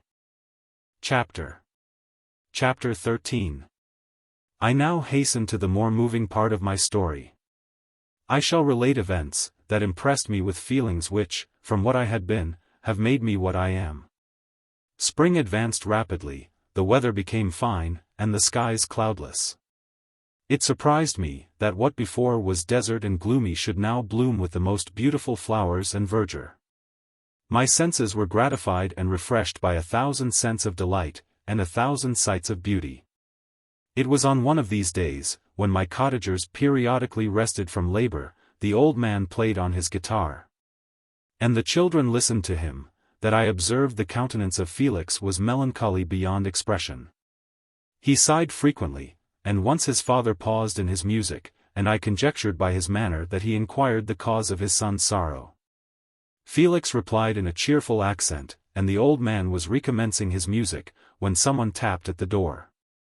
It was a lady on horseback, accompanied by a countryman as a guide. The lady was dressed in a dark suit, and covered with a thick black veil. Agatha asked a question, to which the stranger only replied by pronouncing, in a sweet accent, the name of Felix. Her voice was musical, but unlike that of either of my friends. On hearing this word, Felix came up hastily to the lady, who, when she saw him, threw up her veil, and I beheld a countenance of angelic beauty and expression. Her hair of a shining raven black, and curiously braided. Her eyes were dark, but gentle, although animated, her features of a regular proportion, and her complexion wondrously fair, each cheek tinged with a lovely pink. Felix seemed ravished with delight when he saw her, every trait of sorrow vanished from his face, and it instantly expressed a degree of ecstatic joy, of which I could hardly have believed it capable. His eyes sparkled, as his cheek flushed with pleasure, and at that moment I thought him as beautiful as the stranger. She appeared affected by different feelings. Wiping a few tears from her lovely eyes, she held out her hand to Felix, who kissed it rapturously, and called her, as well as I could distinguish, his sweet Arabian. She did not appear to understand him, but smiled. He assisted her to dismount, and dismissing her guide, conducted her into the cottage. Some conversation took place between him and his father. And the young stranger knelt at the old man's feet, and would have kissed his hand, but he raised her, and embraced her affectionately. I soon perceived, that although the stranger uttered articulate sounds, and appeared to have a language of her own, she was neither understood by, nor herself understood, the cottagers. They made many signs which I did not comprehend, but I saw that her presence diffused gladness through the cottage, dispelling their sorrow as the sun dissipates the morning mists. Felix seemed peculiarly happy, and with smiles of delight welcomed his Arabian. Agatha, the ever-gentle Agatha, kissed the hands of the lovely stranger. And, pointing to her brother, made signs which appeared to me to mean that he had been sorrowful until she came. Some hours passed thus, while they, by their countenances, expressed joy, the cause of which I did not comprehend. Presently I found, by the frequent recurrence of some sound which the stranger repeated after them, that she was endeavoring to learn their language. And the idea instantly occurred to me, that I should make use of the same instructions to the same end. The stranger learned about 20 words at the first lesson. Most of them, indeed, were those which I had before understood, but I profited by the others. As night came on, Agatha and the Arabian retired early. When they separated, Felix kissed the hand of the stranger, and said, "Good night, sweet Safie." He sat up much longer, conversing with his father, and, by the frequent repetition of her name, I conjectured that their lovely guest was the subject of their conversation. I ardently desired to understand them, and bent every faculty towards that purpose, but found it utterly impossible. The next morning Felix went out to his work. And, after the usual occupations of Agatha were finished, the Arabian sat at the feet of the old man, and, taking his guitar, played some airs so entrancingly beautiful that they at once drew tears of sorrow and delight from my eyes. She sang, and her voice flowed in a rich cadence, swelling or dying away, like a nightingale of the woods. When she had finished, she gave the guitar to Agatha, who at first declined it. She played a simple air, and her voice accompanied it in sweet accents, but unlike the wondrous strain of the stranger. The old man appeared enraptured, and said some words, which Agatha endeavored to explain to Safie, and by which he appeared to wish to express that she bestowed on him the greatest delight by her music. The days now passed as peaceably as before, with the sole alteration, that joy had taken place of sadness in the countenances of my friends. Safie was always gay and happy. She and I improved rapidly in the knowledge of language, so that in 2 months I began to comprehend most of the words uttered by my protectors. In the meanwhile also the black ground was covered with herbage, and the green banks interspersed with innumerable flowers, sweet to the scent and the eyes. Stars of pale radiance among the moonlight woods. The sun became warmer, the nights clear and balmy, and my nocturnal rambles were an extreme pleasure to me, although they were considerably shortened by the late setting and early rising of the sun. For I never ventured abroad during daylight, fearful of meeting with the same treatment I had formerly endured in the first village which I entered. My days were spent in close attention, that I might more speedily master the language. And I may boast that I improved more rapidly than the Arabian, who understood very little, and conversed in broken accents, whilst I comprehended and could imitate almost every word that was spoken. While I improved in speech, I also learned the science of letters, as it was taught to the stranger, and this opened before me a wide field for wonder and delight. The book from which Felix instructed Safie was Volney's Ruins of Empires. I should not have understood the purport of this book, had not Felix, in reading it, given very minute explanations. He had chosen this work, he said, because the declamatory style was framed in imitation of the Eastern authors. Through this work I obtained a cursory knowledge of history, and a view of the several empires at present existing in the world. It gave me an insight into the manners, governments, and religions of the different nations of the earth. I heard of the slothful Asiatics, of the stupendous genius and mental activity of the Grecians, of the wars and wonderful virtue of the early Romans, of their subsequent degenerating, of the decline of that mighty empire, of chivalry, Christianity, and kings. I heard of the discovery of the American hemisphere, and wept with Safie over the hapless fate of its original inhabitants. These wonderful narrations inspired me with strange feelings. Was man, indeed, at once so powerful, so virtuous, and magnificent, yet so vicious and base? He appeared at one time a mere scion of the evil principle, and at another, as all that can be conceived of noble and godlike. To be a great and virtuous man appeared the highest honor that can befall a sensitive being. To be base and vicious, as many on record have been, appeared the lowest degradation, a condition more abject than that of the blind mole or harmless worm. For a long time I could not conceive how one man could go forth to murder his fellow, or even why there were laws and governments. But when I heard details of vice and bloodshed, my wonder ceased, and I turned away with disgust and loathing. Every conversation of the cottagers now opened new wonders to me. While I listened to the instructions which Felix bestowed upon the Arabian, the strange system of human society was explained to me. I heard of the division of property, of immense wealth and squalid poverty, of rank, descent, and noble blood. The words induced me to turn towards myself. I learned that the possessions most esteemed by your fellow creatures were high and unsullied descent united with riches. A man might be respected with only one of these advantages. But, without either, he was considered, except in very rare instances, as a vagabond and a slave, doomed to waste his powers for the profits of the chosen few. And what was I? Of my creation and creator I was absolutely ignorant, but I knew that I possessed no money, no friends, no kind of property. I was, besides, endued with a figure hideously deformed and loathsome. I was not even of the same nature as man. I was more agile than they, and could subsist upon coarser diet. I bore the extremes of heat and cold with less injury to my frame. My stature far exceeded theirs. When I looked around, I saw and heard of none like me. Was I then a monster, a blot upon the earth, from which all men fled, and whom all men disowned? I cannot describe to you the agony that these reflections inflicted upon me. I tried to dispel them, but sorrow only increased with knowledge. Oh, that I had forever remained in my native wood, nor known nor felt beyond the sensations of hunger, thirst, and heat. Of what a strange nature is knowledge! It clings to the mind, when it has once seized on it, like a lichen on the rock. I wished sometimes to shake off all thought and feeling.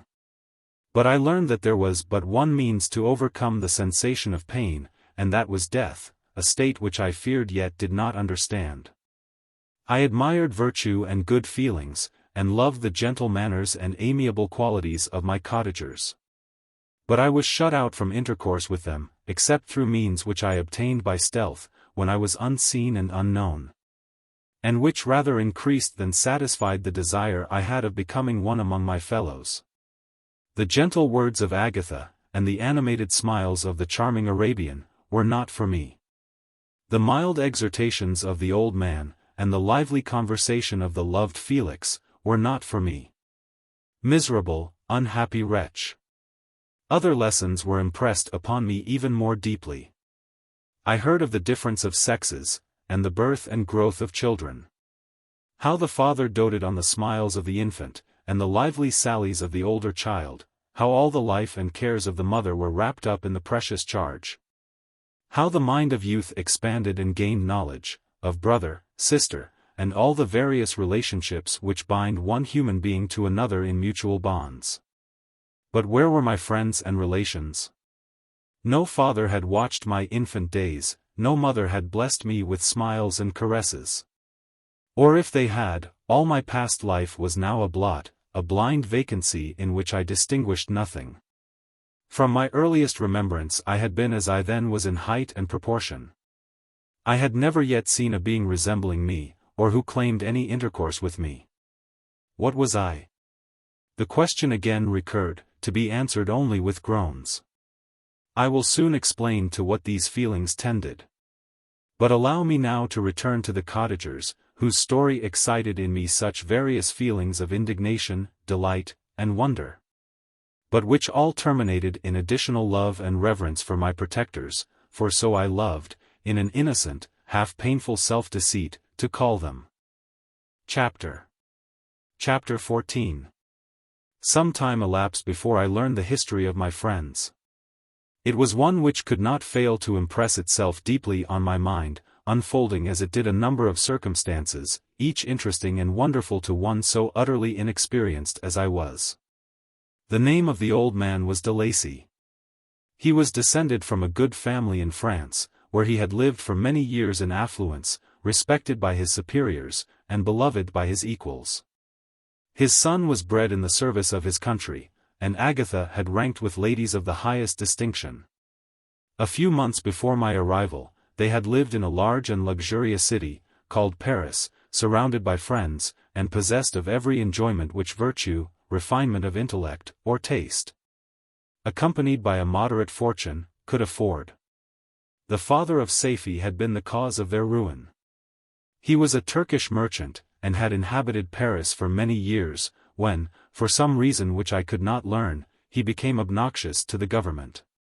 He was seized and cast into prison the very day that Safie arrived from Constantinople to join him. He was tried, and condemned to death. The injustice of his sentence was very flagrant. All Paris was indignant, and it was judged that his religion and wealth, rather than the crime alleged against him, had been the cause of his condemnation. Felix had accidentally been present at the trial. His horror and indignation were uncontrollable, when he heard the decision of the court. He made, at that moment, a solemn vow to deliver him, and then looked around for the means. After many fruitless attempts to gain admittance to the prison, he found a strongly grated window in an unguarded part of the building, which lighted the dungeon of the unfortunate Mohammedan, who, loaded with chains, waited in despair the execution of the barbarous sentence. Felix visited the grate at night, and made known to the prisoner his intentions in his favor. The Turk, amazed and delighted, endeavored to kindle the zeal of his deliverer by promises of reward and wealth. Felix rejected his offers with contempt. Yet when he saw the lovely Safie, who was allowed to visit her father, and who, by her gestures, expressed her lively gratitude, the youth could not help owning to his own mind that the captive possessed a treasure which would fully reward his toil and hazard. The Turk quickly perceived the impression that his daughter had made on the heart of Felix, and endeavored to secure him more entirely in his interests by the promise of her hand in marriage, so soon as he should be conveyed to a place of safety. Felix was too delicate to accept this offer, yet he looked forward to the probability of the event as to the consummation of his happiness. During the ensuing days, while the preparations were going forward for the escape of the merchant, the zeal of Felix was warmed by several letters that he received from this lovely girl, who found means to express her thoughts in the language of her lover by the aid of an old man, a servant of her father, who understood French. She thanked him in the most ardent terms for his intended services towards her parent, and at the same time she gently deplored her own fate. I have copies of these letters, for I found means, during my residence in the hovel, to procure the implements of writing, and the letters were often in the hands of Felix or Agatha. Before I depart, I will give them to you. They will prove the truth of my tale, but at present, as the sun is already far declined, I shall only have time to repeat the substance of them to you. Safie related, that her mother was a Christian Arab, seized and made a slave by the Turks. Recommended by her beauty, she had won the heart of the father of Safie, who married her. The young girl spoke in high and enthusiastic terms of her mother, who, born in freedom, spurned the bondage to which she was now reduced. She instructed her daughter in the tenets of her religion, and taught her to aspire to higher powers of intellect, and an independence of spirit, forbidden to the female followers of Muhammad. This lady died. But her lessons were indelibly impressed on the mind of Safie, who sickened at the prospect of again returning to Asia, and being immured within the walls of a haram, allowed only to occupy herself with infantile amusements, ill-suited to the temper of her soul, now accustomed to grand ideas and a noble emulation for virtue.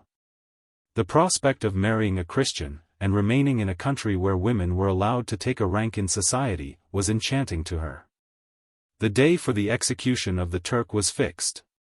But, on the night previous to it, he quitted his prison, and before morning was distant many leagues from Paris. Felix had procured passports in the name of his father, sister, and himself. He had previously communicated his plan to the former, who aided the deceit by quitting his house, under the pretense of a journey, and concealed himself, with his daughter. In an obscure part of Paris, Felix conducted the fugitives through France to Lyons, and across Mont Cenis to Leghorn, where the merchant had decided to wait a favorable opportunity of passing into some part of the Turkish dominions. Safie resolved to remain with her father until the moment of his departure, before which time the Turk renewed his promise that she should be united to his deliverer.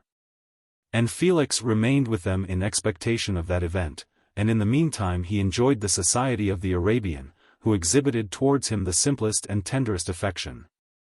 They conversed with one another through the means of an interpreter, and sometimes with the interpretation of looks, and Safie sang to him the divine airs of her native country.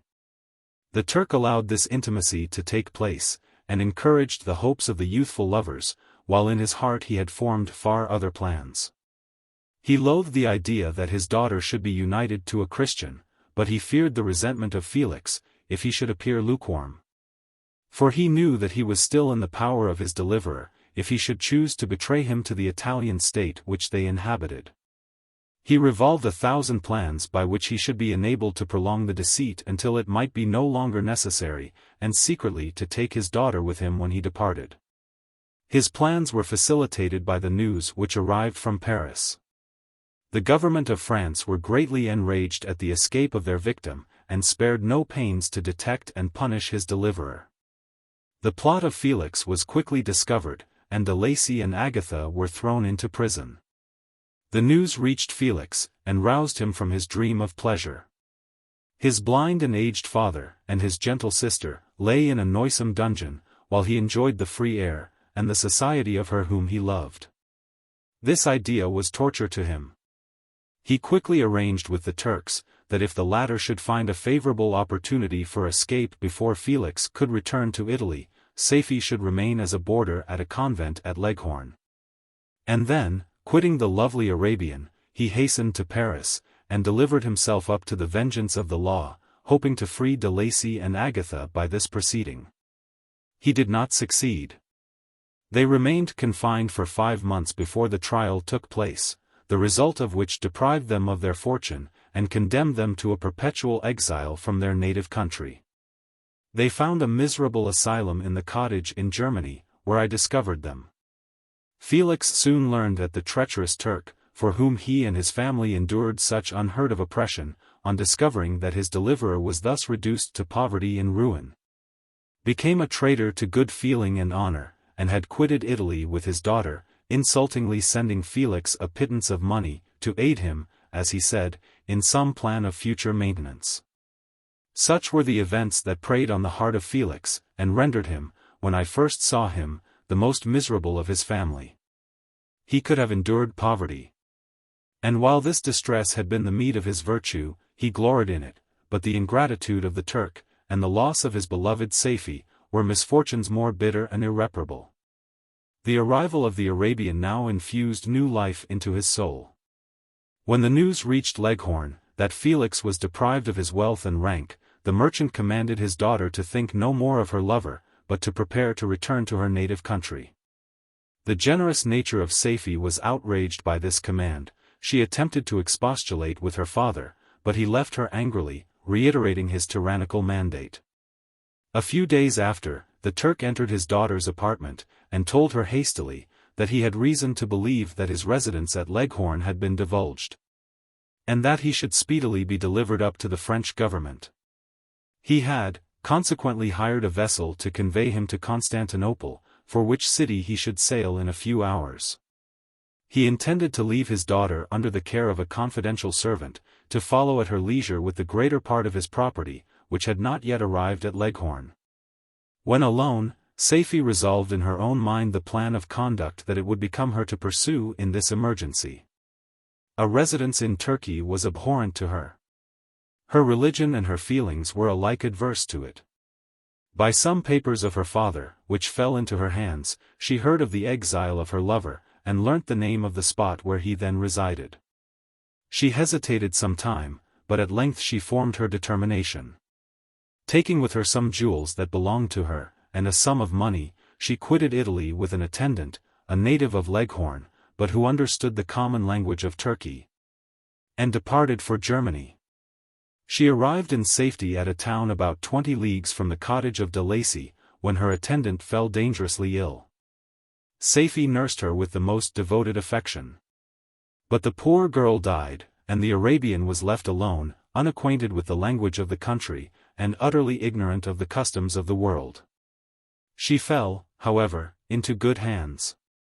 The Italian had mentioned the name of the spot for which they were bound. And, after her death, the woman of the house in which they had lived took care that Safie should arrive in safety at the cottage of her lover. Chapter 15. Such was the history of my beloved cottagers. It impressed me deeply. I learned, from the views of social life which it developed, to admire their virtues, and to deprecate the vices of mankind. As yet I looked upon crime as a distant evil.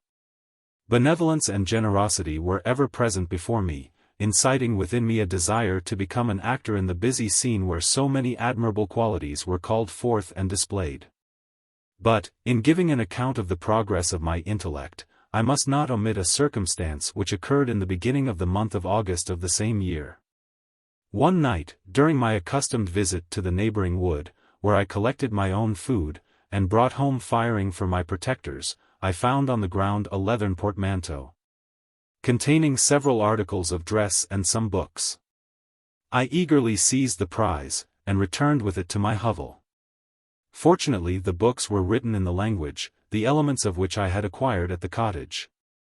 They consisted of Paradise Lost, a volume of Plutarch's Lives, and the Sorrows of Werther. The possession of these treasures gave me extreme delight. I now continually studied and exercised my mind upon these histories, whilst my friends were employed in their ordinary occupations. I can hardly describe to you the effect of these books. They produced in me an infinity of new images and feelings, that sometimes raised me to ecstasy, but more frequently sunk me into the lowest dejection. In the Sorrows of Werther, besides the interest of its simple and affecting story, so many opinions are canvassed, and so many lights thrown upon what had hitherto been to me obscure subjects, that I found in it a never-ending source of speculation and astonishment. The gentle and domestic manners it described, combined with lofty sentiments and feelings, which had for their object something out of self, accorded well with my experience among my protectors, and with the wants which were forever alive in my own bosom. But I thought Werther himself a more divine being than I had ever beheld or imagined. His character contained no pretension, but it sunk deep. The disquisitions upon death and suicide were calculated to fill me with wonder. I did not pretend to enter into the merits of the case, yet I inclined towards the opinions of the hero, whose extinction I wept, without precisely understanding it. As I read, however, I applied much personally to my own feelings and condition. I found myself similar, yet at the same time strangely unlike to the beings concerning whom I read, and to whose conversation I was a listener. I sympathized with, and partly understood them, but I was unformed in mind, I was dependent on none, and related to none. The path of my departure was free. And there was none to lament my annihilation. My person was hideous, and my stature gigantic. What did this mean? Who was I? What was I? Whence did I come? What was my destination? These questions continually recurred, but I was unable to solve them. The volume of Plutarch's Lives, which I possessed, contained the histories of the first founders of the ancient republics. This book had a far different effect upon me from the Sorrows of Werther. I learned from Werther's imaginations despondency and gloom, but Plutarch taught me high thoughts. He elevated me above the wretched sphere of my own reflections, to admire and love the heroes of past ages. Many things I read surpassed my understanding and experience. I had a very confused knowledge of kingdoms, wide extents of country, mighty rivers, and boundless seas. But I was perfectly unacquainted with towns, and large assemblages of men. The cottage of my protectors had been the only school in which I had studied human nature, but this book developed new and mightier scenes of action. I read of men concerned in public affairs, governing or massacring their species. I felt the greatest ardor for virtue rise within me, and abhorrence for vice, as far as I understood the signification of those terms, relative as they were, as I applied them to pleasure and pain alone. Induced by these feelings, I was of course led to admire peaceable lawgivers, Numa, Solon, and Lycurgus, in preference to Romulus and Theseus. The patriarchal lives of my protectors caused these impressions to take a firm hold on my mind. Perhaps, if my first introduction to humanity had been made by a young soldier, burning for glory and slaughter, should have been imbued with different sensations. But Paradise Lost excited different and far deeper emotions. I read it, as I had read the other volumes which had fallen into my hands, as a true history. It moved every feeling of wonder and awe, that the picture of an omnipotent God warring with his creatures was capable of exciting. I often referred the several situations, as their similarity struck me, to my own. Like Adam, I was apparently united by no link to any other being in existence. But his state was far different from mine in every other respect. He had come forth from the hands of God a perfect creature, happy and prosperous, guarded by the especial care of his Creator. He was allowed to converse with, and acquire knowledge from, beings of a superior nature, but I was wretched, helpless, and alone. Many times I considered Satan as the fitter emblem of my condition. For often, like him, when I viewed the bliss of my protectors, the bitter gall of envy rose within me. Another circumstance strengthened and confirmed these feelings. Soon after my arrival in the hovel, I discovered some papers in the pocket of the dress which I had taken from your laboratory.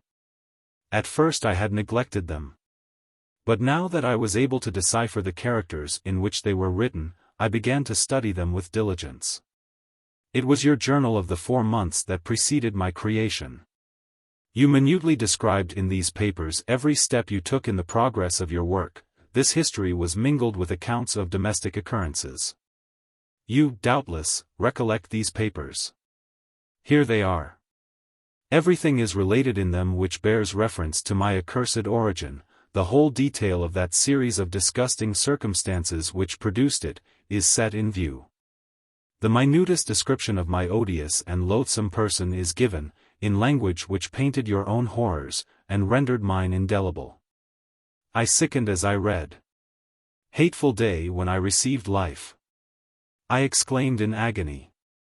Accursed Creator!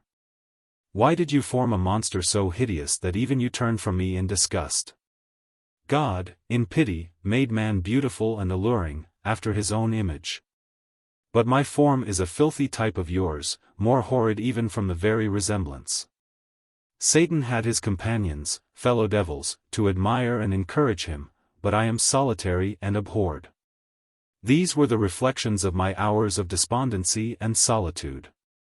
But when I contemplated the virtues of the cottagers, their amiable and benevolent dispositions, I persuaded myself that when they should become acquainted with my admiration of their virtues, they would compassionate me, and overlook my personal deformity. Could they turn from their door one, however monstrous, who solicited their compassion and friendship? I resolved, at least, not to despair, but in every way to fit myself for an interview with them which would decide my fate. I postponed this attempt for some months longer. For the importance attached to its success inspired me with a dread lest I should fail. Besides, I found that my understanding improved so much with every day's experience, that I was unwilling to commence this undertaking until a few more months should have added to my sagacity. Several changes, in the meantime, took place in the cottage. The presence of Safie diffused happiness among its inhabitants, and I also found that a greater degree of plenty reigned there. Felix and Agatha spent more time in amusement and conversation, and were assisted in their labors by servants. They did not appear rich, but they were contented and happy. Their feelings were serene and peaceful, while mine became every day more tumultuous. Increase of knowledge only discovered to me more clearly what a wretched outcast I was. I cherished hope, it is true, but it vanished, when I beheld my person reflected in water, or my shadow in the moonshine, even as that frail image and that inconstant shade. I endeavored to crush these fears, and to fortify myself for the trial which in a few months I resolved to undergo. And sometimes I allowed my thoughts, unchecked by reason, to ramble in the fields of paradise, and dared to fancy amiable and lovely creatures sympathizing with my feelings, and cheering my gloom. Their angelic countenances breathed smiles of consolation. But it was all a dream, no Eve soothed my sorrows, nor shared my thoughts, I was alone. I remembered Adam's supplication to his Creator. But where was mine? He had abandoned me and, in the bitterness of my heart, I cursed him. Autumn passed thus. I saw, with surprise and grief, the leaves decay and fall, and nature again assume the barren and bleak appearance it had worn when I first beheld the woods and the lovely moon. Yet I did not heed the bleakness of the weather, I was better fitted by my conformation for the endurance of cold than heat. But my chief delights were the sight of the flowers, the birds, and all the gay apparel of summer. When those deserted me, I turned with more attention towards the cottagers. Their happiness was not decreased by the absence of summer. They loved, and sympathized with one another. And their joys, depending on each other, were not interrupted by the casualties that took place around them. The more I saw of them, the greater became my desire to claim their protection and kindness. My heart yearned to be known and loved by these amiable creatures. To see their sweet looks directed towards me with affection, was the utmost limit of my ambition. I dared not think that they would turn them from me with disdain and horror. The poor that stopped at their door were never driven away. I asked, it is true, for greater treasures than a little food or rest. I required kindness and sympathy, but I did not believe myself utterly unworthy of it. The winter advanced, and an entire revolution of the seasons had taken place since I awoke into life. My attention, at this time, was solely directed towards my plan of introducing myself into the cottage of my protectors. I revolved many projects. But that on which I finally fixed was, to enter the dwelling when the blind old man should be alone. I had sagacity enough to discover, that the unnatural hideousness of my person was the chief object of horror with those who had formerly beheld me. My voice, although harsh, had nothing terrible in it. I thought, therefore, that if, in the absence of his children, I could gain the goodwill and mediation of the old de Lacy, I might, by his means, be tolerated by my younger protectors.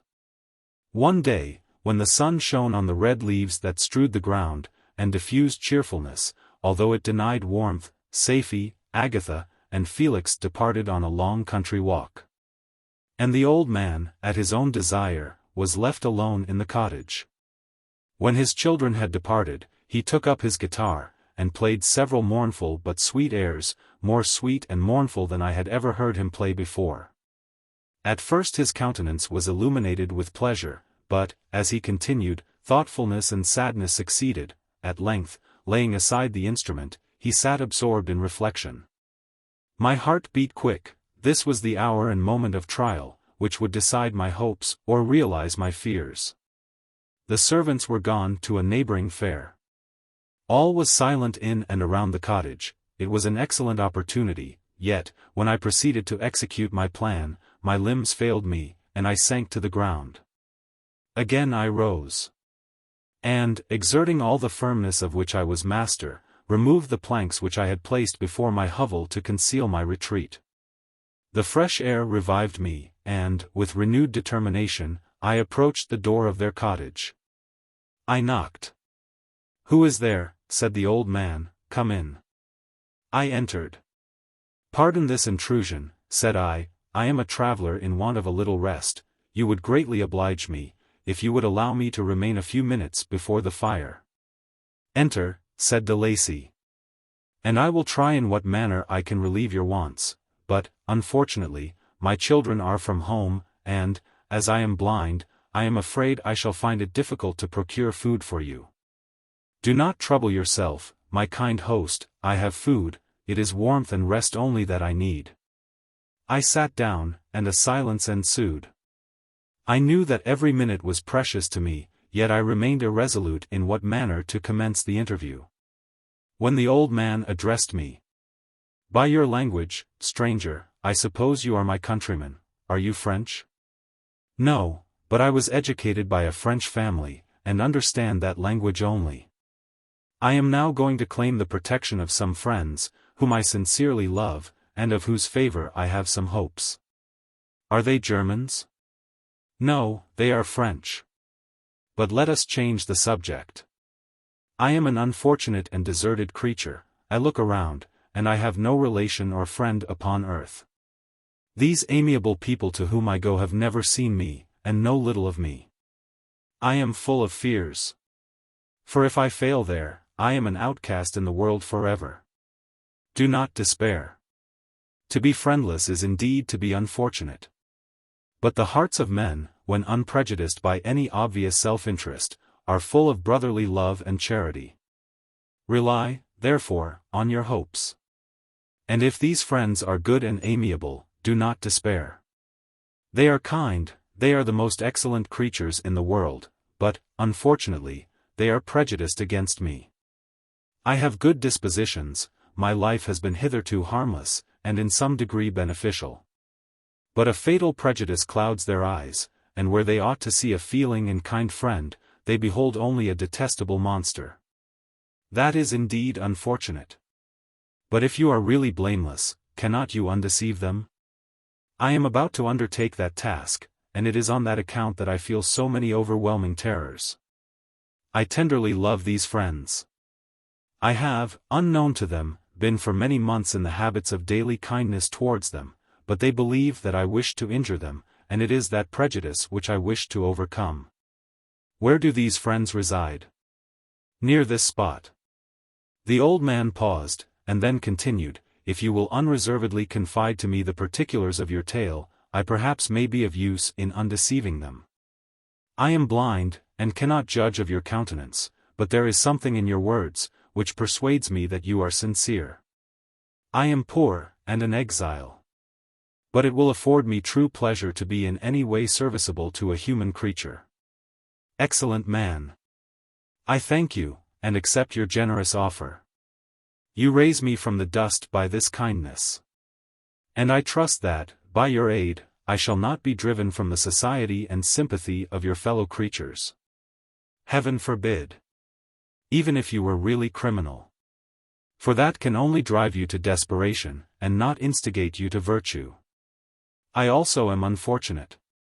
I and my family have been condemned, although innocent. Judge, therefore, if I do not feel for your misfortunes. How can I thank you, my best and only benefactor? From your lips first have I heard the voice of kindness directed towards me, I shall be forever grateful. And your present humanity assures me of success with those friends whom I am on the point of meeting. May I know the names and residence of those friends? I paused.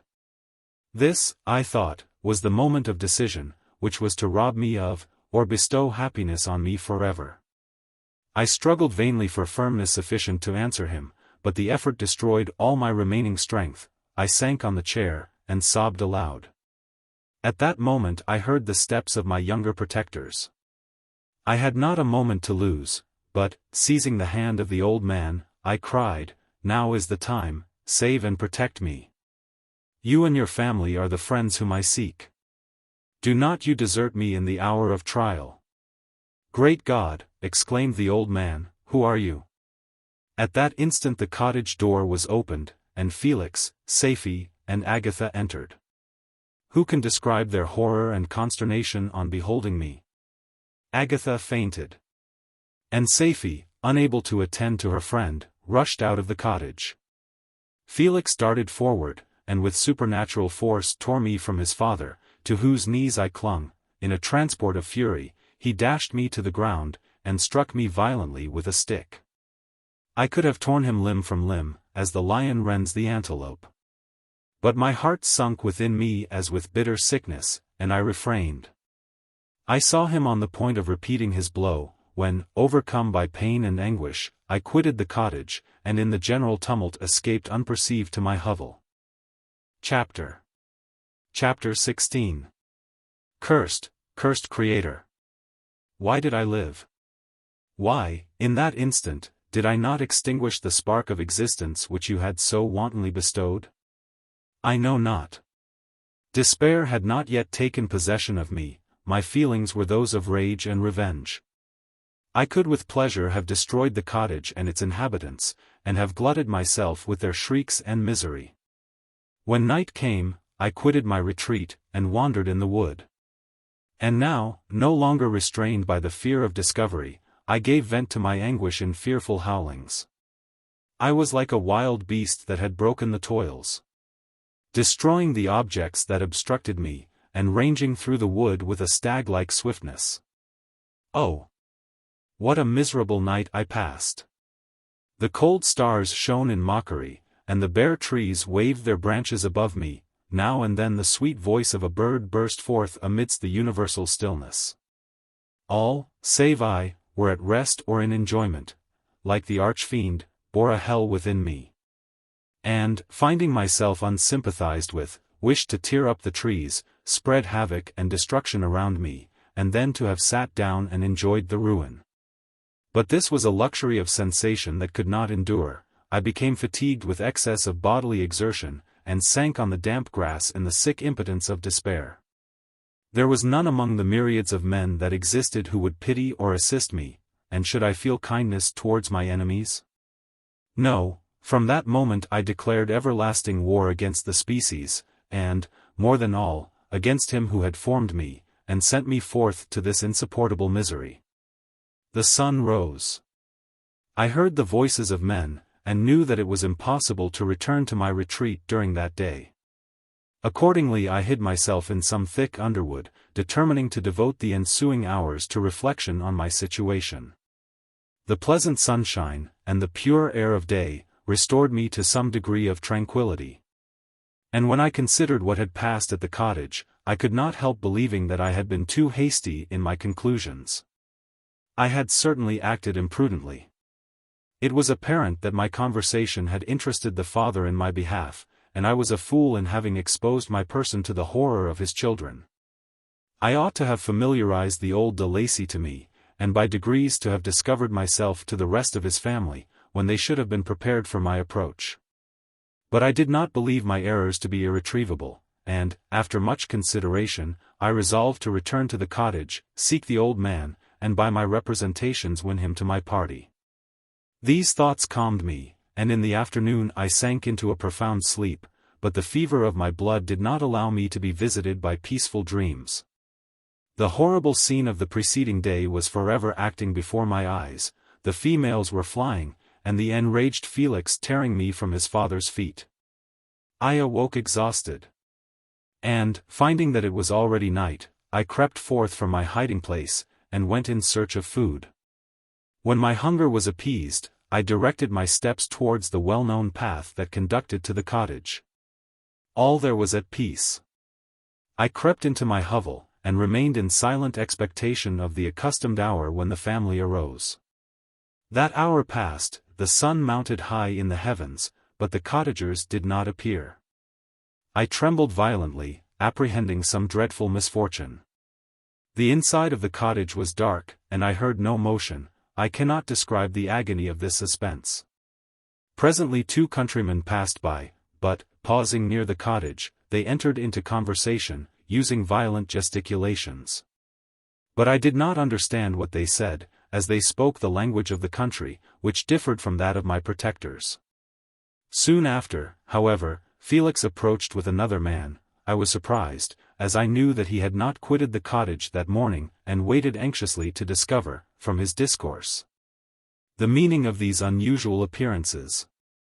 "Do you consider," said his companion to him, "that you will be obliged to pay 3 months' rent, and to lose the produce of your garden?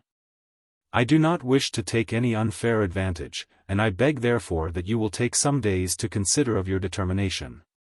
"It is utterly useless," replied Felix. "We can never again inhabit your cottage. The life of my father is in the greatest danger, owing to the dreadful circumstance that I have related. My wife and my sister will never recover their horror. I entreat you not to reason with me any more. Take possession of your tenement, and let me fly from this place." Felix trembled violently as he said this. He and his companion entered the cottage, in which they remained for a few minutes, and then departed. I never saw any of the family of de Lacy more. I continued for the remainder of the day in my hovel in a state of utter and stupid despair. My protectors had departed, and had broken the only link that held me to the world. For the first time the feelings of revenge and hatred filled my bosom, and I did not strive to control them. But, allowing myself to be borne away by the stream, I bent my mind towards injury and death. When I thought of my friends, of the mild voice of de Lacy, the gentle eyes of Agatha, and the exquisite beauty of the Arabian, these thoughts vanished, and a gush of tears somewhat soothed me. But again, when I reflected that they had spurned and deserted me, anger returned, a rage of anger, and, unable to injure anything human, I turned my fury towards inanimate objects. As night advanced, I placed a variety of combustibles around the cottage. And, after having destroyed every vestige of cultivation in the garden, I waited with forced impatience until the moon had sunk to commence my operations. As the night advanced, a fierce wind arose from the woods, and quickly dispersed the clouds that had loitered in the heavens. The blast tore along like a mighty avalanche, and produced a kind of insanity in my spirits, that burst all bounds of reason and reflection. I lighted the dry branch of a tree, and danced with fury around the devoted cottage, my eyes still fixed on the western horizon, the edge of which the moon nearly touched. A part of its orb was at length hid, and I waved my brand, it sunk, and, with a loud scream, I fired the straw, and heath, and bushes, which I had collected. The wind fanned the fire, and the cottage was quickly enveloped by the flames, which clung to it, and licked it with their forked and destroying tongues. As soon as I was convinced that no assistance could save any part of the habitation, I quitted the scene, and sought for refuge in the woods. And now, with the world before me, whither should I bend my steps? I resolved to fly far from the scene of my misfortunes, but to me, hated and despised, every country must be equally horrible. At length the thought of you crossed my mind. I learned from your papers that you were my father, my creator, and to whom could I apply with more fitness than to him who had given me life? Among the lessons that Felix had bestowed upon Safie, geography had not been omitted. I had learned from these the relative situations of the different countries of the earth. You had mentioned Geneva as the name of your native town, and towards this place I resolved to proceed. But how was I to direct myself? I knew that I must travel in a southwesterly direction to reach my destination, but the sun was my only guide. I did not know the names of the towns that I was to pass through, nor could I ask information from a single human being, but I did not despair. From you only could I hope for succor, although towards you I felt no sentiment but that of hatred. Unfeeling, heartless creator! You had endowed me with perceptions and passions, and then cast me abroad an object for the scorn and horror of mankind. But on you only had I any claim for pity and redress, and from you I determined to seek that justice which I vainly attempted to gain from any other being that wore the human form. My travels were long, and the sufferings I endured intense. It was late in autumn when I quitted the district where I had so long resided. I traveled only at night, fearful of encountering the visage of a human being. Nature decayed around me, and the sun became heatless, rain and snow poured around me, mighty rivers were frozen. The surface of the earth was hard and chill, and bare, and I found no shelter. Oh, earth! How often did I imprecate curses on the cause of my being? The mildness of my nature had fled, and all within me was turned to gall and bitterness. The nearer I approached to your habitation, the more deeply did I feel the spirit of revenge enkindled in my heart. Snow fell, and the waters were hardened, but I rested not. A few incidents now and then directed me, and I possessed a map of the country, but I often wandered wide from my path. The agony of my feelings allowed me no respite, no incident occurred from which my rage and misery could not extract its food. But a circumstance that happened when I arrived on the confines of Switzerland, when the sun had recovered its warmth, and the earth again began to look green, confirmed in an especial manner the bitterness and horror of my feelings. I generally rested during the day, and traveled only when I was secured by night from the view of man. One morning, however, finding that my path lay through a deep wood, I ventured to continue my journey after the sun had risen. The day, which was one of the first of spring, cheered even me by the loveliness of its sunshine and the balminess of the air. I felt emotions of gentleness and pleasure, that had long appeared dead, revive within me. Half surprised by the novelty of these sensations, I allowed myself to be borne away by them. And, forgetting my solitude and deformity, dared to be happy. Soft tears again bedewed my cheeks, and I even raised my humid eyes with thankfulness towards the blessed sun which bestowed such joy upon me. I continued to wind among the paths of the wood, until I came to its boundary, which was skirted by a deep and rapid river, into which many of the trees bent their branches, now budding with the fresh spring. Here I paused, not exactly knowing what path to pursue, when I heard the sound of voices, that induced me to conceal myself under the shade of a cypress. I was scarcely hid, when a young girl came running towards the spot where I was concealed, laughing, as if she ran from someone in sport. She continued her course along the precipitous sides of the river, when suddenly her foot slipped, and she fell into the rapid stream. I rushed from my hiding place, and, with extreme labor from the force of the current, saved her, and dragged her to shore. She was senseless. And I endeavored, by every means in my power, to restore animation, when I was suddenly interrupted by the approach of a rustic, who was probably the person from whom she had playfully fled. On seeing me, he darted towards me, and tearing the girl from my arms, hastened towards the deeper parts of the wood. I followed speedily, I hardly knew why. But when the man saw me draw near, he aimed a gun, which he carried, at my body, and fired. I sunk to the ground, and my injurer, with increased swiftness, escaped into the wood. This was then the reward of my benevolence. I had saved a human being from destruction, and, as a recompense, I now writhed under the miserable pain of a wound, which shattered the flesh and bone. The feelings of kindness and gentleness, which I had entertained but a few moments before, gave place to hellish rage and gnashing of teeth. Inflamed by pain, I vowed eternal hatred and vengeance to all mankind. But the agony of my wound overcame me, my pulses paused, and I fainted. For some weeks I led a miserable life in the woods, endeavoring to cure the wound which I had received. The ball had entered my shoulder, and I knew not whether it had remained there or passed through. At any rate I had no means of extracting it. My sufferings were augmented also by the oppressive sense of the injustice and ingratitude of their infliction. My daily vows rose for revenge, a deep and deadly revenge, such as would alone compensate for the outrages and anguish I had endured. After some weeks my wound healed, and I continued my journey. The labors I endured were no longer to be alleviated by the bright sun or gentle breezes of spring. All joy was but a mockery, which insulted my desolate state, and made me feel more painfully that I was not made for the enjoyment of pleasure. But my toils now drew near a close. And, in 2 months from this time, I reached the environs of Geneva. It was evening when I arrived, and I retired to a hiding place among the fields that surround it, to meditate in what manner I should apply to you. I was oppressed by fatigue and hunger, and far too unhappy to enjoy the gentle breezes of evening, or the prospect of the sun setting behind the stupendous mountains of Jura. At this time a slight sleep relieved me from the pain of reflection, which was disturbed by the approach of a beautiful child, who came running into the recess I had chosen, with all the sportiveness of infancy.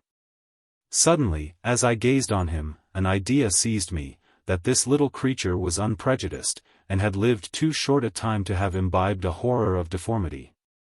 If, therefore, I could seize him, and educate him as my companion and friend, I should not be so desolate in this peopled earth.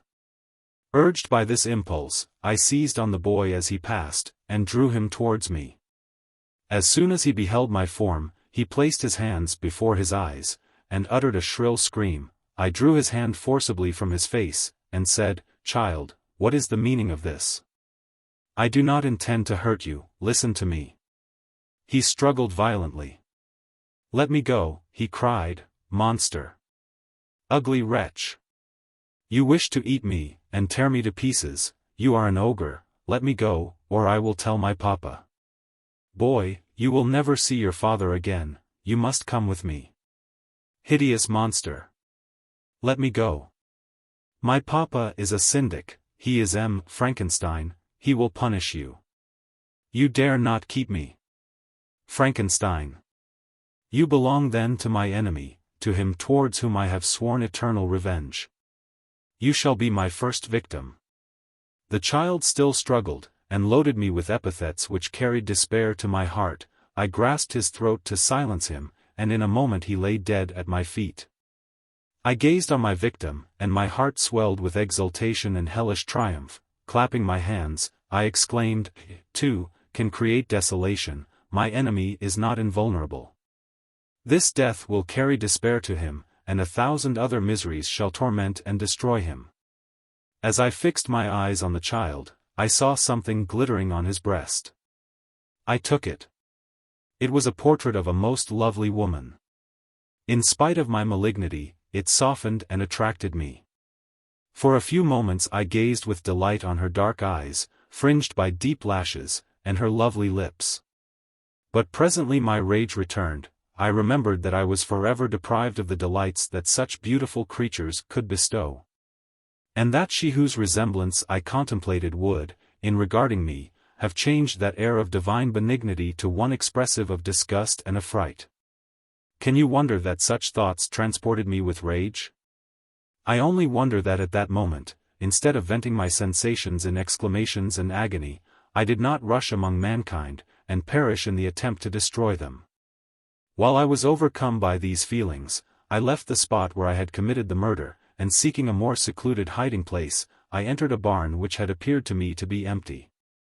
A woman was sleeping on some straw. She was young, not indeed so beautiful as her whose portrait I held, but of an agreeable aspect, and blooming in the loveliness of youth and health. Here, I thought, is one of those whose joy-imparting smiles are bestowed on all but me. And then I bent over her, and whispered, "Awake, fairest, thy lover is near, he who would give his life but to obtain one look of affection from thine eyes, my beloved, awake." The sleeper stirred. A thrill of terror ran through me. Should she indeed awake, and see me, and curse me, and denounce the murderer? Thus would she assuredly act, if her darkened eyes opened, and she beheld me.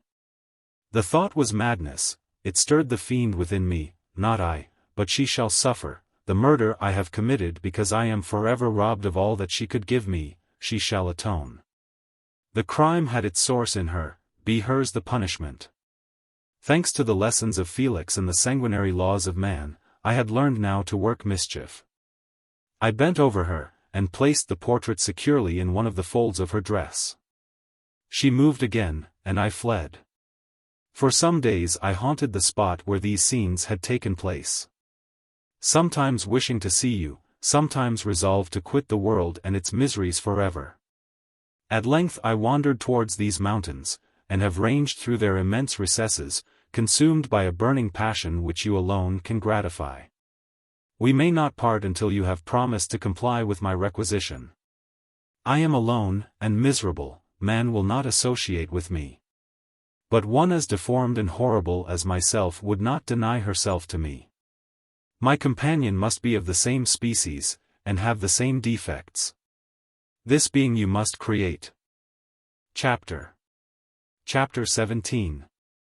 The being finished speaking, and fixed his looks upon me in expectation of a reply.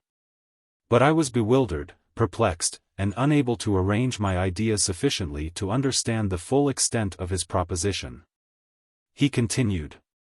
You must create a female for me, with whom I can live in the interchange of those sympathies necessary for my being. This you alone can do. And I demand it of you as a right which you must not refuse to concede. The latter part of his tale had kindled anew in me the anger that had died away while he narrated his peaceful life among the cottagers, and, as he said this, I could no longer suppress the rage that burned within me. I do refuse it, I replied, and no torture shall ever extort a consent from me. You may render me the most miserable of men, but you shall never make me base in my own eyes. Shall I create another like yourself, whose joint wickedness might desolate the world? Begone. I have answered you, you may torture me, but I will never consent." "You are in the wrong," replied the fiend, "and, instead of threatening, I am content to reason with you. I am malicious because I am miserable. Am I not shunned and hated by all mankind? You, my creator, would tear me to pieces, and triumph, remember that, and tell me why I should pity man more than he pities me? You would not call it murder, if you could precipitate me into one of those ice rifts, and destroy my frame, the work of your own hands. Shall I respect man, when he contemns me? Let him live with me in the interchange of kindness, and, instead of injury, I would bestow every benefit upon him with tears of gratitude at his acceptance. But that cannot be. The human senses are insurmountable barriers to our union. Yet mine shall not be the submission of abject slavery. I will revenge my injuries. If I cannot inspire love, I will cause fear. And chiefly towards you, my archenemy, because my creator, do I swear inextinguishable hatred. Have a care, I will work at your destruction, nor finish until I desolate your heart, so that you shall curse the hour of your birth." A fiendish rage animated him as he said this. His face was wrinkled into contortions too horrible for human eyes to behold, but presently he calmed himself and proceeded. "I intended to reason. This passion is detrimental to me. For you do not reflect that you are the cause of its excess. If any being felt emotions of benevolence towards me, I should return them 100 fold. For that one creature's sake, I would make peace with the whole kind. But I now indulge in dreams of bliss that cannot be realized. What I ask of you is reasonable and moderate. I demand a creature of another sex, but as hideous as myself. The gratification is small, but it is all that I can receive, and it shall content me. It is true, we shall be monsters, cut off from all the world, but on that account we shall be more attached to one another. Our lives will not be happy, but they will be harmless, and free from the misery I now feel. Oh, my Creator, make me happy, let me feel gratitude towards you for one benefit. Let me see that I excite the sympathy of some existing thing, do not deny me my request." I was moved. I shuddered when I thought of the possible consequences of my consent. But I felt that there was some justice in his argument. His tale, and the feelings he now expressed, proved him to be a creature of fine sensations.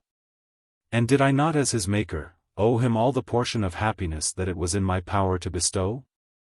He saw my change of feeling, and continued.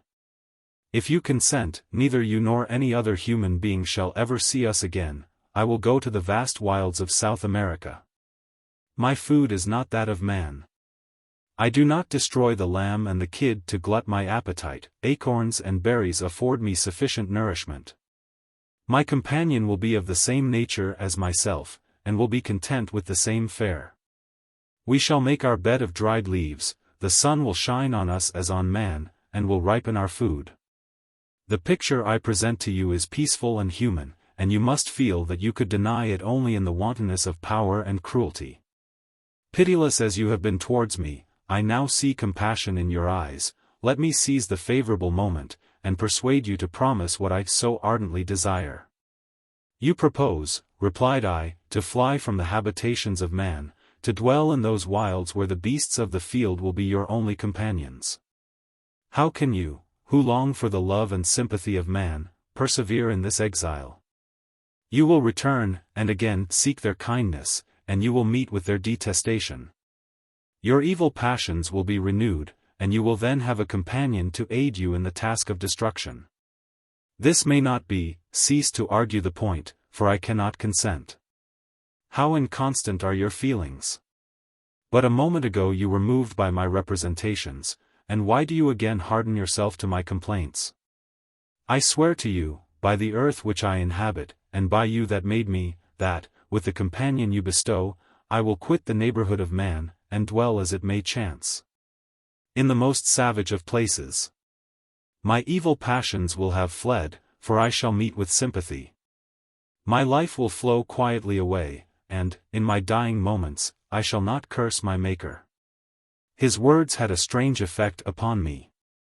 I compassionated him, and sometimes felt a wish to console him.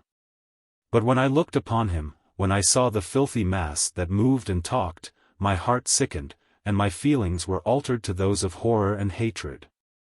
I tried to stifle these sensations. I thought, that as I could not sympathize with him, I had no right to withhold from him the small portion of happiness which was yet in my power to bestow. "You swear," I said, "to be harmless. But have you not already shown a degree of malice that should reasonably make me distrust you? May not even this be a feint that will increase your triumph by affording a wider scope for your revenge? How is this? I must not be trifled with, and I demand an answer. If I have no ties and no affections, hatred and vice must be my portion. The love of another will destroy the cause of my crimes, and I shall become a thing, of whose existence everyone will be ignorant. My vices are the children of a forced solitude that I abhor. And my virtues will necessarily arise when I live in communion with an equal. I shall feel the affections of a sensitive being, and become linked to the chain of existence and events, from which I am now excluded." I paused some time to reflect on all he had related, and the various arguments which he had employed. I thought of the promise of virtues which he had displayed on the opening of his existence, and the subsequent blight of all kindly feeling by the loathing and scorn which his protectors had manifested towards him. His power and threats were not omitted in my calculations. A creature who could exist in the ice caves of the glaciers, and hide himself from pursuit among the ridges of inaccessible precipices, was a being possessing faculties it would be vain to cope with. After a long pause of reflection, I concluded that the justice due both to him and my fellow creatures demanded of me that I should comply with his request. Turning to him, therefore, I said, "I consent to your demand, on your solemn oath to quit Europe forever, and every other place in the neighborhood of man. As soon as I shall deliver into your hands a female who will accompany you in your exile." "I swear," he cried, "by the sun, and by the blue sky of heaven, and by the fire of love that burns my heart, that if you grant my prayer, while they exist you shall never behold me again. Depart to your home, and commence your labors. I shall watch their progress with unutterable anxiety, and fear not but that when you are ready I shall appear." Saying this, he suddenly quitted me, fearful, perhaps, of any change in my sentiments. I saw him descend the mountain with greater speed than the flight of an eagle, and quickly lost among the undulations of the sea of ice. His tale had occupied the whole day, and the sun was upon the verge of the horizon when he departed. I knew that I ought to hasten my descent towards the valley, as I should soon be encompassed in darkness. But my heart was heavy, and my steps slow. The labor of winding among the little paths of the mountains, and fixing my feet firmly as I advanced, perplexed me, occupied as I was by the emotions which the occurrences of the day had produced. Night was far advanced, when I came to the halfway resting place, and seated myself beside the fountain. The stars shone at intervals, as the clouds passed from over them. The dark pines rose before me, and every here and there a broken tree lay on the ground. It was a scene of wonderful solemnity, and stirred strange thoughts within me. I wept bitterly. And clasping my hands in agony, I exclaimed, "Oh! Stars and clouds, and winds, ye are all about to mock me. If ye really pity me, crush sensation and memory, let me become as naught. But if not, depart, depart, and leave me in darkness." These were wild and miserable thoughts. But I cannot describe to you how the eternal twinkling of the stars weighed upon me, and how I listened to every blast of wind, as if it were a dull ugly siroc on its way to consume me. Morning dawned before I arrived at the village of Chamonix. I took no rest, but returned immediately to Geneva. Even in my own heart I could give no expression to my sensations. They weighed on me with a mountain's weight, and their excess destroyed my agony beneath them. Thus I returned home, and entering the house, presented myself to the family. My haggard and wild appearance awoke intense alarm, but I answered no question, scarcely did I speak. I felt as if I were placed under a ban, as if I had no right to claim their sympathies, as if never more might I enjoy companionship with them. Yet even thus I loved them to adoration. And to save them, I resolved to dedicate myself to my most abhorred task. The prospect of such an occupation made every other circumstance of existence pass before me like a dream. And that thought only had to me the reality of life. Chapter XVIII. Day after day, week after week, passed away on my return to Geneva, and I could not collect the courage to recommence my work. I feared the vengeance of the disappointed fiend, yet I was unable to overcome my repugnance to the task which was enjoined me. I found that I could not compose a female without again devoting several months to profound study and laborious disquisition. I had heard of some discoveries having been made by an English philosopher, the knowledge of which was material to my success. And I sometimes thought of obtaining my father's consent to visit England for this purpose. But I clung to every pretense of delay, and shrunk from taking the first step in an undertaking whose immediate necessity began to appear less absolute to me. A change indeed had taken place in me, my health, which had hitherto declined, was now much restored, and my spirits, when unchecked by the memory of my unhappy promise, rose proportionably. My father saw this change with pleasure, and he turned his thoughts towards the best method of eradicating the remains of my melancholy, which every now and then would return by fits. And with a devouring blackness overcast the approaching sunshine. At these moments I took refuge in the most perfect solitude. I passed whole days on the lake alone in a little boat, watching the clouds, and listening to the rippling of the waves, silent and listless. But the fresh air and bright sun seldom failed to restore me to some degree of composure, and, on my return, I met the salutations of my friends with a readier smile and a more cheerful heart. It was after my return from one of these rambles, that my father, calling me aside, thus addressed me. "I am happy to remark, my dear son, that you have resumed your former pleasures, and seem to be returning to yourself. And yet you are still unhappy, and still avoid our society." For some time I was lost in conjecture as to the cause of this. But yesterday an idea struck me, and if it is well founded, I conjure you to avow it. Reserve on such a point would be not only useless, but draw down treble misery on us all. I trembled violently at his exordium, and my father continued. "I confess, my son, that I have always looked forward to your marriage with our dear Elizabeth as the tie of our domestic comfort, and the stay of my declining years. You were attached to each other from your earliest infancy, you studied together, and appeared, in dispositions and tastes, entirely suited to one another. But so blind is the experience of man, that what I conceived to be the best assistance to my plan, may have entirely destroyed it. You, perhaps, regard her as your sister, without any wish that she might become your wife. Nay, you may have met with another whom you may love. And, considering yourself as bound in honor to Elizabeth, this struggle may occasion the poignant misery which you appear to feel. My dear father, reassure yourself. I love my cousin tenderly and sincerely.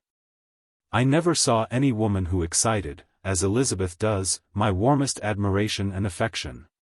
My future hopes and prospects are entirely bound up in the expectation of our union.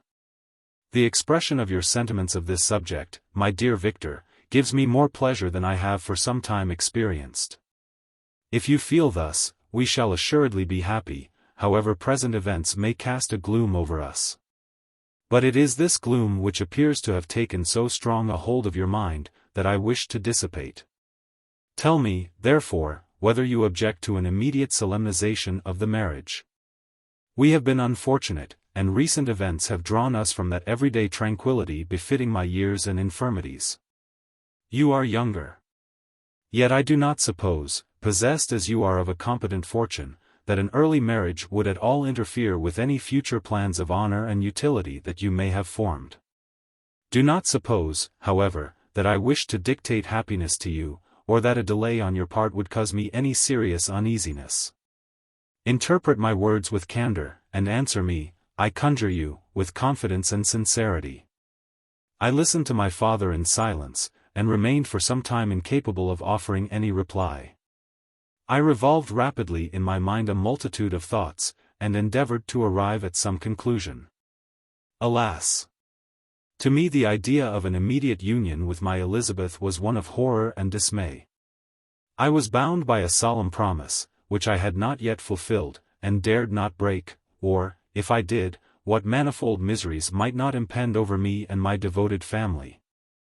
Could I enter into a festival with this deadly weight yet hanging round my neck, and bowing me to the ground? I must perform my engagement, and let the monster depart with his mate, before I allowed myself to enjoy the delight of an union from which I expected peace. I remembered also the necessity imposed upon me of either journeying to England, or entering into a long correspondence with those philosophers of that country, whose knowledge and discoveries were of indispensable use to me in my present undertaking. The latter method of obtaining the desired intelligence was dilatory and unsatisfactory. Besides, I had an insurmountable aversion to the idea of engaging myself in my loathsome task in my father's house, while in habits of familiar intercourse with those I loved. I knew that 1,000 fearful accidents might occur, the slightest of which would disclose a tale to thrill all connected with me with horror. I was aware also that I should often lose all self-command, all capacity of hiding the harrowing sensations that would possess me during the progress of my unearthly occupation. I must absent myself from all I loved while thus employed. Once commenced, it would quickly be achieved, and I might be restored to my family in peace and happiness. My promise fulfilled, the monster would depart forever. Or, so my fond fancy imaged, some accident might meanwhile occur to destroy him, and put an end to my slavery forever. These feelings dictated my answer to my father. I expressed a wish to visit England. But, concealing the true reasons of this request, I clothed my desires under a guise which excited no suspicion, while I urged my desire with an earnestness that easily induced my father to comply.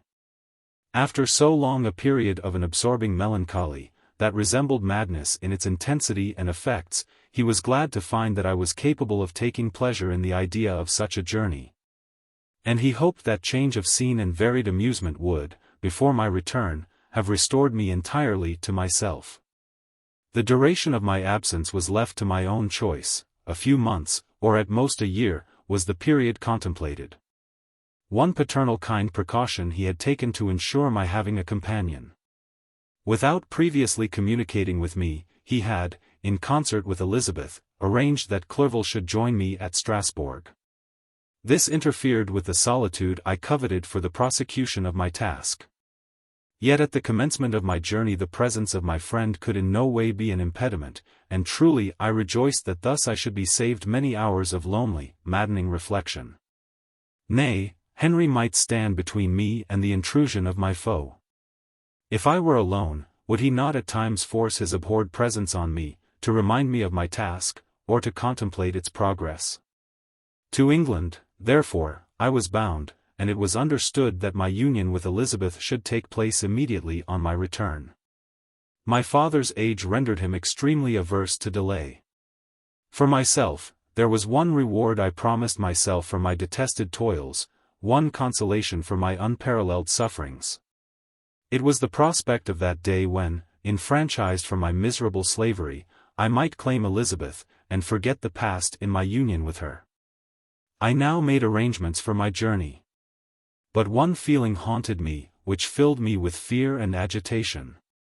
During my absence I should leave my friends unconscious of the existence of their enemy, and unprotected from his attacks, exasperated as he might be by my departure. But he had promised to follow me wherever I might go, and would he not accompany me to England? This imagination was dreadful in itself, but soothing, inasmuch as it supposed the safety of my friends. I was agonized with the idea of the possibility that the reverse of this might happen. But through the whole period during which I was the slave of my creature, I allowed myself to be governed by the impulses of the moment. And my present sensations strongly intimated that the fiend would follow me, and exempt my family from the danger of his machinations. It was in the latter end of September that I again quitted my native country. My journey had been my own suggestion, and Elizabeth, therefore, acquiesced, but she was filled with disquiet at the idea of my suffering, away from her, the inroads of misery and grief. It had been her care which provided me a companion in Clerval, and yet a man is blind to 1,000-minute circumstances, which call forth a woman's sedulous attention. She longed to bid me hasten my return, 1,000 conflicting emotions rendered her mute, as she bade me a tearful silent farewell. I threw myself into the carriage that was to convey me away, hardly knowing whither I was going, and careless of what was passing around. I remembered only, and it was with a bitter anguish that I reflected on it, to order that my chemical instruments should be packed to go with me. Filled with dreary imaginations, I passed through many beautiful and majestic scenes, but my eyes were fixed and unobserving. I could only think of the bourne of my travels, and the work which was to occupy me whilst they endured. After some days spent in listless indolence, during which I traversed many leagues, I arrived at Strasbourg, where I waited 2 days for Clerval. He came. Alas, how great was the contrast between us! He was alive to every new scene, joyful when he saw the beauties of the setting sun, and more happy when he beheld it rise, and recommence a new day. He pointed out to me the shifting colors of the landscape, and the appearances of the sky. "This is what it is to live," he cried, "now I enjoy existence. But you, my dear Frankenstein, wherefore are you desponding and sorrowful?" In truth, I was occupied by gloomy thoughts, and neither saw the descent of the evening star, nor the golden sunrise reflected in the Rhine. And you, my friend, would be far more amused with the journal of Clerval, who observed the scenery with an eye of feeling and delight, than in listening to my reflections. I, a miserable wretch, haunted by a curse that shut up every avenue to enjoyment. We had agreed to descend the Rhine in a boat from Strasbourg to Rotterdam, whence we might take shipping for London. During this voyage, we passed many willowy islands, and saw several beautiful towns. We stayed a day at Mannheim, and, on the 5th from our departure from Strasbourg, arrived at Mayence. The course of the Rhine below Mayence becomes much more picturesque. The river descends rapidly, and winds between hills, not high, but steep, and of beautiful forms. We saw many ruined castles standing on the edges of precipices, surrounded by black woods, high and inaccessible. This part of the Rhine, indeed, presents a singularly variegated landscape. In one spot you view rugged hills, ruined castles overlooking tremendous precipices, with the dark Rhine rushing beneath. And, on the sudden turn of a promontory, flourishing vineyards, with green sloping banks, and a meandering river, and populous towns occupy the scene. We traveled at the time of the vintage, and heard the song of the laborers, as we glided down the stream. Even I, depressed in mind, and my spirits continually agitated by gloomy feelings, even I was pleased. I lay at the bottom of the boat, and, as I gazed on the cloudless blue sky, I seemed to drink in a tranquility to which I had long been a stranger. And if these were my sensations, who can describe those of Henry? He felt as if he had been transported to fairyland, and enjoyed a happiness seldom tasted by man. "I have seen," he said, "the most beautiful scenes of my own country. I have visited the lakes of Lucerne and Uri, where the snowy mountains descend almost perpendicularly to the water, casting black and impenetrable shades, which would cause a gloomy and mournful appearance, were it not for the most verdant islands that relieve the eye by their gay appearance. I have seen this lake agitated by a tempest, when the wind tore up whirlwinds of water, and gave you an idea of what the waterspout must be on the great ocean. And the waves dash with fury the base of the mountain, where the priest and his mistress were overwhelmed by an avalanche, and where their dying voices are still said to be heard amid the pauses of the nightly wind. I have seen the mountains of La Vallée, and the Pays de Vaud, but this country, Victor, pleases me more than all those wonders. The mountains of Switzerland are more majestic and strange. But there is a charm in the banks of this divine river, that I never before saw equaled. Look at that castle which overhangs yon precipice. And that also on the island, almost concealed amongst the foliage of those lovely trees, and now that group of laborers coming from among their vines. And that village half hid in the recess of the mountain. Oh, surely, the spirit that inhabits and guards this place has a soul more in harmony with man, than those who pile the glacier, or retire to the inaccessible peaks of the mountains of our own country. Clerval. Beloved friend. Even now it delights me to record your words, and to dwell on the praise of which you are so eminently deserving. He was a being formed in the very poetry of nature. His wild and enthusiastic imagination was chastened by the sensibility of his heart. His soul overflowed with ardent affections, and his friendship was of that devoted and wondrous nature that the worldly-minded teach us to look for only in the imagination. But even human sympathies were not sufficient to satisfy his eager mind. The scenery of external nature, which others regard only with admiration, he loved with ardor. The sounding cataract haunted him like a passion, the tall rock, the mountain, and the deep and gloomy wood. Their colors and their forms were then to him an appetite, a feeling, and a love that had no need of a remoter charm, by thought supplied, or any interest unborrowed from the XIII. And where does he now exist? Is this gentle and lovely being lost forever? Has this mind, so replete with ideas, imaginations fanciful and magnificent, which formed a world, whose existence depended on the life of its creator, has this mind perished? Does it now only exist in my memory? No, it is not thus. Your form so divinely wrought and beaming with beauty, has decayed, but your spirit still visits and consoles your unhappy friend. Pardon this gush of sorrow. These ineffectual words are but a slight tribute to the unexampled worth of Henry, but they soothe my heart, overflowing with the anguish which his remembrance creates. I will proceed with my tale. Beyond Cologne we descended to the plains of Holland, and we resolved to post the remainder of our way, for the wind was contrary, and the stream of the river was too gentle to aid us. Our journey here lost the interest arising from beautiful scenery, but we arrived in a few days at Rotterdam, whence we proceeded by sea to England. It was on a clear morning, in the latter days of December, that I first saw the white cliffs of Britain. The banks of the Thames presented a new scene. They were flat, but fertile, and almost every town was marked by the remembrance of some story. We saw Tilbury Fort, and remembered the Spanish Armada. Gravesend, Woolwich, and Greenwich, places which I had heard of even in my country. At length we saw the numerous steeples of London, St.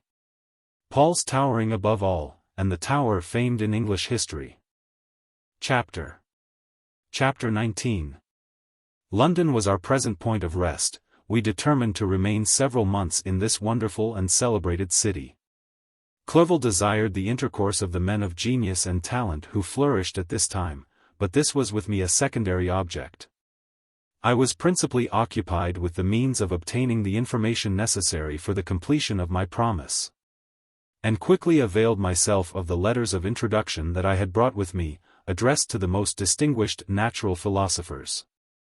If this journey had taken place during my days of study and happiness, it would have afforded me inexpressible pleasure. But a blight had come over my existence, and I only visited these people for the sake of the information they might give me on the subject in which my interest was so terribly profound. Company was irksome to me. When alone, I could fill my mind with the sights of heaven and earth. The voice of Henry soothed me, and I could thus cheat myself into a transitory peace. But busy, uninteresting, joyous faces brought back despair to my heart. I saw an insurmountable barrier placed between me and my fellow men. This barrier was sealed with the blood of William and Justine, and to reflect on the events connected with those names filled my soul with anguish. But in Clerval I saw the image of my former self. He was inquisitive, and anxious to gain experience and instruction. The difference of manners which he observed was to him an inexhaustible source of instruction and amusement. He was also pursuing an object he had long had in view. His design was to visit India, in the belief that he had in his knowledge of its various languages, and in the views he had taken of its society, the means of materially assisting the progress of European colonization and trade. In Britain only could he further the execution of his plan. He was forever busy, and the only check to his enjoyments was my sorrowful and dejected mind.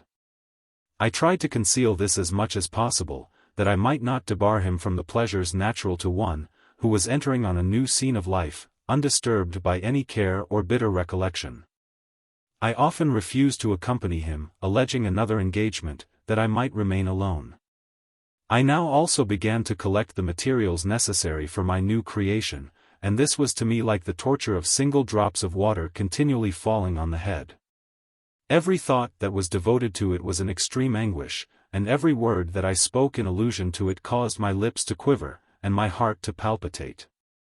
After passing some months in London, we received a letter from a person in Scotland, who had formerly been our visitor at Geneva.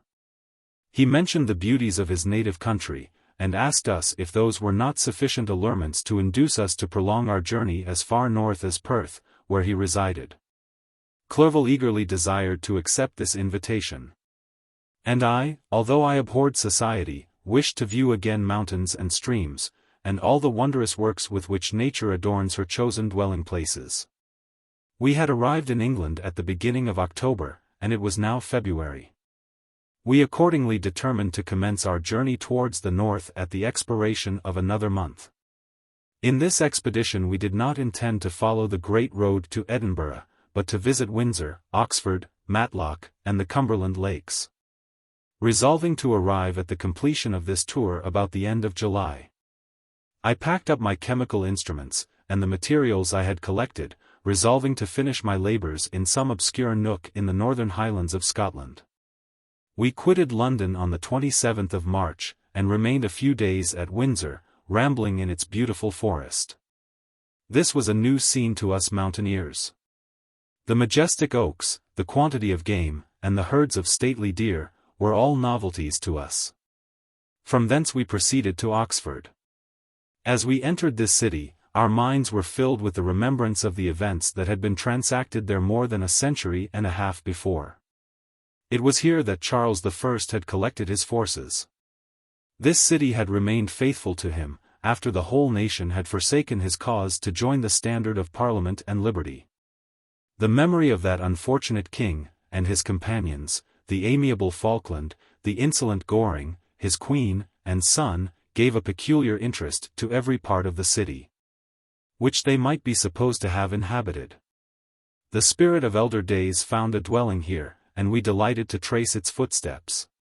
If these feelings had not found an imaginary gratification, the appearance of the city had yet in itself sufficient beauty to obtain our admiration.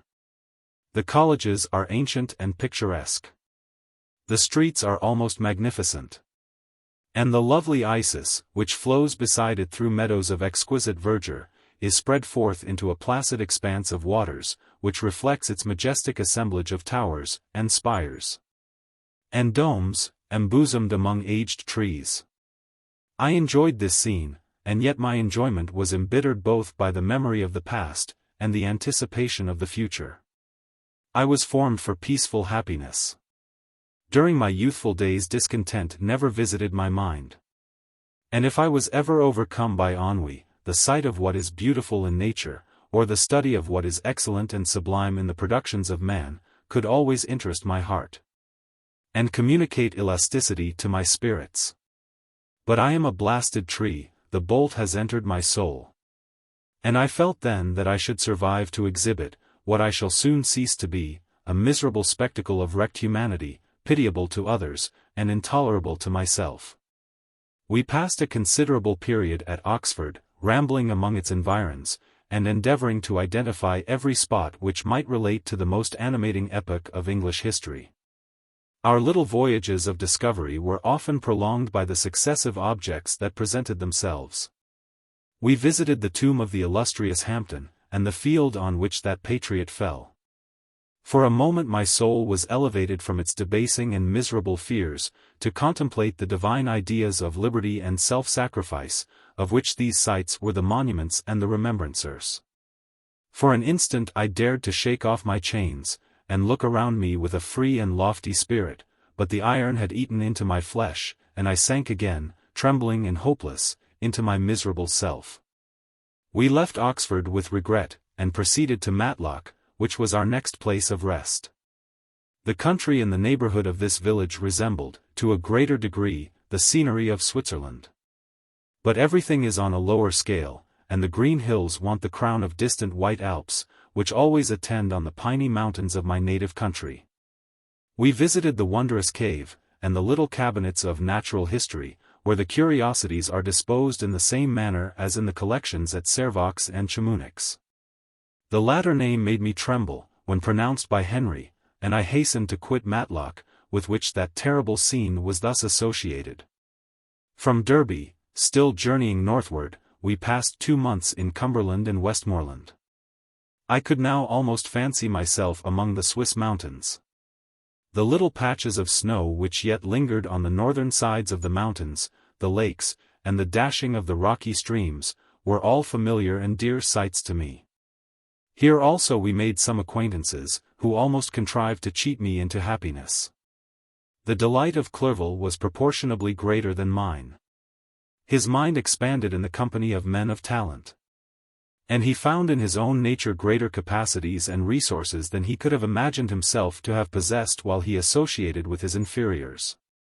I could pass my life here, said he to me, and among these mountains I should scarcely regret Switzerland and the Rhine.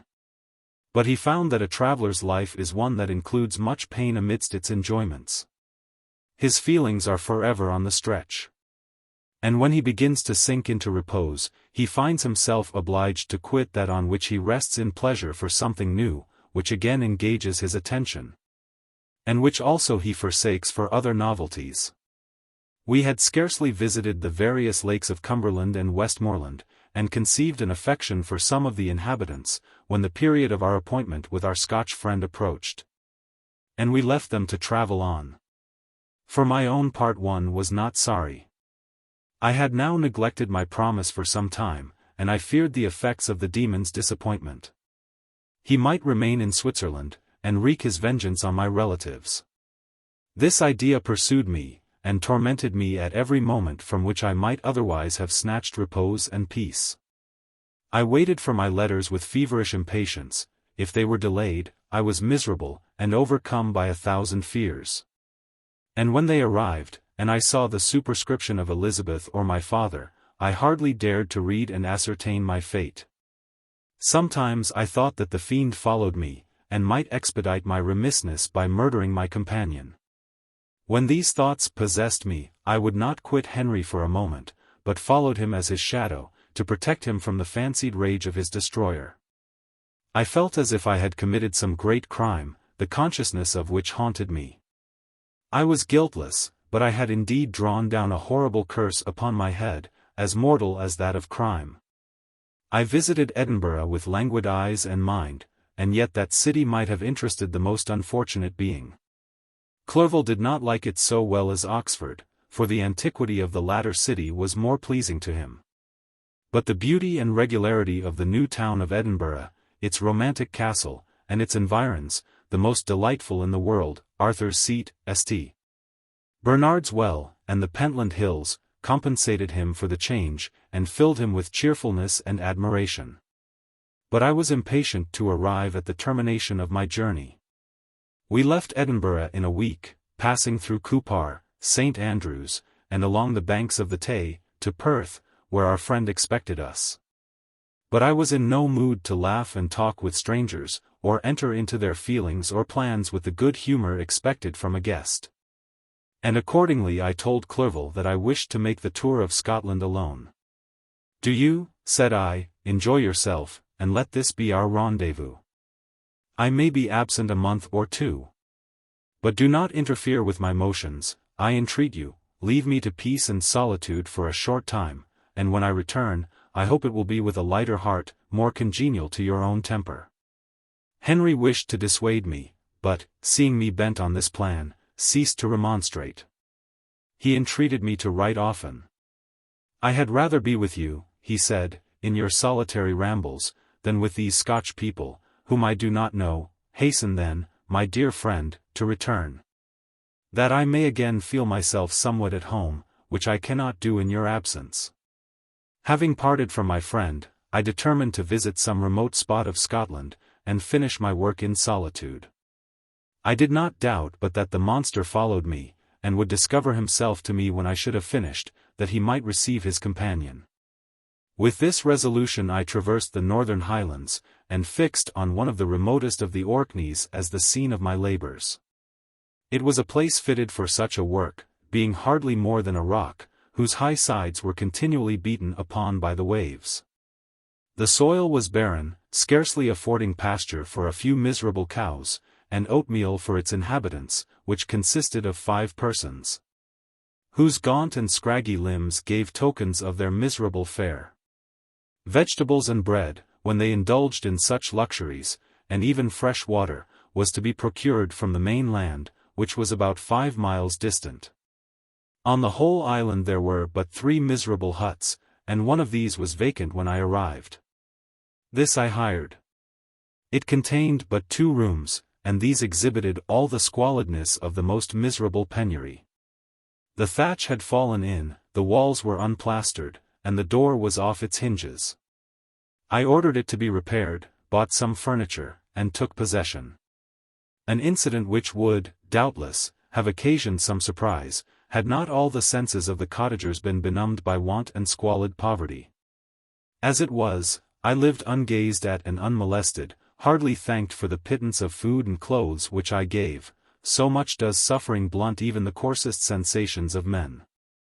In this retreat I devoted the morning to labor, but in the evening, when the weather permitted, I walked on the stony beach of the sea, to listen to the waves as they roared and dashed at my feet.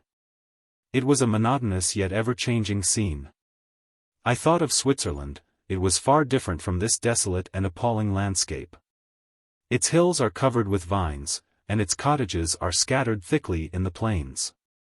Its fair lakes reflect a blue and gentle sky. And, when troubled by the winds, their tumult is but as the play of a lively infant, when compared to the roarings of the giant ocean.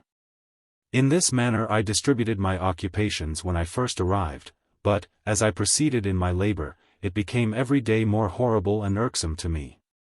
Sometimes I could not prevail on myself to enter my laboratory for several days, and at other times I toiled day and night in order to complete my work. It was, indeed, a filthy process in which I was engaged. During my first experiment, a kind of enthusiastic frenzy had blinded me to the horror of my employment. My mind was intently fixed on the consummation of my labor, and my eyes were shut to the horror of my proceedings. But now I went to it in cold blood, and my heart often sickened at the work of my hands. Thus situated, employed in the most detestable occupation, immersed in a solitude where nothing could for an instant call my attention from the actual scene in which I was engaged, my spirits became unequal. I grew restless and nervous. Every moment I feared to meet my persecutor. Sometimes I sat with my eyes fixed on the ground, fearing to raise them, lest they should encounter the object which I so much dreaded to behold. I feared to wander from the sight of my fellow creatures, lest when alone he should come to claim his companion. In the meantime I worked on, and my labor was already considerably advanced. I looked towards its completion with a tremulous and eager hope, which I dared not trust myself to question, but which was intermixed with obscure forebodings of evil. That made my heart sicken in my bosom. Chapter 20. I sat one evening in my laboratory. The sun had set, and the moon was just rising from the sea. I had not sufficient light for my employment, and I remained idle, in a pause of consideration of whether I should leave my labor for the night, or hasten its conclusion by an unremitting attention to it. As I sat, a train of reflection occurred to me, which led me to consider the effects of what I was now doing.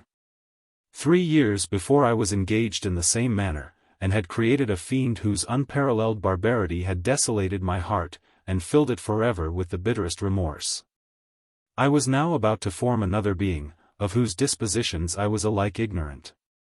She might become 10,000 times more malignant than her mate, and delight, for its own sake, in murder and wretchedness. He had sworn to quit the neighborhood of man, and hide himself in deserts, but she had not. And she, who in all probability was to become a thinking and reasoning animal, might refuse to comply with a compact made before her creation. They might even hate each other. The creature who already lived loathed his own deformity, and might he not conceive a greater abhorrence for it when it came before his eyes in the female form? She also might turn with disgust from him to the superior beauty of man, she might quit him, and he be again alone, exasperated by the fresh provocation of being deserted by one of his own species. Even if they were to leave Europe, and inhabit the deserts of the New World, yet one of the first results of those sympathies for which the demon thirsted would be children. And a race of devils would be propagated upon the earth, who might make the very existence of the species of man a condition precarious and full of terror. Had I right, for my own benefit, to inflict this curse upon everlasting generations? I had before been moved by the sophisms of the being I had created. I had been struck senseless by his fiendish threats, but now, for the first time, the wickedness of my promise burst upon me. I shuddered to think that future ages might curse me as their pest, whose selfishness had not hesitated to buy its own peace at the price, perhaps, of the existence of the whole human race. I trembled, and my heart failed within me, when, on looking up, I saw, by the light of the moon, the demon at the casement. A ghastly grin wrinkled his lips as he gazed on me, where I sat fulfilling the task which he had allotted to me. Yes, he had followed me in my travels. He had loitered in forests, hid himself in caves, or taken refuge in wide and desert heaths, and he now came to mark my progress, and claim the fulfillment of my promise. As I looked on him, his countenance expressed the utmost extent of malice and treachery. I thought with a sensation of madness on my promise of creating another like to him, and trembling with passion, tore to pieces the thing on which I was engaged. The wretch saw me destroy the creature on whose future existence he depended for happiness, and, with a howl of devilish despair and revenge, withdrew. I left the room, and, locking the door, made a solemn vow in my own heart never to resume my labors, and then, with trembling steps, I sought my own apartment. I was alone. None were near me to dissipate the gloom, and relieve me from the sickening oppression of the most terrible reveries. Several hours passed, and I remained near my window gazing on the sea. It was almost motionless, for the winds were hushed, and all nature reposed under the eye of the quiet moon. A few fishing vessels alone specked the water, and now and then the gentle breeze wafted the sound of voices, as the fishermen called to one another. I felt the silence, although I was hardly conscious of its extreme profundity, until my ear was suddenly arrested by the paddling of oars near the shore, and a person landed close to my house. In a few minutes after, I heard the creaking of my door, as if someone endeavored to open it softly. I trembled from head to foot. I felt a presentiment of who it was, and wished to rouse one of the peasants who dwelt in a cottage not far from mine. But I was overcome by the sensation of helplessness, so often felt in frightful dreams, when you in vain endeavor to fly from an impending danger, and was rooted to the spot. Presently I heard the sound of footsteps along the passage, the door opened, and the wretch whom I dreaded appeared. Shutting the door, he approached me, and said, in a smothered voice, "You have destroyed the work which you began, what is it that you intend? Do you dare to break your promise? I have endured toil and misery, I left Switzerland with you, I crept along the shores of the Rhine, among its willow islands, and over the summits of its hills. I have dwelt many months in the heaths of England, and among the deserts of Scotland. I have endured incalculable fatigue, and cold, and hunger, do you dare destroy my hopes? Begone! I do break my promise, never will I create another like yourself, equal in deformity and wickedness. Slave, I before reasoned with you, but you have proved yourself unworthy of my condescension. Remember that I have power, you believe yourself miserable, but I can make you so wretched that the light of day will be hateful to you.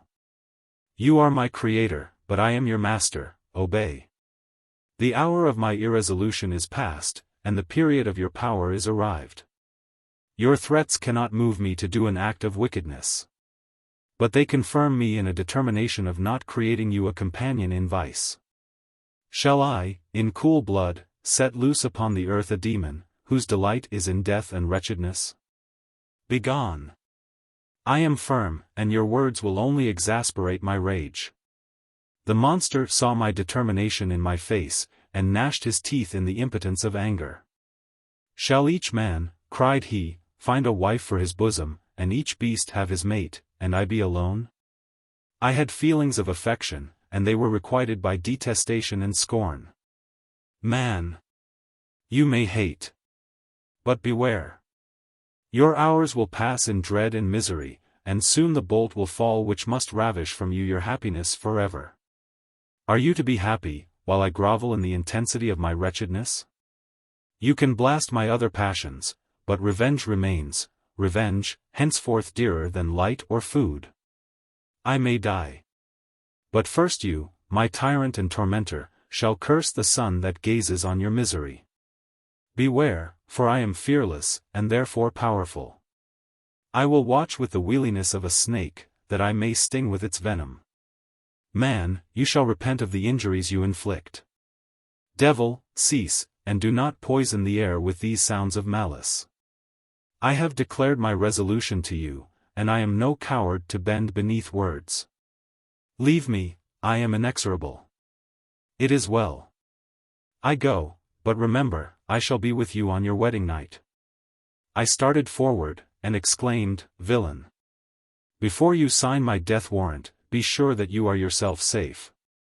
I would have seized him. But he eluded me, and quitted the house with precipitation.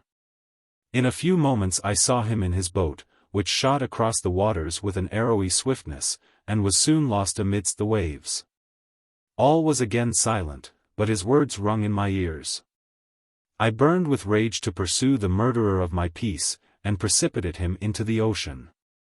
I walked up and down my room hastily and perturbed, while my imagination conjured up 1,000 images to torment and sting me. Why had I not followed him, and closed with him in mortal strife? But I had suffered him to depart, and he had directed his course towards the main land. I shuddered to think who might be the next victim sacrificed to his insatiate revenge. And then I thought again of his words, "I will be with you on your wedding night." That then was the period fixed for the fulfillment of my destiny. In that hour I should die, and at once satisfy and extinguish his malice. The prospect did not move me to fear. Yet when I thought of my beloved Elizabeth, of her tears and endless sorrow, when she should find her lover so barbarously snatched from her, tears, the first I had shed for many months, streamed from my eyes, and I resolved not to fall before my enemy without a bitter struggle. The night passed away, and the sun rose from the ocean. My feelings became calmer, if it may be called calmness when the violence of rage sinks into the depths of despair. I left the house, the horrid scene of the last night's contention, and walked on the beach of the sea, which I almost regarded as an insuperable barrier between me and my fellow creatures. Nay, a wish that such should prove the fact stole across me. I desired that I might pass my life on that barren rock, wearily, it is true, but uninterrupted by any sudden shock of misery. If I returned, it was to be sacrificed, or to see those whom I most loved die under the grasp of a demon whom I had myself created. I walked about the isle like a restless spectre, separated from all it loved, and miserable in the separation. When it became noon, and the sun rose higher, I lay down on the grass, and was overpowered by a deep sleep. I had been awake the whole of the preceding night, my nerves were agitated, and my eyes inflamed by watching and misery. The sleep into which I now sunk refreshed me. And when I awoke, I again felt as if I belonged to a race of human beings like myself, and I began to reflect upon what had passed with greater composure. Yet still the words of the fiend rung in my ears like a death knell. They appeared like a dream, yet distinct and oppressive as a reality.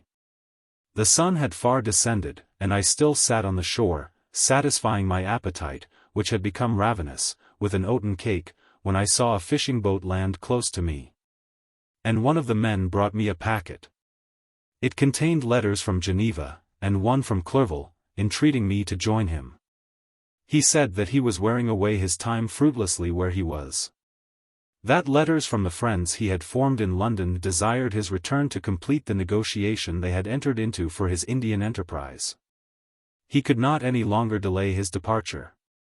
But as his journey to London might be followed, even sooner than he now conjectured, by his longer voyage, he entreated me to bestow as much of my society on him as I could spare. He besought me, therefore, to leave my solitary isle, and to meet him at Perth, that we might proceed southwards together.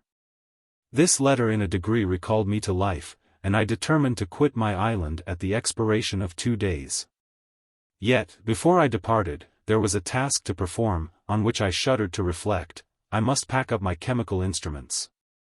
And for that purpose I must enter the room which had been the scene of my odious work, and I must handle those utensils, the sight of which was sickening to me. The next morning, at daybreak, I summoned sufficient courage, and unlocked the door of my laboratory. The remains of the half-finished creature, whom I had destroyed, lay scattered on the floor, and I almost felt as if I had mangled the living flesh of a human being. I paused to collect myself, and then entered the chamber. With trembling hand I conveyed the instruments out of the room. But I reflected that I ought not to leave the relics of my work to excite the horror and suspicion of the peasants. And I accordingly put them into a basket, with a great quantity of stones, and, laying them up, determined to throw them into the sea that very night. And in the meantime I sat upon the beach, employed in cleaning and arranging my chemical apparatus. Nothing could be more complete than the alteration that had taken place in my feelings since the night of the appearance of the demon. I had before regarded my promise with a gloomy despair, as a thing that, with whatever consequences, must be fulfilled. But I now felt as if a film had been taken from before my eyes, and that I, for the first time, saw clearly. The idea of renewing my labors did not for one instant occur to me. The threat I had heard weighed on my thoughts, but I did not reflect that a voluntary act of mine could avert it. I had resolved in my own mind, that to create another like the fiend I had first made would be an act of the basest and most atrocious selfishness. And I banished from my mind every thought that could lead to a different conclusion. Between 2 and 3 in the morning the moon rose. And I then, putting my basket aboard a little skiff, sailed out about 4 miles from the shore. The scene was perfectly solitary, a few boats were returning towards land, but I sailed away from them. I felt as if I was about the commission of a dreadful crime, and avoided with shuddering anxiety any encounter with my fellow creatures. At one time the moon, which had before been clear, was suddenly overspread by a thick cloud, and I took advantage of the moment of darkness, and cast my basket into the sea. I listened to the gurgling sound as it sunk, and then sailed away from the spot. The sky became clouded, but the air was pure, although chilled by the northeast breeze that was then rising. But it refreshed me, and filled me with such agreeable sensations, that I resolved to prolong my stay on the water. And, fixing the rudder in a direct position, stretched myself at the bottom of the boat. Clouds hid the moon, everything was obscure, and I heard only the sound of the boat, as its keel cut through the waves. The murmur lulled me, and in a short time I slept soundly.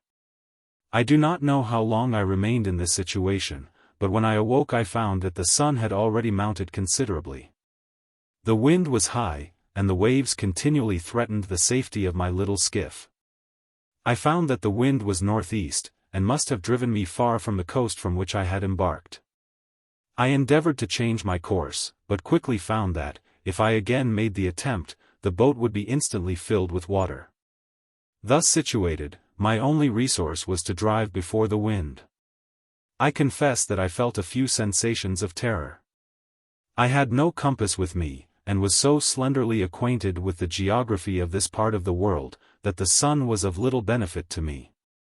I might be driven into the wide Atlantic, and feel all the tortures of starvation, or be swallowed up in the immeasurable waters that roared and buffeted around me. I had already been out many hours, and felt the torment of a burning thirst, a prelude to my other sufferings. I looked on the heavens, which were covered by clouds that flew before the wind, only to be replaced by others. I looked upon the sea, it was to be my grave. Fiend, I exclaimed, your task is already fulfilled. I thought of Elizabeth, of my father, and of Clerval, all left behind, on whom the monster might satisfy his sanguinary and merciless passions. This idea plunged me into a reverie, so despairing and frightful, that even now, when the scene is on the point of closing before me forever, I shudder to reflect on it. Some hours passed thus. But by degrees, as the sun declined towards the horizon, the wind died away into a gentle breeze, and the sea became free from breakers. But these gave place to a heavy swell. I felt sick, and hardly able to hold the rudder, when suddenly I saw a line of high land towards the south. Almost spent, as I was, by fatigue, and the dreadful suspense I endured for several hours, this sudden certainty of life rushed like a flood of warm joy to my heart, and tears gushed from my eyes. How mutable are our feelings, and how strange is that clinging love we have of life even in the excess of misery. I constructed another sail with a part of my dress, and eagerly steered my course towards the land. It had a wild and rocky appearance. But, as I approached nearer, I easily perceived the traces of cultivation. I saw vessels near the shore, and found myself suddenly transported back to the neighborhood of civilized man. I carefully traced the windings of the land, and hailed a steeple which I at length saw issuing from behind a small promontory. As I was in a state of extreme debility, I resolved to sail directly towards the town, as a place where I could most easily procure nourishment. Fortunately I had money with me.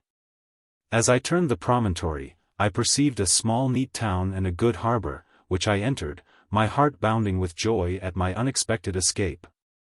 As I was occupied in fixing the boat and arranging the sails, several people crowded towards the spot. They seemed much surprised at my appearance. But, instead of offering me any assistance, whispered together with gestures that at any other time might have produced in me a slight sensation of alarm. As it was, I merely remarked that they spoke English. And I therefore addressed them in that language. "My good friends," said I, "will you be so kind as to tell me the name of this town, and inform me where I am?" "You will know that soon enough," replied a man with a hoarse voice. "Maybe you are come to a place that will not prove much to your taste. But you will not be consulted as to your quarters, I promise you." I was exceedingly surprised on receiving so rude an answer from a stranger. And I was also disconcerted on perceiving the frowning and angry countenances of his companions. "Why do you answer me so roughly?" I replied. "Surely it is not the custom of Englishmen to receive strangers so inhospitably." "I do not know," said the man, "what the custom of the English may be. But is the custom of the Irish to hate villains?" While this strange dialogue continued, I perceived the crowd rapidly increase. Their faces expressed a mixture of curiosity and anger, which annoyed, and in some degree alarmed me. I inquired the way to the inn, but no one replied. I then moved forward, and a murmuring sound arose from the crowd as they followed and surrounded me. When an ill-looking man approaching, tapped me on the shoulder, and said, "Come, sir, you must follow me to Mr. Kerwin's, to give an account of yourself." "Who is Mr. Kerwin? Why am I to give an account of myself? Is not this a free country?" "Aye, sir, free enough for honest folks. Mr. Kerwin is a magistrate. And you are to give an account of the death of a gentleman who was found murdered here last night." This answer startled me, but I presently recovered myself. I was innocent. That could easily be proved. Accordingly I followed my conductor in silence, and was led to one of the best houses in the town. I was ready to sink from fatigue and hunger. But, being surrounded by a crowd, I thought it politic to rouse all my strength, that no physical debility might be construed into apprehension or conscious guilt. Little did I then expect the calamity that was in a few moments to overwhelm me, and extinguish in horror and despair all fear of ignominy or death. I must pause here. For it requires all my fortitude to recall the memory of the frightful events which I am about to relate, in proper detail, to my recollection. Chapter 21. I was soon introduced into the presence of the magistrate, an old benevolent man, with calm and mild manners. He looked upon me, however, with some degree of severity, and then, turning towards my conductors, he asked who appeared as witnesses on this occasion. About half a dozen men came forward. And, one being selected by the magistrate, he deposed, that he had been out fishing the night before with his son and brother-in-law, Daniel Nugent, when, about 10 o'clock, they observed a strong northerly blast rising, and they accordingly put in for port. It was a very dark night, as the moon had not yet risen. They did not land at the harbor, but, as they had been accustomed, at a creek about 2 miles below. He walked on first, carrying a part of the fishing tackle, and his companions followed him at some distance. As he was proceeding along the sands, he struck his foot against something, and fell at his length on the ground. His companions came up to assist him. And, by the light of their lantern, they found that he had fallen on the body of a man, who was to all appearance dead. Their first supposition was, that it was the corpse of some person who had been drowned, and was thrown on shore by the waves. But, on examination, they found that the clothes were not wet, and even that the body was not then cold. They instantly carried it to the cottage of an old woman near the spot, and endeavored, but in vain, to restore it to life. It appeared to be a handsome young man, about 25 years of age. He had apparently been strangled, for there was no sign of any violence, except the black mark of fingers on his neck. The first part of this deposition did not in the least interest me, but when the mark of the fingers was mentioned, I remembered the murder of my brother, and felt myself extremely agitated. My limbs trembled, and a mist came over my eyes, which obliged me to lean on a chair for support.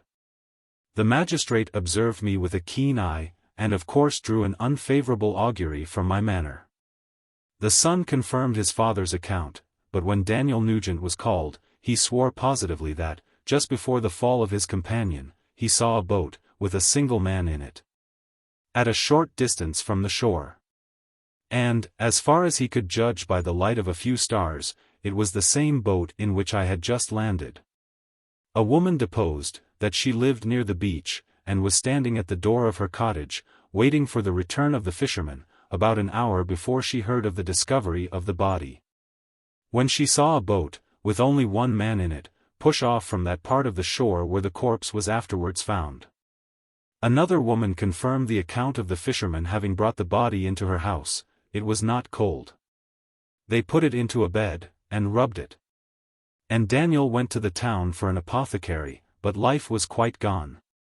Several other men were examined concerning my landing. And they agreed, that, with the strong north wind that had arisen during the night, it was very probable that I had beaten about for many hours, and had been obliged to return nearly to the same spot from which I had departed. Besides, they observed that it appeared that I had brought the body from another place, and it was likely, that as I did not appear to know the shore, I might have put into the harbor ignorant of the distance of the town from the place where I had deposited the corpse. Mr. Kirwin, on hearing this evidence, desired that I should be taken into the room where the body lay for interment, that it might be observed what effect the sight of it would produce upon me. This idea was probably suggested by the extreme agitation I had exhibited when the mode of the murder had been described. I was accordingly conducted, by the magistrate and several other persons, to the inn. I could not help being struck by the strange coincidences that had taken place during this eventful night. But, knowing that I had been conversing with several persons in the island I had inhabited about the time that the body had been found, I was perfectly tranquil as to the consequences of the affair. I entered the room where the corpse lay, and was led up to the coffin. How can I describe my sensations on beholding it? I feel yet parched with horror, nor can I reflect on that terrible moment without shuddering and agony. The examination, the presence of the magistrate and witnesses, passed like a dream from my memory, when I saw the lifeless form of Henry Clerval stretched before me. I gasped for breath. And, throwing myself on the body, I exclaimed, "Have my murderous machinations deprived you also, my dearest Henry, of life? 2 I have already destroyed. Other victims await their destiny, but you, Clerval, my friend, my benefactor." The human frame could no longer support the agonies that I endured, and I was carried out of the room in strong convulsions. A fever succeeded to this. I lay for 2 months on the point of death. My ravings, as I afterwards heard, were frightful. I called myself the murderer of William, of Justine, and of Clerval. Sometimes I entreated my attendants to assist me in the destruction of the fiend by whom I was tormented. And at others, I felt the fingers of the monster already grasping my neck, and screamed aloud with agony and terror. Fortunately, as I spoke my native language, Mr. Kirwin alone understood me. But my gestures and bitter cries were sufficient to affright the other witnesses. Why did I not die? More miserable than man ever was before, why did I not sink into forgetfulness and rest? Death snatches away many blooming children, the only hopes of their doting parents. How many brides and youthful lovers have been one day in the bloom of health and hope, and the next a prey for worms and the decay of the tomb? Of what materials was I made, that I could thus resist so many shocks, which, like the turning of the wheel, continually renewed the torture? But I was doomed to live. And, in 2 months, found myself as awaking from a dream, in a prison, stretched on a wretched bed, surrounded by jailers, turnkeys, bolts, and all the miserable apparatus of a dungeon. It was morning, I remember, when I thus awoke to understanding. I had forgotten the particulars of what had happened, and only felt as if some great misfortune had suddenly overwhelmed me. But when I looked around, and saw the barred windows, and the squalidness of the room in which I was, all flashed across my memory, and I groaned bitterly. This sound disturbed an old woman who was sleeping in a chair beside me. She was a hired nurse, the wife of one of the turnkeys, and her countenance expressed all those bad qualities which often characterize that class. The lines of her face were hard and rude, like that of persons accustomed to see without sympathizing in sights of misery. Her tone expressed her entire indifference. She addressed me in English, and the voice struck me as one that I had heard during my sufferings. "Are you better now, sir?" said she. I replied in the same language, with a feeble voice, "I believe I am, but if it be all true, if indeed I did not dream, I am sorry that I am still alive to feel this misery and horror."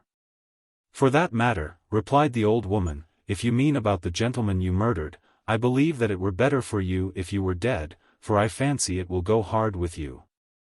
However, that's none of my business. I am sent to nurse you, and get you well. I do my duty with a safe conscience. It were well if everybody did the same." I turned with loathing from the woman who could utter so unfeeling a speech to a person just saved, on the very edge of death, but I felt languid, and unable to reflect on all that had passed. The whole series of my life appeared to me as a dream. I sometimes doubted if indeed it were all true, for it never presented itself to my mind with the force of reality. As the images that floated before me became more distinct, I grew feverish. A darkness pressed around me, no one was near me who soothed me with the gentle voice of love, no dear hand supported me. The physician came and prescribed medicines, and the old woman prepared them for me. But utter carelessness was visible in the first, and the expression of brutality was strongly marked in the visage of the second. Who could be interested in the fate of a murderer, but the hangman who would gain his fee? These were my first reflections, but I soon learned that Mr. Kirwin had shown me extreme kindness. He had caused the best room in the prison to be prepared for me. Wretched indeed was the best, and it was he who had provided a physician and a nurse. It is true, he seldom came to see me. For, although he ardently desired to relieve the sufferings of every human creature, he did not wish to be present at the agonies and miserable ravings of a murderer. He came, therefore, sometimes, to see that I was not neglected, but his visits were short, and with long intervals. One day, while I was gradually recovering, I was seated in a chair, my eyes half open, and my cheeks livid like those in death. I was overcome by gloom and misery, and often reflected I had better seek death than desire to remain in a world which to me was replete with wretchedness. At one time I considered whether I should not declare myself guilty, and suffer the penalty of the law, less innocent than poor Justine had been. Such were my thoughts, when the door of my apartment was opened, and Mr. Kirwin entered. His countenance expressed sympathy and compassion. He drew a chair close to mine, and addressed me in French. "I fear that this place is very shocking to you. Can I do anything to make you more comfortable?" "I thank you. But all that you mention is nothing to me. On the whole earth there is no comfort which I am capable of receiving. I know that the sympathy of a stranger can be but of little relief to one borne down as you are by so strange a misfortune. But you will, I hope, soon quit this melancholy abode. For, doubtless, evidence can easily be brought to free you from the criminal charge. That is my least concern. I am, by a course of strange events, become the most miserable of mortals. Persecuted and tortured as I am and have been, can death be any evil to me? Nothing indeed could be more unfortunate and agonizing than the strange chances that have lately occurred.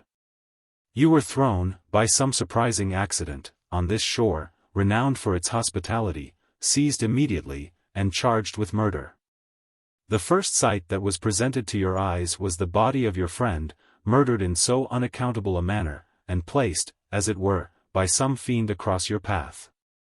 As Mr. Kirwin said this, notwithstanding the agitation I endured on this retrospect of my sufferings, I also felt considerable surprise at the knowledge he seemed to possess concerning me.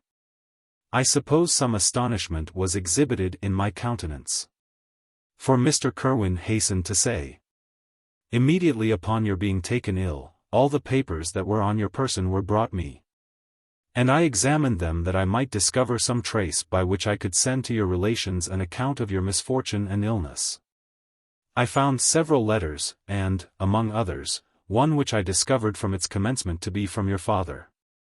I instantly wrote to Geneva. Nearly 2 months have elapsed since the departure of my letter, but you are ill, even now you tremble, you are unfit for agitation of any kind. This suspense is 1,000 times worse than the most horrible event.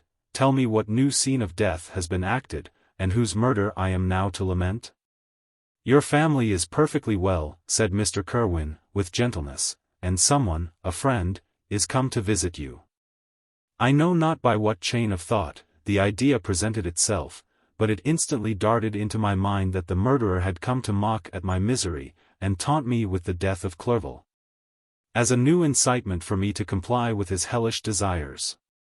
I put my hand before my eyes, and cried out in agony, "Oh! Take him away. I cannot see him, for God's sake, do not let him enter." Mr. Kirwin regarded me with a troubled countenance.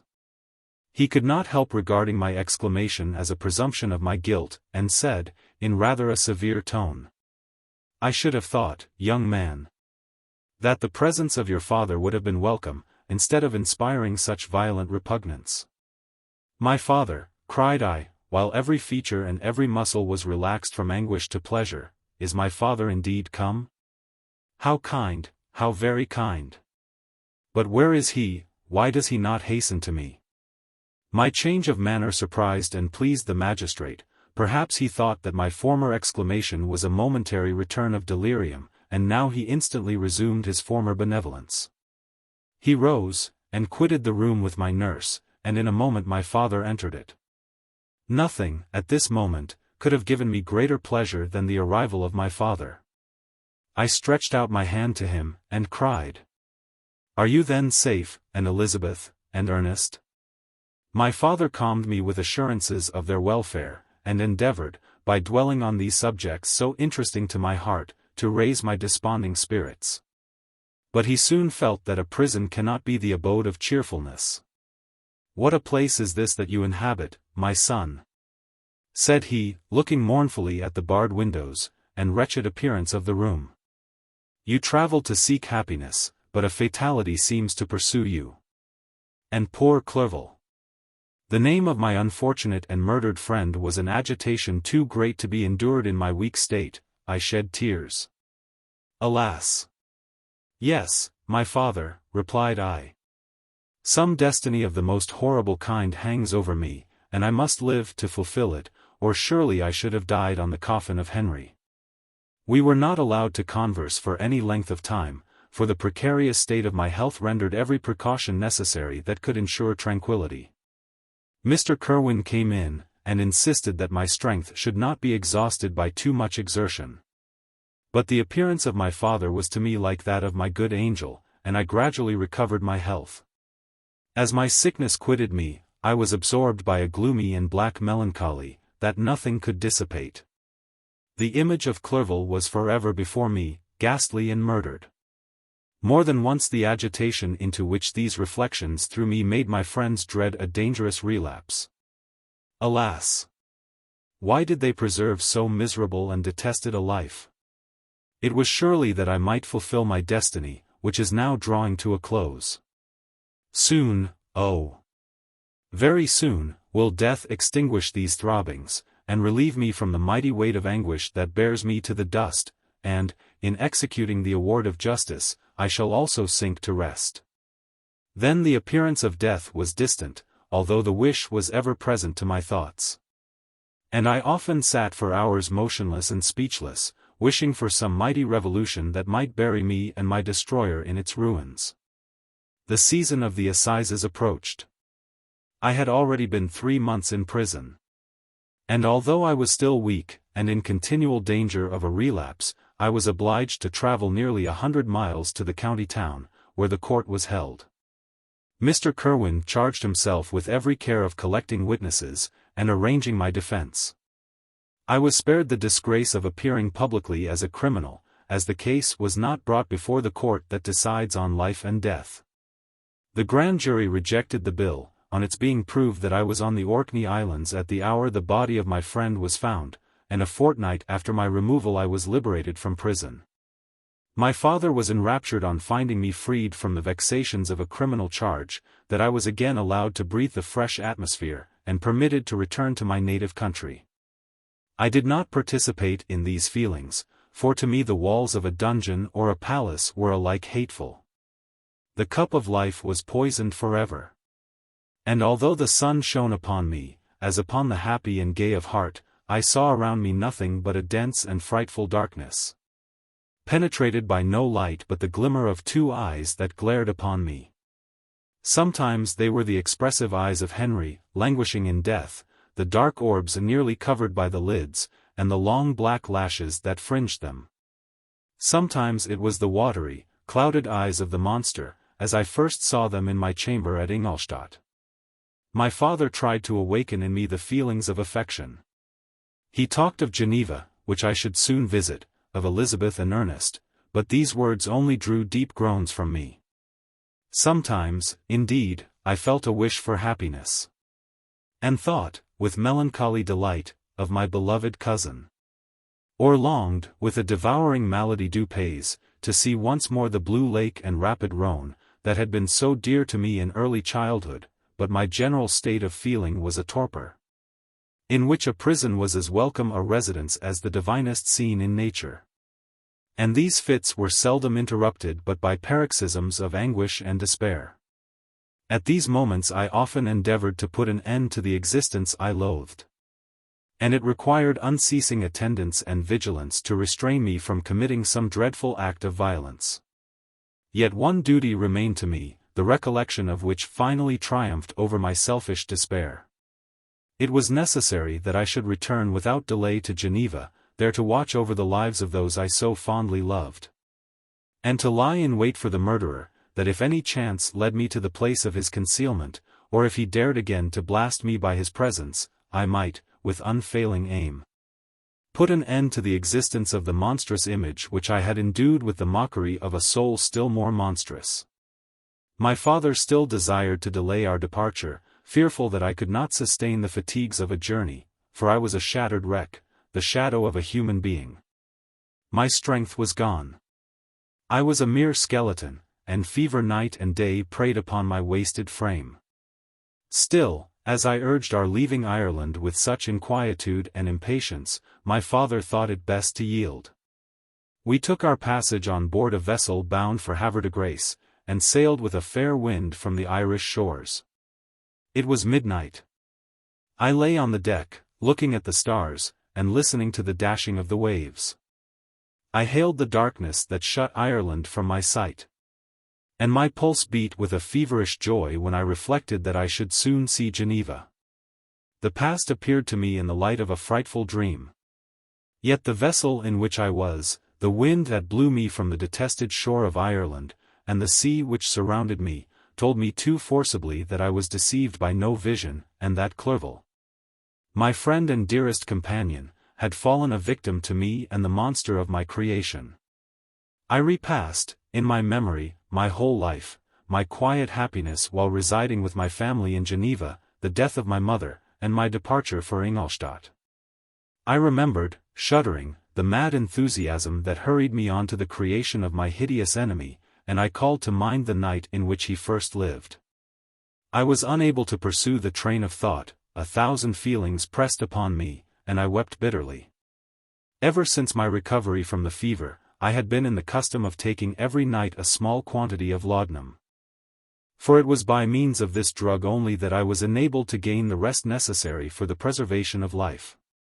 Oppressed by the recollection of my various misfortunes, I now swallowed double my usual quantity, and soon slept profoundly. But sleep did not afford me respite from thought and misery.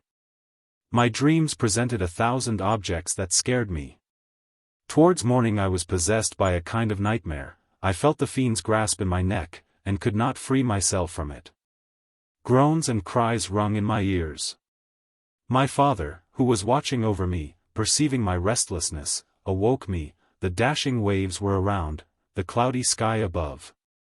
The fiend was not here. A sense of security, a feeling that a truce was established between the present hour and the irresistible, disastrous future, imparted to me a kind of calm forgetfulness, of which the human mind is by its structure peculiarly susceptible.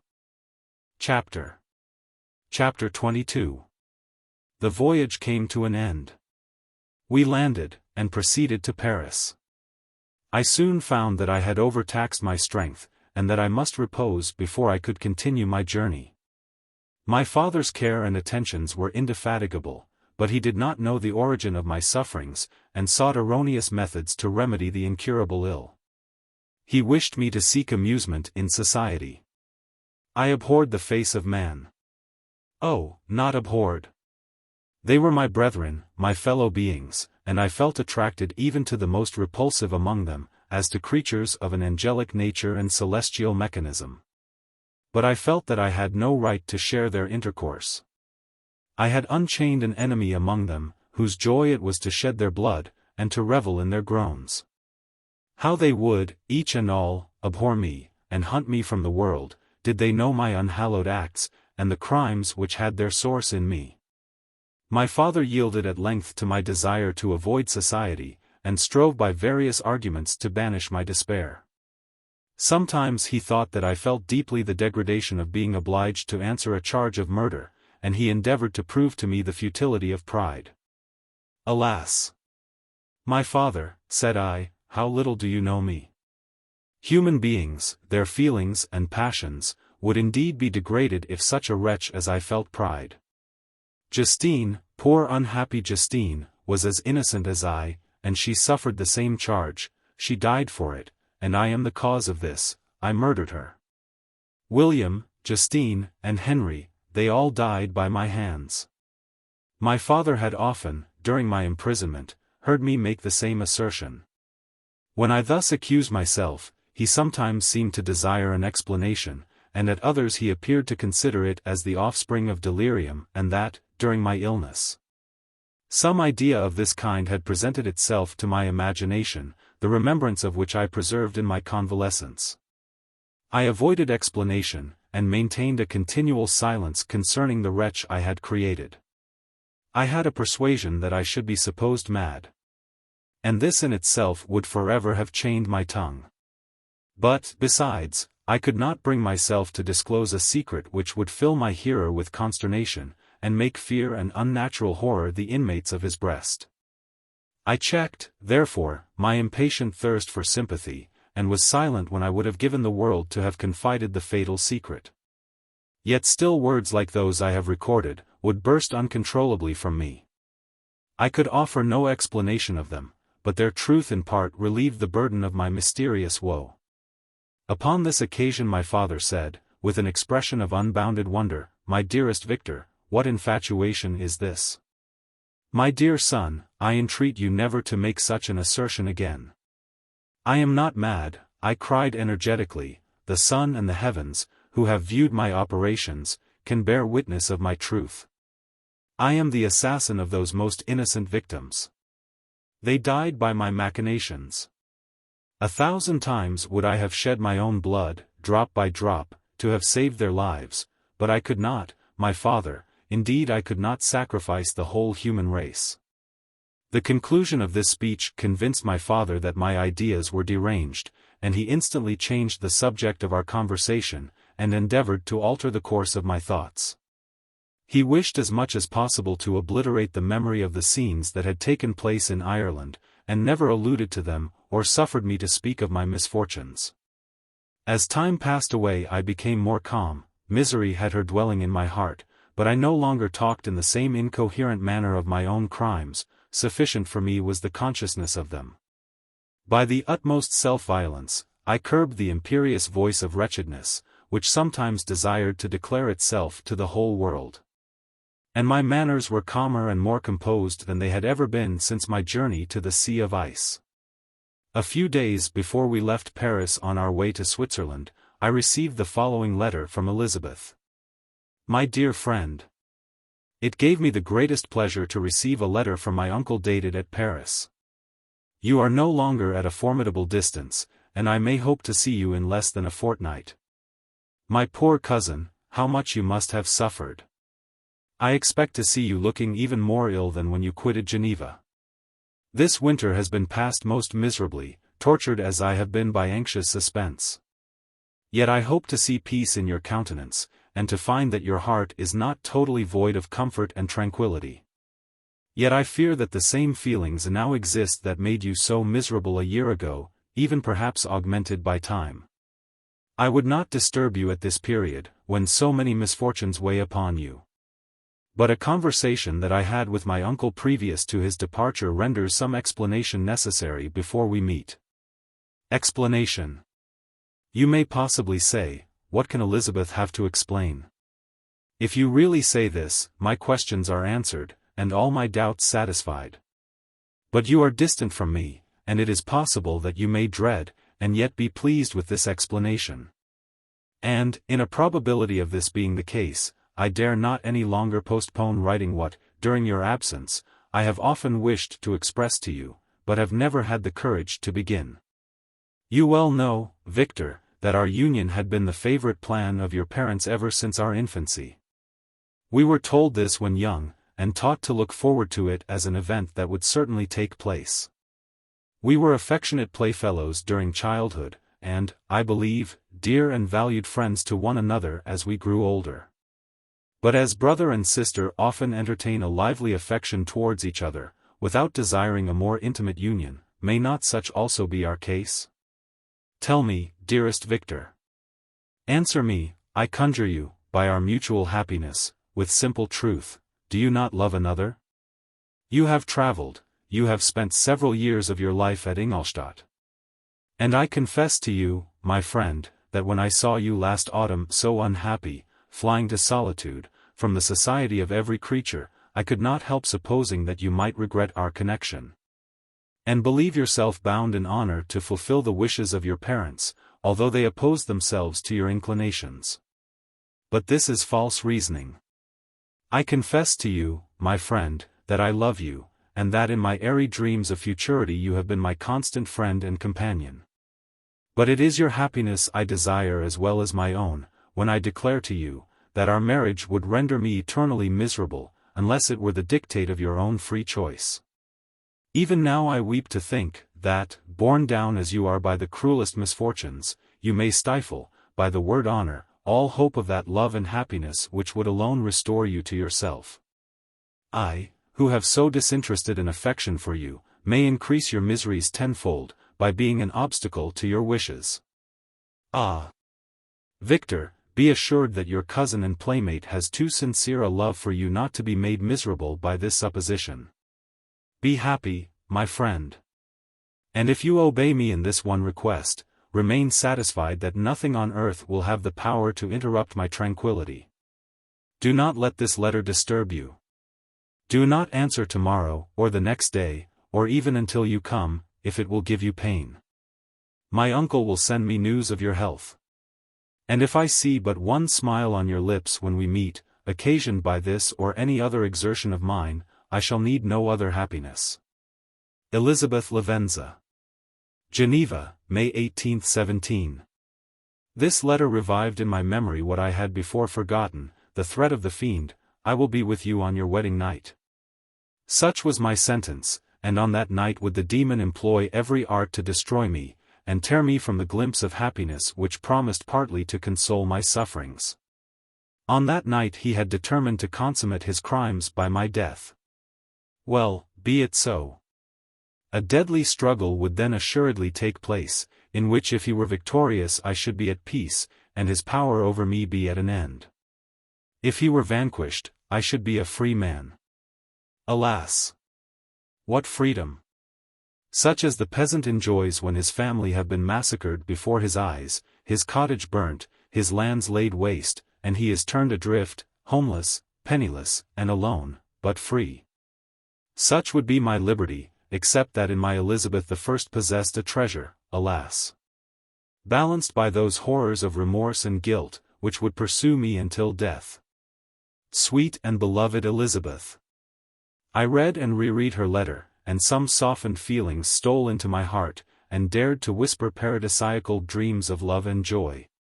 But the apple was already eaten, and the angel's arm bared to drive me from all hope.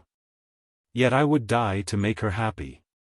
If the monster executed his threat, death was inevitable. Yet, again, I considered whether my marriage would hasten my fate. My destruction might indeed arrive a few months sooner. But if my torturer should suspect that I postponed it, influenced by his menaces, he would surely find other, and perhaps more dreadful means of revenge. He had vowed to be with me on my wedding night, yet he did not consider that threat as binding him to peace in the meantime. For, as if to show me that he was not yet satiated with blood, he had murdered Clerval immediately after the enunciation of his threats. I resolved, therefore, that if my immediate union with my cousin would conduce either to hers or my father's happiness, my adversary's designs against my life should not retard it a single hour. In this state of mind I wrote to Elizabeth. My letter was calm and affectionate. "I fear, my beloved girl," I said, "little happiness remains for us on earth. Yet all that I may one day enjoy is centered in you. Chase away your idle fears. To you alone do I consecrate my life, and my endeavors for contentment. I have one secret, Elizabeth, a dreadful one. When revealed to you, it will chill your frame with horror, and then, far from being surprised at my misery, you will only wonder that I survive what I have endured. I will confide this tale of misery and terror to you the day after our marriage shall take place, for, my sweet cousin, there must be perfect confidence between us. But until then, I conjure you, do not mention or allude to it. This I most earnestly entreat, and I know you will comply." In about a week after the arrival of Elizabeth's letter, we returned to Geneva. The sweet girl welcomed me with warm affection. Yet tears were in her eyes, as she beheld my emaciated frame and feverish cheeks. I saw a change in her also. She was thinner, and had lost much of that heavenly vivacity that had before charmed me. But her gentleness, and soft looks of compassion, made her a more fit companion for one blasted and miserable as I was. The tranquility which I now enjoyed did not endure. Memory brought madness with it, and when I thought of what had passed, a real insanity possessed me. Sometimes I was furious, and burnt with rage, sometimes low and despondent. I neither spoke, nor looked at anyone, but sat motionless, bewildered by the multitude of miseries that overcame me. Elizabeth alone had the power to draw me from these fits. Her gentle voice would soothe me when transported by passion, and inspire me with human feelings when sunk in torpor. She wept with me, and for me. When reason returned, she would remonstrate, and endeavor to inspire me with resignation. Ah! It is well for the unfortunate to be resigned, but for the guilty there is no peace. The agonies of remorse poison the luxury there is otherwise sometimes found in indulging the excess of grief. Soon after my arrival, my father spoke of my immediate marriage with Elizabeth. I remained silent. "Have you, then, some other attachment?" None on earth. I love Elizabeth, and look forward to our union with delight. Let the day therefore be fixed. And on it I will consecrate myself, in life or death, to the happiness of my cousin. My dear Victor, do not speak thus. Heavy misfortunes have befallen us. But let us only cling closer to what remains, and transfer our love for those whom we have lost, to those who yet live. Our circle will be small, but bound close by the ties of affection and mutual misfortune. And when time shall have softened your despair, new and dear objects of care will be born to replace those of whom we have been so cruelly deprived. Such were the lessons of my father. But to me the remembrance of the threat returned, nor can you wonder, that, omnipotent as the fiend had yet been in his deeds of blood, I should almost regard him as invincible. And that when he had pronounced the words, "I shall be with you on your wedding night," I should regard the threatened fate as unavoidable.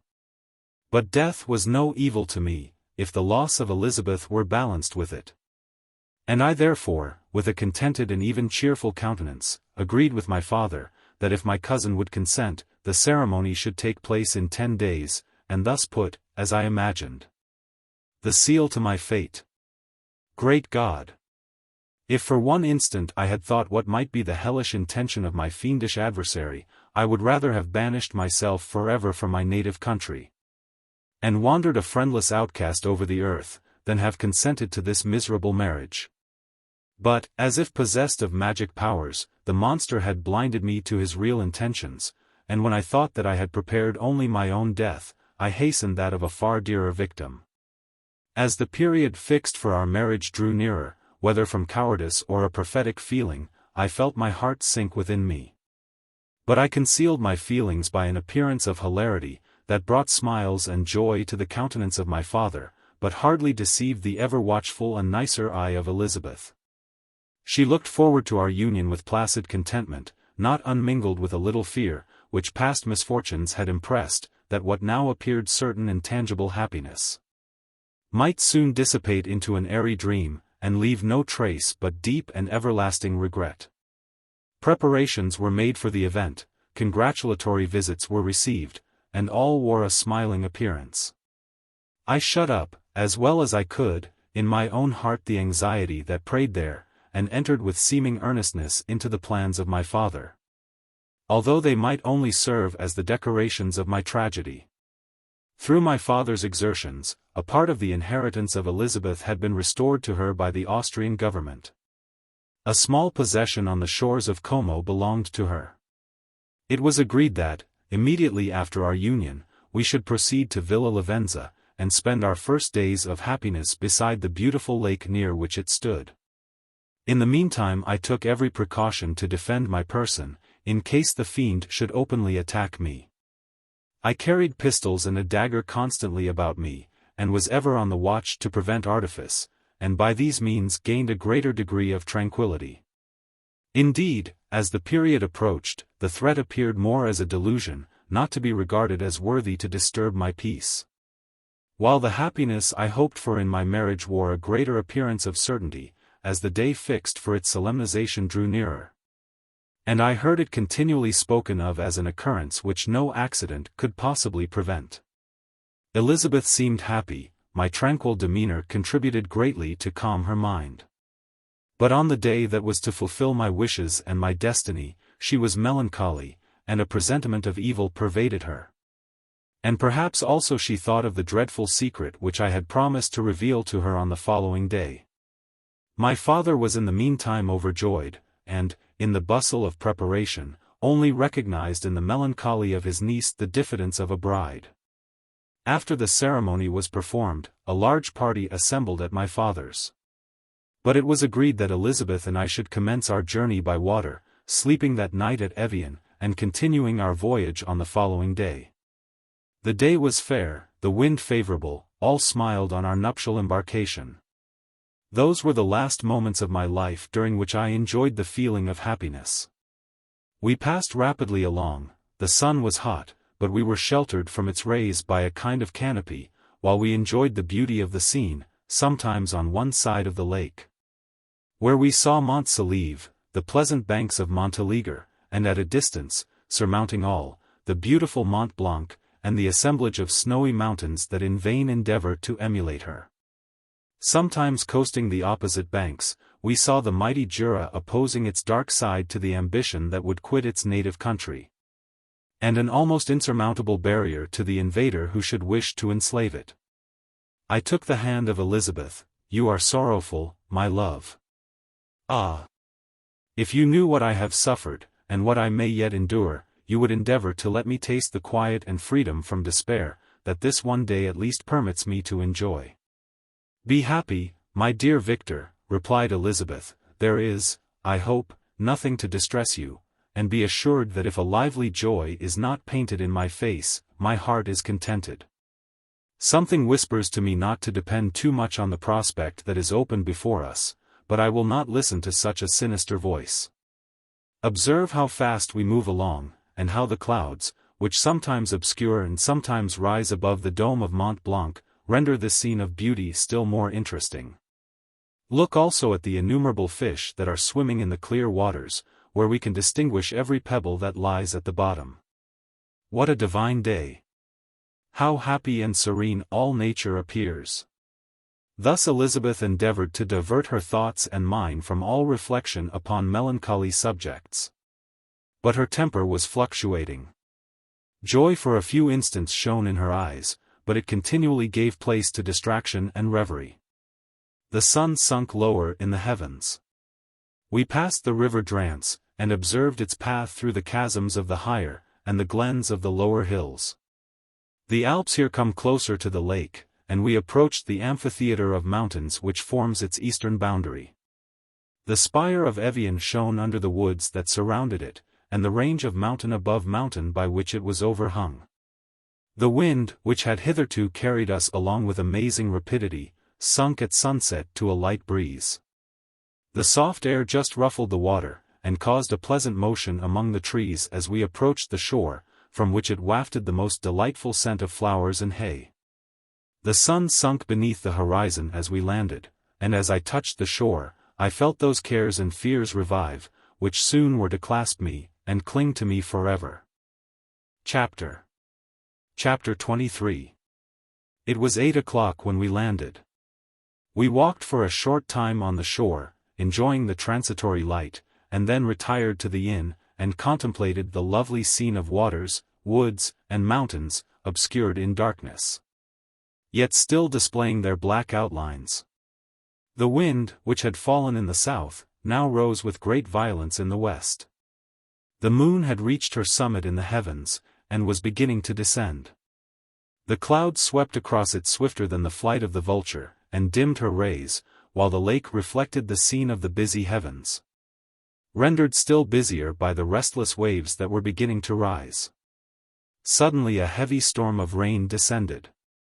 I had been calm during the day, but so soon as night obscured the shapes of objects, 1,000 fears arose in my mind. I was anxious and watchful, while my right hand grasped a pistol which was hidden in my bosom. Every sound terrified me. But I resolved that I would sell my life dearly, and not shrink from the conflict until my own life, or that of my adversary, was extinguished. Elizabeth observed my agitation for some time in timid and fearful silence. But there was something in my glance which communicated terror to her, and trembling she asked, "What is it that agitates you, my dear Victor? What is it you fear?" "Oh! Peace, peace, my love," replied I, "this night, and all will be safe, but this night is dreadful, very dreadful." I passed an hour in this state of mind, when suddenly I reflected how fearful the combat which I momentarily expected would be to my wife, and I earnestly entreated her to retire, resolving not to join her until I had obtained some knowledge as to the situation of my enemy. She left me, and I continued some time walking up and down the passages of the house, and inspecting every corner that might afford a retreat to my adversary. But I discovered no trace of him, and was beginning to conjecture that some fortunate chance had intervened to prevent the execution of his menaces, when suddenly I heard a shrill and dreadful scream. It came from the room into which Elizabeth had retired. As I heard it, the whole truth rushed into my mind, my arms dropped, the motion of every muscle and fiber was suspended. I could feel the blood trickling in my veins, and tingling in the extremities of my limbs. This state lasted but for an instant, the scream was repeated, and I rushed into the room. Great God! Why did I not then expire? Why am I here to relate the destruction of the best hope, and the purest creature of earth? She was there, lifeless and inanimate, thrown across the bed, her head hanging down, and her pale and distorted features half covered by her hair. Everywhere I turn I see the same figure, her bloodless arms and relaxed form flung by the murderer on its bridal bier. Could I behold this, and live? Alas! Life is obstinate, and clings closest where it is most hated. For a moment only did I lose recollection, I fell senseless on the ground. When I recovered, I found myself surrounded by the people of the inn. Their countenances expressed a breathless terror, but the horror of others appeared only as a mockery, a shadow of the feelings that oppressed me. I escaped from them to the room where lay the body of Elizabeth, my love, my wife, so lately living, so dear, so worthy. She had been moved from the posture in which I had first beheld her. And now, as she lay, her head upon her arm, and a handkerchief thrown across her face and neck, I might have supposed her asleep. I rushed towards her, and embraced her with ardor. But the deadly languor and coldness of the limbs told me, that what I now held in my arms had ceased to be the Elizabeth whom I had loved and cherished. The murderous mark of the fiend's grasp was on her neck, and the breath had ceased to issue from her lips. While I still hung over her in the agony of despair, I happened to look up. The windows of the room had before been darkened, and I felt a kind of panic on seeing the pale yellow light of the moon illuminate the chamber. The shutters had been thrown back. And, with a sensation of horror not to be described, I saw at the open window a figure the most hideous and abhorred. A grin was on the face of the monster. He seemed to jeer, as with his fiendish finger he pointed towards the corpse of my wife. I rushed towards the window, and drawing a pistol from my bosom, fired. But he eluded me, leaped from his station, and, running with the swiftness of lightning, plunged into the lake. The report of the pistol brought a crowd into the room. I pointed to the spot where he had disappeared, and we followed the track with boats. Nets were cast, but in vain. After passing several hours, we returned hopeless, most of my companions believing it to have been a form conjured up by my fancy. After having landed, they proceeded to search the country, parties going in different directions among the woods and vines. I attempted to accompany them, and proceeded a short distance from the house, but my head whirled round, my steps were like those of a drunken man, I fell at last in a state of utter exhaustion. A film covered my eyes, and my skin was parched with the heat of fever. In this state I was carried back, and placed on a bed, hardly conscious of what had happened. My eyes wandered round the room, as if to seek something that I had lost.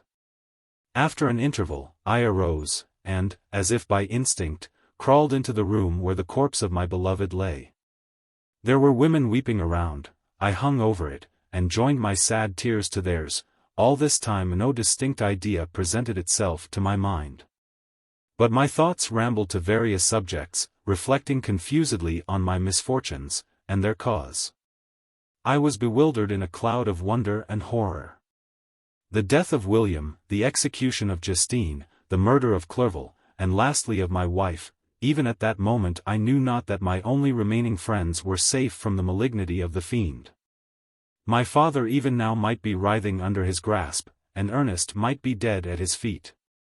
This idea made me shudder, and recalled me to action. I started up, and resolved to return to Geneva with all possible speed. There were no horses to be procured, and I must return by the lake. But the wind was unfavorable, and the rain fell in torrents. However, it was hardly morning, and I might reasonably hope to arrive by night. I hired men to row, and took an oar myself. For I had always experienced relief from mental torment in bodily exercise. But the overflowing misery I now felt, and the excess of agitation that I endured, rendered me incapable of any exertion. I threw down the oar, and leaning my head upon my hands, gave way to every gloomy idea that arose. If I looked up, I saw the scenes which were familiar to me in my happier time, and which I had contemplated but the day before in the company of her who was now but a shadow and a recollection. Tears streamed from my eyes. The rain had ceased for a moment, and I saw the fish play in the waters as they had done a few hours before. They had then been observed by Elizabeth. Nothing is so painful to the human mind as a great and sudden change. The sun might shine, or the clouds might lower, but nothing could appear to me as it had done the day before. A fiend had snatched from me every hope of future happiness. No creature had ever been so miserable as I was, so frightful an event is single in the history of man. But why should I dwell upon the incidents that followed this last overwhelming event? Mine has been a tale of horrors. I have reached their acme, and what I must now relate can but be tedious to you. Know that, one by one, my friends were snatched away. I was left desolate. My own strength is exhausted. And I must tell, in a few words, what remains of my hideous narration. I arrived at Geneva. My father and Ernest yet lived, but the former sunk under the tidings that I bore. I see him now, excellent and venerable old man. His eyes wandered in vacancy, for they had lost their charm and their delight, his Elizabeth, his more than daughter, whom he doted on with all that affection which a man feels. Who in the decline of life, having few affections, clings more earnestly to those that remain. Cursed be the fiend that brought misery on his grey hairs, and doomed him to waste in wretchedness. He could not live under the horrors that were accumulated around him.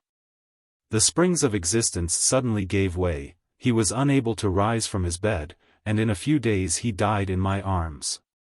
What then became of me? I know not. I lost sensation, and chains and darkness were the only objects that pressed upon me. Sometimes, indeed, I dreamt that I wandered in flowery meadows and pleasant valleys with the friends of my youth. But I awoke, and found myself in a dungeon.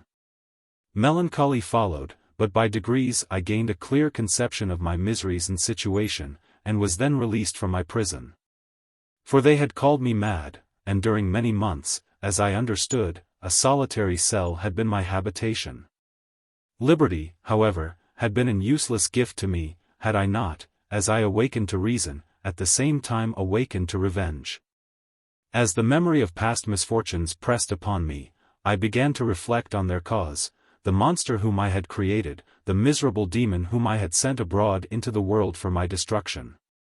I was possessed by a maddening rage when I thought of him, and desired and ardently prayed that I might have him within my grasp to wreak a great and signal revenge on his cursed head. Nor did my hate long confine itself to useless wishes. I began to reflect on the best means of securing him.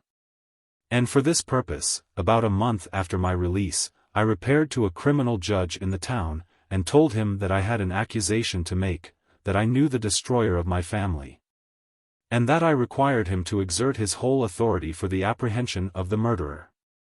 The magistrate listened to me with attention and kindness. "Be assured, sir," said he, "no pains or exertions on my part shall be spared to discover the villain."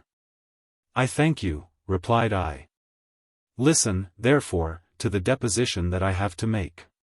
It is indeed a tale so strange, that I should fear you would not credit it, were there not something in truth which, however wonderful, forces conviction. The story is too connected to be mistaken for a dream, and I have no motive for falsehood." My manner, as I thus addressed him, was impressive, but calm. I had formed in my own heart a resolution to pursue my destroyer to death, and this purpose quieted my agony, and for an interval reconciled me to life. I now related my history, briefly, but with firmness and precision, marking the dates with accuracy, and never deviating into invective or exclamation. The magistrate appeared at first perfectly incredulous, but as I continued he became more attentive and interested. I saw him sometimes shudder with horror, at others a lively surprise, unmingled with disbelief, was painted on his countenance. When I had concluded my narration, I said, "This is the being whom I accuse, and for whose seizure and punishment I call upon you to exert your whole power. It is your duty as a magistrate, and I believe and hope that your feelings as a man will not revolt from the execution of those functions on this occasion. This address caused a considerable change in the physiognomy of my own auditor. He had heard my story with that half kind of belief that is given to a tale of spirits and supernatural events. But when he was called upon to act officially in consequence, the whole tide of his incredulity returned. He, however, answered mildly, "I would willingly afford you every aid in your pursuit.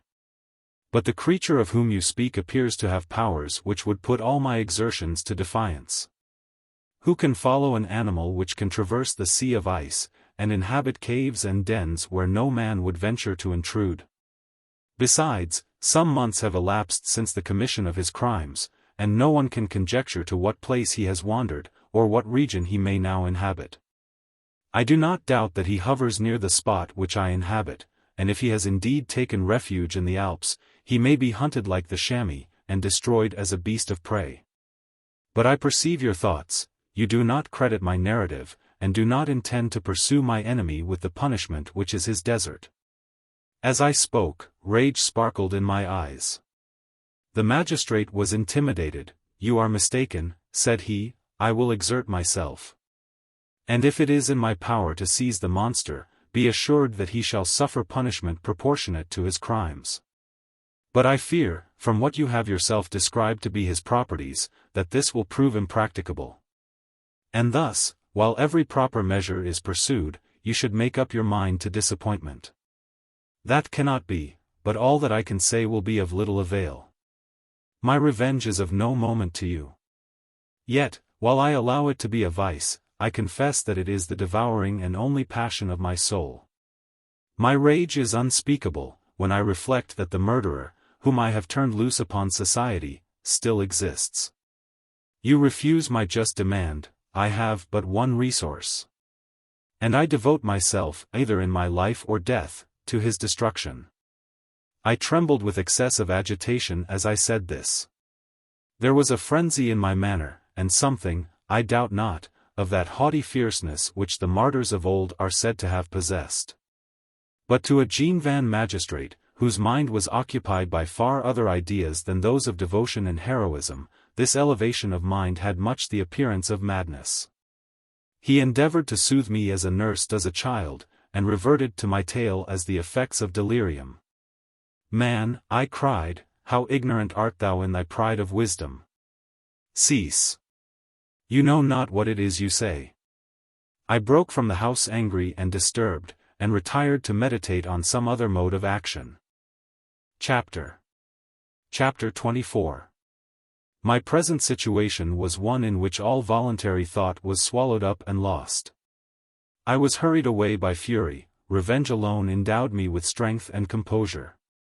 It molded my feelings, and allowed me to be calculating and calm, at periods when otherwise delirium or death would have been my portion. My first resolution was to quit Geneva forever. My country, which, when I was happy and beloved, was dear to me, now, in my adversity, became hateful. I provided myself with a sum of money, together with a few jewels which had belonged to my mother, and departed. And now my wanderings began, which are to cease but with life. I have traversed a vast portion of the earth, and have endured all the hardships which travelers, in deserts and barbarous countries, are wont to meet. How I have lived I hardly know. Many times have I stretched my failing limbs upon the sandy plain, and prayed for death. But revenge kept me alive. I dared not die, and leave my adversary in being. When I quitted Geneva, my first labor was to gain some clue by which I might trace the steps of my fiendish enemy. But my plan was unsettled. And I wandered many hours round the confines of the town, uncertain what path I should pursue. As night approached, I found myself at the entrance of the cemetery where William, Elizabeth, and my father reposed. I entered it, and approached the tomb which marked their graves. Everything was silent, except the leaves of the trees, which were gently agitated by the wind. The night was nearly dark. And the scene would have been solemn and affecting even to an uninterested observer. The spirits of the departed seemed to flit around, and to cast a shadow, which was felt but not seen, around the head of the mourner. The deep grief which this scene had at first excited quickly gave way to rage and despair. They were dead, and I lived. Their murderer also lived, and to destroy him I must drag out my weary existence. I knelt on the grass, and kissed the earth, and with quivering lips exclaimed, "By the sacred earth on which I kneel, by the shades that wander near me, by the deep and eternal grief that I feel, I swear. And by thee, O night, and the spirits that preside over thee, to pursue the demon, who caused this misery, until he or I shall perish in mortal conflict. For this purpose I will preserve my life, to execute this dear revenge, will I again behold the sun, and tread the green herbage of earth, which otherwise should vanish from my eyes forever. And I call on you, spirits of the dead, and on you, wandering ministers of vengeance, to aid and conduct me in my work. Let the cursed and hellish monster drink deep of agony. Let him feel the despair that now torments me." I had begun my adjuration with solemnity, and an awe which almost assured me that the shades of my murdered friends heard and approved my devotion. But the furies possessed me as I concluded, and rage choked my utterance. I was answered through the stillness of night by a loud and fiendish laugh. It rung on my ears long and heavily. The mountains re-echoed it, and I felt as if all hell surrounded me with mockery and laughter. Surely in that moment I should have been possessed by frenzy, and have destroyed my miserable existence, but that my vow was heard, and that I was reserved for vengeance. The laughter died away. When a well-known and abhorred voice, apparently close to my ear, addressed me in an audible whisper, "I am satisfied, miserable wretch. You have determined to live, and I am satisfied." I darted towards the spot from which the sound proceeded, but the devil eluded my grasp. Suddenly the broad disk of the moon arose, and shone full upon his ghastly and distorted shape, as he fled with more than mortal speed. I pursued him, and for many months this has been my task. Guided by a slight clue, I followed the windings of the Rhône, but vainly. The blue Mediterranean appeared. And, by a strange chance, I saw the fiend enter by night, and hide himself in a vessel bound for the Black Sea. I took my passage in the same ship, but he escaped, I know not how. Amidst the wilds of Tartary and Russia, although he still evaded me, I have ever followed in his track.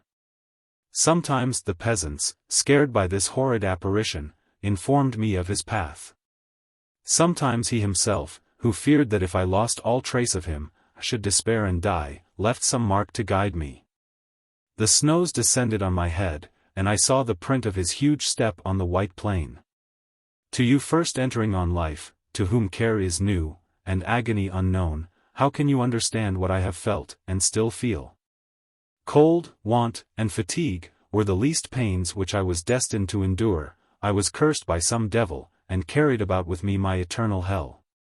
Yet still a spirit of good followed and directed my steps, and, when I most murmured, would suddenly extricate me from seemingly insurmountable difficulties. Sometimes, when nature, overcome by hunger, sunk under the exhaustion, a repast was prepared for me in the desert, that restored and inspirited me. The fare was, indeed, coarse, such as the peasants of the country ate, but I will not doubt that it was set there by the spirits that I had invoked to aid me. Often, when all was dry, the heavens cloudless, and I was parched by thirst, a slight cloud would bedim the sky, shed the few drops that revived me, and vanish. I followed, when I could, the courses of the rivers, but the demon generally avoided these, as it was here that the population of the country chiefly collected. In other places human beings were seldom seen, and I generally subsisted on the wild animals that crossed my path. I had money with me, and gained the friendship of the villagers by distributing it.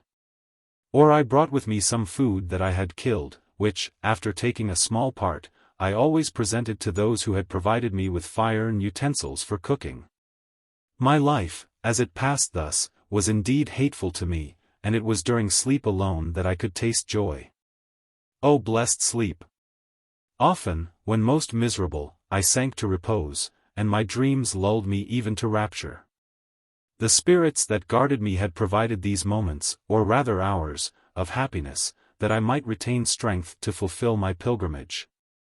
Deprived of this respite, I should have sunk under my hardships. During the day I was sustained and inspirited by the hope of night, for in sleep I saw my friends, my wife, and my beloved country. Again I saw the benevolent countenance of my father, heard the silver tones of my Elizabeth's voice, and beheld Clerval enjoying health and youth. Often, when wearied by a toilsome march, I persuaded myself that I was dreaming until night should come, and that I should then enjoy reality in the arms of my dearest friends.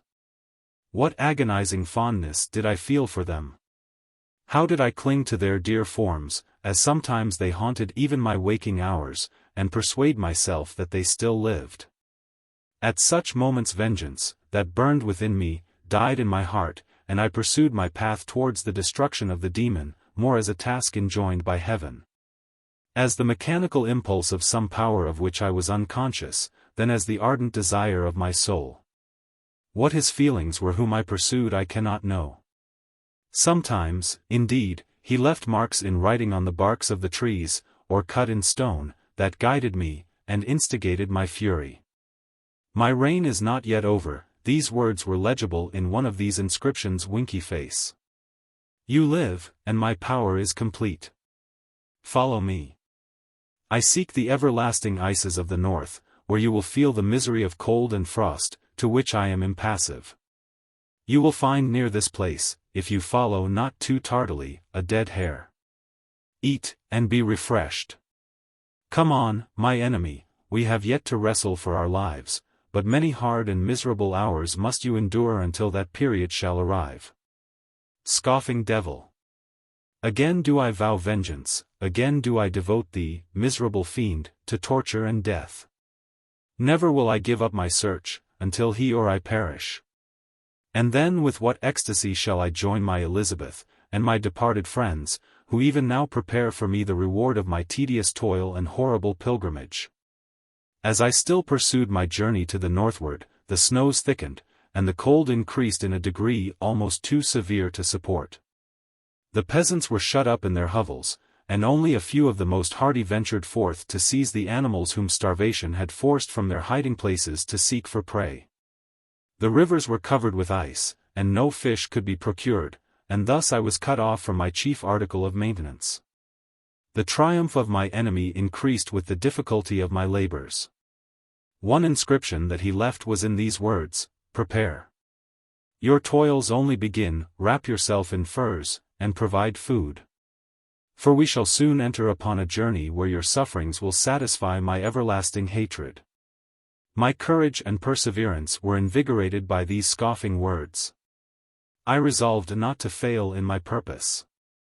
And, calling on heaven to support me, I continued with unabated fervor to traverse immense deserts, until the ocean appeared at a distance, and formed the utmost boundary of the horizon. Oh! How unlike it was to the blue seas of the south!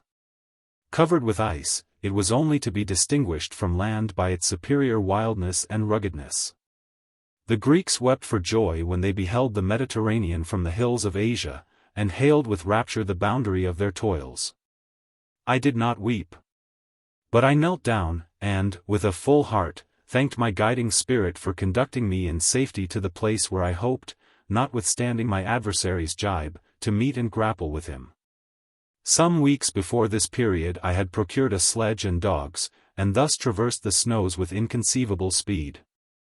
I know not whether the fiend possessed the same advantages. But I found that, as before I had daily lost ground in the pursuit, I now gained on him, so much so, that when I first saw the ocean, he was but 1 day's journey in advance. And I hoped to intercept him before he should reach the beach. With new courage, therefore, I pressed on, and in 2 days arrived at a wretched hamlet on the seashore. I inquired of the inhabitants concerning the fiend, and gained accurate information. A gigantic monster, they said, had arrived the night before, armed with a gun and many pistols, putting to flight the inhabitants of a solitary cottage, through fear of his terrific appearance. He had carried off their store of winter food, and, placing it in a sledge, to draw which he had seized on a numerous drove of trained dogs, he had harnessed them, and the same night to the joy of the horror-struck villagers, had pursued his journey across the sea in a direction that led to no land. And they conjectured that he must speedily be destroyed by the breaking of the ice, or frozen by the eternal frosts. On hearing this information, I suffered a temporary access of despair. He had escaped me. And I must commence a destructive and almost endless journey across the mountainous ices of the ocean, amidst cold that few of the inhabitants could long endure, and which I, the native of a genial and sunny climate, could not hope to survive.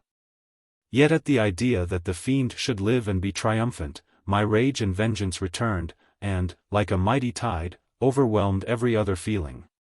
After a slight repose, during which the spirits of the dead hovered round, and instigated me to toil and revenge, I prepared for my journey. I exchanged my land sledge for one fashioned for the inequalities of the frozen ocean, and purchasing a plentiful stock of provisions, I departed from land. I cannot guess how many days have passed since then.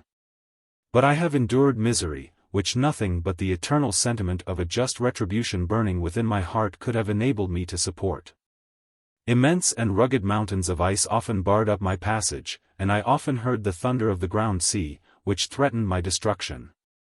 But again the frost came, and made the paths of the sea secure.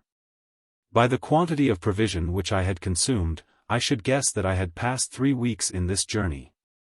And the continual protraction of hope, returning back upon the heart, often wrung bitter drops of despondency and grief from my eyes. Despair had indeed almost secured her prey, and I should soon have sunk beneath this misery. Once, after the poor animals that conveyed me had with incredible toil gained the summit of a sloping ice mountain, and one, sinking under his fatigue, died. I viewed the expanse before me with anguish, when suddenly my eye caught a dark speck upon the dusky plain. I strained my sight to discover what it could be, and uttered a wild cry of ecstasy when I distinguished a sledge, and the distorted proportions of a well-known form within. Oh! With what a burning gush did hope revisit my heart! Warm tears filled my eyes, which I hastily wiped away, that they might not intercept the view I had of the demon. But still my sight was dimmed by the burning drops, until, giving way to the emotions that oppressed me, I wept aloud. But this was not the time for delay. I disencumbered the dogs of their dead companion, gave them a plentiful portion of food. And, after an hour's rest, which was absolutely necessary, and yet which was bitterly irksome to me, I continued my route. The sledge was still visible. Nor did I again lose sight of it, except at the moments when for a short time some ice rock concealed it with its intervening crags. I indeed perceptibly gained on it. And when, after nearly 2 days' journey, I beheld my enemy at no more than a mile distant, my heart bounded within me. But now, when I appeared almost within grasp of my foe, my hopes were suddenly extinguished, and I lost all trace of him more utterly than I had ever done before. A ground sea was heard. The thunder of its progress, as the waters rolled and swelled beneath me, became every moment more ominous and terrific. I pressed on, but in vain. The wind arose, the sea roared. And, as with the mighty shock of an earthquake, it split, and cracked with a tremendous and overwhelming sound. The work was soon finished. In a few minutes a tumultuous sea rolled between me and my enemy, and I was left drifting on a scattered piece of ice, that was continually lessening, and thus preparing for me a hideous death. In this manner many appalling hours passed, several of my dogs died. And I myself was about to sink under the accumulation of distress, when I saw your vessel riding at anchor, and holding forth to me hopes of succor and life. I had no conception that vessels ever came so far north, and was astounded at the sight. I quickly destroyed part of my sledge to construct oars. And by these means was enabled, with infinite fatigue, to move my ice raft in the direction of your ship. I had determined, if you were going southward, still to trust myself to the mercy of the seas rather than abandon my purpose. I hoped to induce you to grant me a boat with which I could pursue my enemy. But your direction was northward. You took me on board when my vigor was exhausted, and I should soon have sunk under my multiplied hardships into a death which I still dread, for my task is unfulfilled. Oh! When will my guiding spirit, in conducting me to the demon, allow me the rest I so much desire, or must I die, and he yet live? If I do, swear to me, Walton, that he shall not escape. That you will seek him, and satisfy my vengeance in his death. And do I dare to ask of you to undertake my pilgrimage, to endure the hardships that I have undergone? No, I am not so selfish. Yet, when I am dead, if he should appear, if the ministers of vengeance should conduct him to you, swear that he shall not live, swear that he shall not triumph over my accumulated woes, and survive to add to the list of his dark crimes. He is eloquent and persuasive, and once his words had even power over my heart, but trust him not. His soul is as hellish as his form, full of treachery and fiend-like malice. Hear him not. Call on the names of William, Justine, Clerval, Elizabeth, my father, and of the wretched Victor, and thrust your sword into his heart. I will hover near, and direct the steel aright. Walton, in continuation. August 26, 17. You have read this strange and terrific story, Margaret. And do you not feel your blood congeal with horror, like that which even now curdles mine? Sometimes, seized with sudden agony, he could not continue his tale. At others, his voice broken, yet piercing, uttered with difficulty the words so replete with anguish. His fine and lovely eyes were now lighted up with indignation, now subdued to downcast sorrow, and quenched in infinite wretchedness. Sometimes he commanded his countenance and tones, and related the most horrible incidents with a tranquil voice, suppressing every mark of agitation. Then, like a volcano bursting forth, his face would suddenly change to an expression of the wildest rage, as he shrieked out imprecations on his persecutor. His tale is connected, and told with an appearance of the simplest truth. Yet I own to you that the letters of Felix and Safie, which he showed me, and the apparition of the monster seen from our ship, brought to me a greater conviction of the truth of his narrative than his asseverations, however earnest and connected. Such a monster has then really existence. I cannot doubt it, yet I am lost in surprise and admiration. Sometimes I endeavored to gain from Frankenstein the particulars of his creature's formation, but on this point he was impenetrable. "Are you mad, my friend?" said he. "Or whither does your senseless curiosity lead you? Would you also create for yourself and the world a demoniacal enemy? Peace, peace. Learn my miseries, and do not seek to increase your own." Frankenstein discovered that I made notes concerning his history. He asked to see them, and then himself corrected and augmented them in many places. But principally in giving the life and spirit to the conversations he held with his enemy. "Since you have preserved my narration," said he, "I would not that a mutilated one should go down to posterity. Thus has a week passed away, while I have listened to the strangest tale that ever imagination formed. My thoughts, and every feeling of my soul, have been drunk up by the interest for my guest, which this tale, and his own elevated and gentle manners, have created. I wish to soothe him. Yet can I counsel one so infinitely miserable, so destitute of every hope of consolation, to live? Oh, no. The only joy that he can now know will be when he composes his shattered spirit to peace and death. Yet he enjoys one comfort, the offspring of solitude and delirium. He believes, that, when in dreams he holds converse with his friends, and derives from that communion consolation for his miseries, or excitements to his vengeance, that they are not the creations of his fancy, but the beings themselves who visit him from the regions of a remote world. This faith gives a solemnity to his reveries that render them to me almost as imposing and interesting as truth. Our conversations are not always confined to his own history and misfortunes.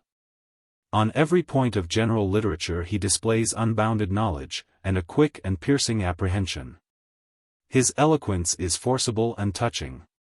Nor can I hear him, when he relates a pathetic incident, or endeavors to move the passions of pity or love, without tears. What a glorious creature must he have been in the days of his prosperity, when he is thus noble and godlike in ruin. He seems to feel his own worth, and the greatness of his fall. When younger, said he, I believed myself destined for some great enterprise. My feelings are profound, but I possessed a coolness of judgment that fitted me for illustrious achievements. This sentiment of the worth of my nature supported me, when others would have been oppressed. For I deemed it criminal to throw away in useless grief those talents that might be useful to my fellow creatures. When I reflected on the work I had completed, no less a one than the creation of a sensitive and rational animal, I could not rank myself with the herd of common projectors. But this thought, which supported me in the commencement of my career, now serves only to plunge me lower in the dust. All my speculations and hopes are as nothing. And, like the archangel who aspired to omnipotence, I am chained in an eternal hell. My imagination was vivid, yet my powers of analysis and application were intense. By the union of these qualities I conceived the idea, and executed the creation of a man. Even now I cannot recollect, without passion, my reveries while the work was incomplete. I trod heaven in my thoughts, now exulting in my powers, now burning with the idea of their effects. From my infancy I was imbued with high hopes and a lofty ambition, but how am I sunk? Oh! My friend, if you had known me as I once was, you would not recognize me in this state of degradation. Despondency rarely visited my heart. A high destiny seemed to bear me on, until I fell, never, never again to rise. Must I then lose this admirable being? I have longed for a friend. I have sought one who would sympathize with and love me. Behold, on these desert seas I have found such a one, but, I fear, I have gained him only to know his value, and lose him. I would reconcile him to life, but he repulses the idea. I thank you, Walton, he said, for your kind intentions towards so miserable a wretch. But when you speak of new ties, and fresh affections, think you that any can replace those who are gone? Can any man be to me as Clerval was, or any woman another Elizabeth? Even where the affections are not strongly moved by any superior excellence, the companions of our childhood always possess a certain power over our minds, which hardly any later friend can obtain. They know our infantine dispositions, which, however they may be afterwards modified, are never eradicated. And they can judge of our actions with more certain conclusions as to the integrity of our motives. A sister or a brother can never, unless indeed such symptoms have been shown early, suspect the other of fraud or false dealing, when another friend, however strongly he may be attached, may, in spite of himself, be contemplated with suspicion. But I enjoyed friends, dear not only through habit and association, but from their own merits.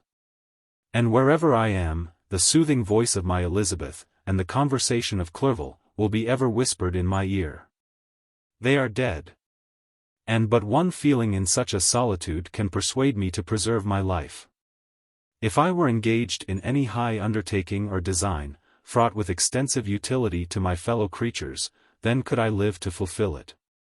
But such is not my destiny. I must pursue and destroy the being to whom I gave existence, then my lot on earth will be fulfilled, and I may die. September 2nd. My beloved sister. I write to you, encompassed by peril, and ignorant whether I am ever doomed to see again dear England, and the dearer friends that inhabit it. I am surrounded by mountains of ice, which admit of no escape, and threaten every moment to crush my vessel. The brave fellows, whom I have persuaded to be my companions, look towards me for aid. But I have none to bestow. There is something terribly appalling in our situation, yet my courage and hopes do not desert me. Yet it is terrible to reflect that the lives of all these men are endangered through me. If we are lost, my mad schemes are the cause. And what, Margaret, will be the state of your mind? You will not hear of my destruction, and you will anxiously await my return. Years will pass, and you will have visitings of despair, and yet be tortured by hope.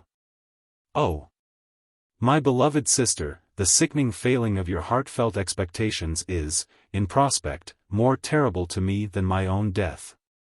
But you have a husband, and lovely children. You may be happy, heaven bless you, and make you so. My unfortunate guest regards me with the tenderest compassion. He endeavors to fill me with hope, and talks as if life were a possession which he valued. He reminds me how often the same accidents have happened to other navigators, who have attempted this sea, and, in spite of myself, he fills me with cheerful auguries. Even the sailors feel the power of his eloquence. When he speaks, they no longer despair. He rouses their energies, and, while they hear his voice, they believe these vast mountains of ice are molehills, which will vanish before the resolutions of man. These feelings are transitory. Each day of expectation delayed fills them with fear, and I almost dread a mutiny caused by this despair. September 5th. A scene has just passed of such uncommon interest, that although it is highly probable that these papers may never reach you, yet I cannot forbear recording it. We are still surrounded by mountains of ice, still in imminent danger of being crushed in their conflict.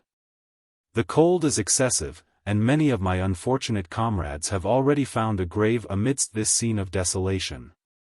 Frankenstein has daily declined in health, a feverish fire still glimmers in his eyes. But he is exhausted, and, when suddenly roused to any exertion, he speedily sinks again into apparent lifelessness. I mentioned in my last letter the fears I entertained of a mutiny.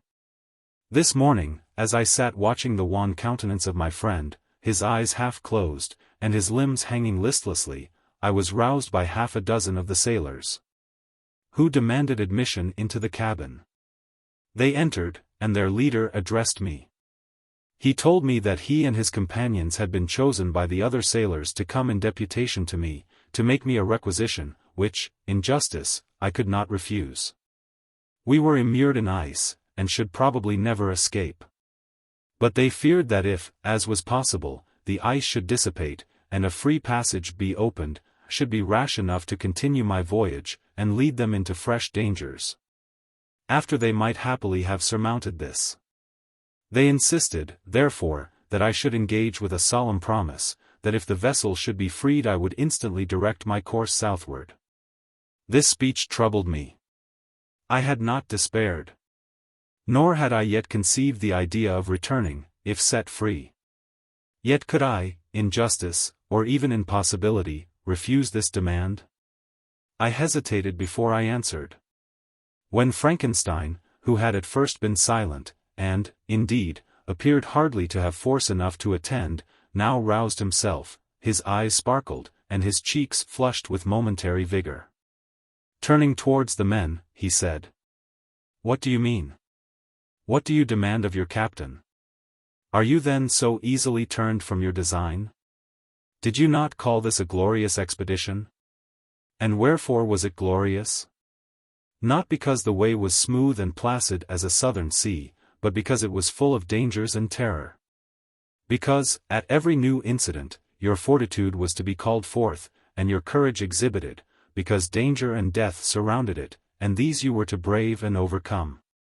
For this was it a glorious, for this was it an honorable undertaking. You were hereafter to be hailed as the benefactors of your species. Your names adored, as belonging to brave men who encountered death for honor, and the benefit of mankind.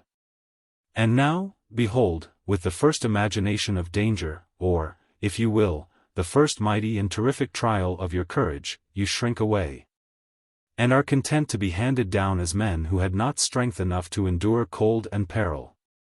And so, poor souls, they were chilly, and returned to their warm firesides. Why, that requires not this preparation. Ye need not have come thus far, and dragged your captain to the shame of a defeat, merely to prove yourselves cowards. Oh!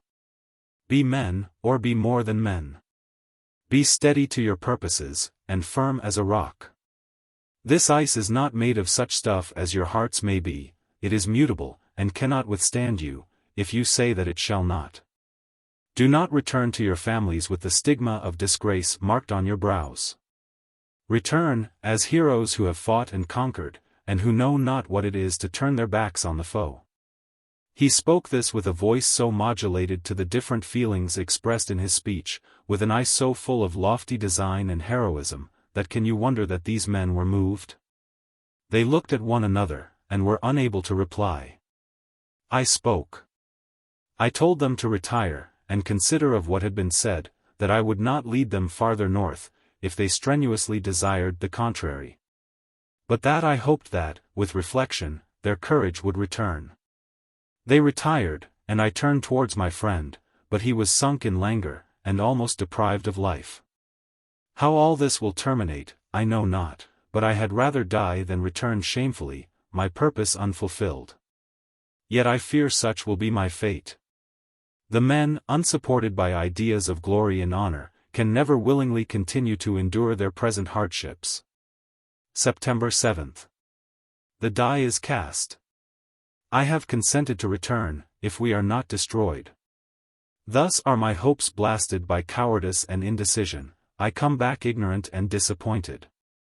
It requires more philosophy than I possess, to bear this injustice with patience. September 12th. It is past, I am returning to England. I have lost my hopes of utility and glory. I have lost my friend. But I will endeavor to detail these bitter circumstances to you, my dear sister, and, while I am wafted towards England, and towards you, I will not despond. September 9th, the ice began to move, and roarings like thunder were heard at a distance, as the island split and cracked in every direction. We were in the most imminent peril.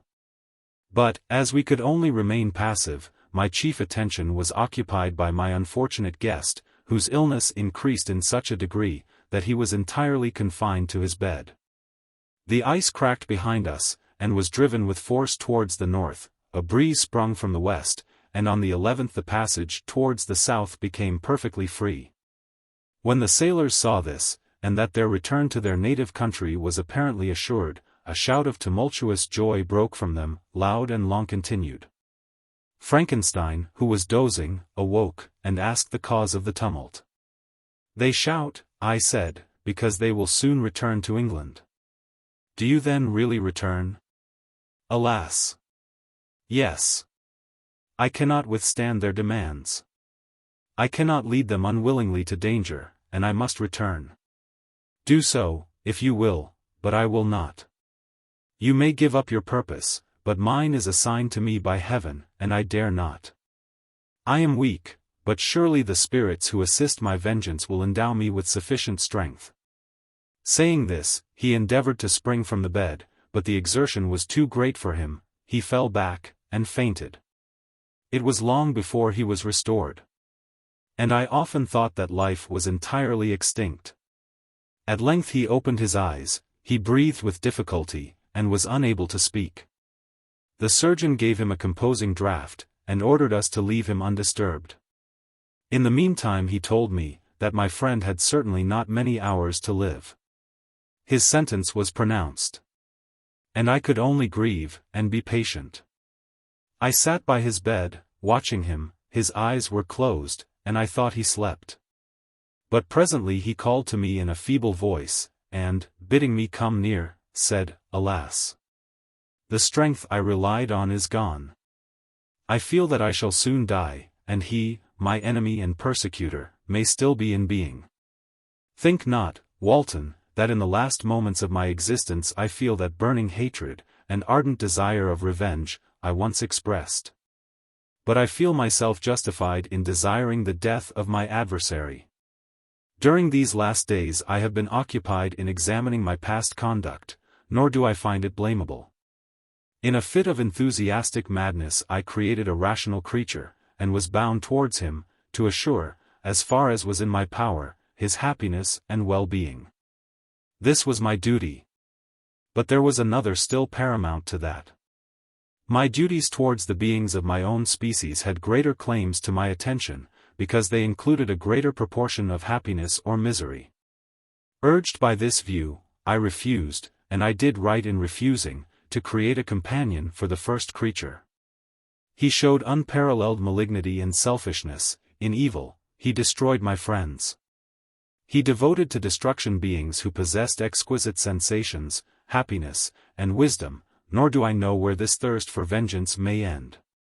Miserable himself, that he may render no other wretched, he ought to die. The task of his destruction was mine, but I have failed. When actuated by selfish and vicious motives, I asked you to undertake my unfinished work, and I renew this request now, when I am only induced by reason and virtue. Yet I cannot ask you to renounce your country and friends, to fulfill this task, and now, that you are returning to England, you will have little chance of meeting with him. But the consideration of these points, and the well-balancing of what you may esteem your duties, I leave to you. My judgment and ideas are already disturbed by the near approach of death. I dare not ask you to do what I think right, for I may still be misled by passion. That he should live to be an instrument of mischief disturbs me. In other respects, this hour, when I momentarily expect my release, is the only happy one which I have enjoyed for several years. The forms of the beloved dead flit before me, and I hasten to their arms. Farewell, Walton. Seek happiness in tranquility, and avoid ambition, even if it be only the apparently innocent one of distinguishing yourself in science and discoveries. Yet why do I say this? I have myself been blasted in these hopes, yet another may succeed. His voice became fainter as he spoke, and at length, exhausted by his effort, he sunk into silence. About half an hour afterwards he attempted again to speak, but was unable. He pressed my hand feebly, and his eyes closed forever, while the irradiation of a gentle smile passed away from his lips. Margaret, what comment can I make on the untimely extinction of this glorious spirit? What can I say, that will enable you to understand the depth of my sorrow? All that I should express would be inadequate and feeble. My tears flow, my mind is overshadowed by a cloud of disappointment. But I journey towards England, and I may there find consolation. I am interrupted. What do these sounds portend? It is midnight, the breeze blows fairly, and the watch on deck scarcely stir. Again, there is a sound as of a human voice, but hoarser. It comes from the cabin where the remains of Frankenstein still lie. I must arise, and examine. Good night, my sister. Great God! What a scene has just taken place! I am yet dizzy with the remembrance of it. I hardly know whether I shall have the power to detail it. Yet the tale which I have recorded would be incomplete without this final and wonderful catastrophe. I entered the cabin, where lay the remains of my ill-fated and admirable friend. Over him hung a form which I cannot find words to describe, gigantic in stature, yet uncouth and distorted in its proportions. As he hung over the coffin, his face was concealed by long locks of ragged hair, but one vast hand was extended, in color and apparent texture like that of a mummy. When he heard the sound of my approach, he ceased to utter exclamations of grief and horror, and sprung towards the window. Never did I behold a vision so horrible as his face, of such loathsome, yet appalling hideousness. I shut my eyes involuntarily, and endeavored to recollect what were my duties with regard to this destroyer. I called on him to stay. He paused, looking on me with wonder. And, again turning towards the lifeless form of his creator, he seemed to forget my presence, and every feature and gesture seemed instigated by the wildest rage of some uncontrollable passion. That is also my victim, he exclaimed, in his murder my crimes are consummated, the miserable series of my being is wound to its close. Oh, Frankenstein! Generous and self-devoted being! What does it avail that I now ask thee to pardon me? I, who irretrievably destroyed thee by destroying all thou lovedst. Alas! He is cold, he cannot answer me. His voice seemed suffocated. And my first impulses, which had suggested to me the duty of obeying the dying request of my friend, in destroying his enemy, were now suspended by a mixture of curiosity and compassion. I approached this tremendous being. I dared not again raise my eyes to his face, there was something so scaring and unearthly in his ugliness. I attempted to speak, but the words died away on my lips. The monster continued to utter wild and incoherent self-reproaches. At length I gathered resolution to address him in a pause of the tempest of his passion. Your repentance, I said, is now superfluous. If you had listened to the voice of conscience, and heeded the stings of remorse, before you had urged your diabolical vengeance to this extremity, Frankenstein would yet have lived. And do you dream, said the demon, do you think that I was then dead to agony and remorse? He continued, pointing to the corpse, he suffered not in the consummation of the deed, oh! Not the 10,000th portion of the anguish that was mine during the lingering detail of its execution. A frightful selfishness hurried me on, while my heart was poisoned with remorse. Think you that the groans of Clerval were music to my ears? My heart was fashioned to be susceptible of love and sympathy. And, when wrenched by misery to vice and hatred, it did not endure the violence of the change, without torture such as you cannot even imagine. After the murder of Clerval, I returned to Switzerland, heartbroken and overcome. I pitied Frankenstein, my pity amounted to horror, I abhorred myself. But when I discovered that he, the author at once of my existence and of its unspeakable torments, dared to hope for happiness.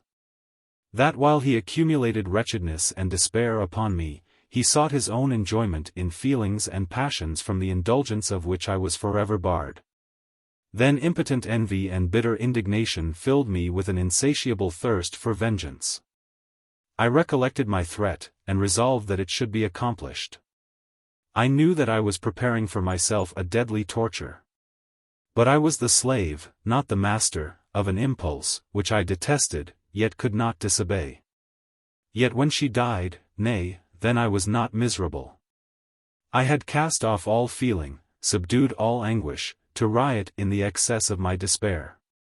Evil thenceforth became my good. Urged thus far, I had no choice but to adapt my nature to an element which I had willingly chosen.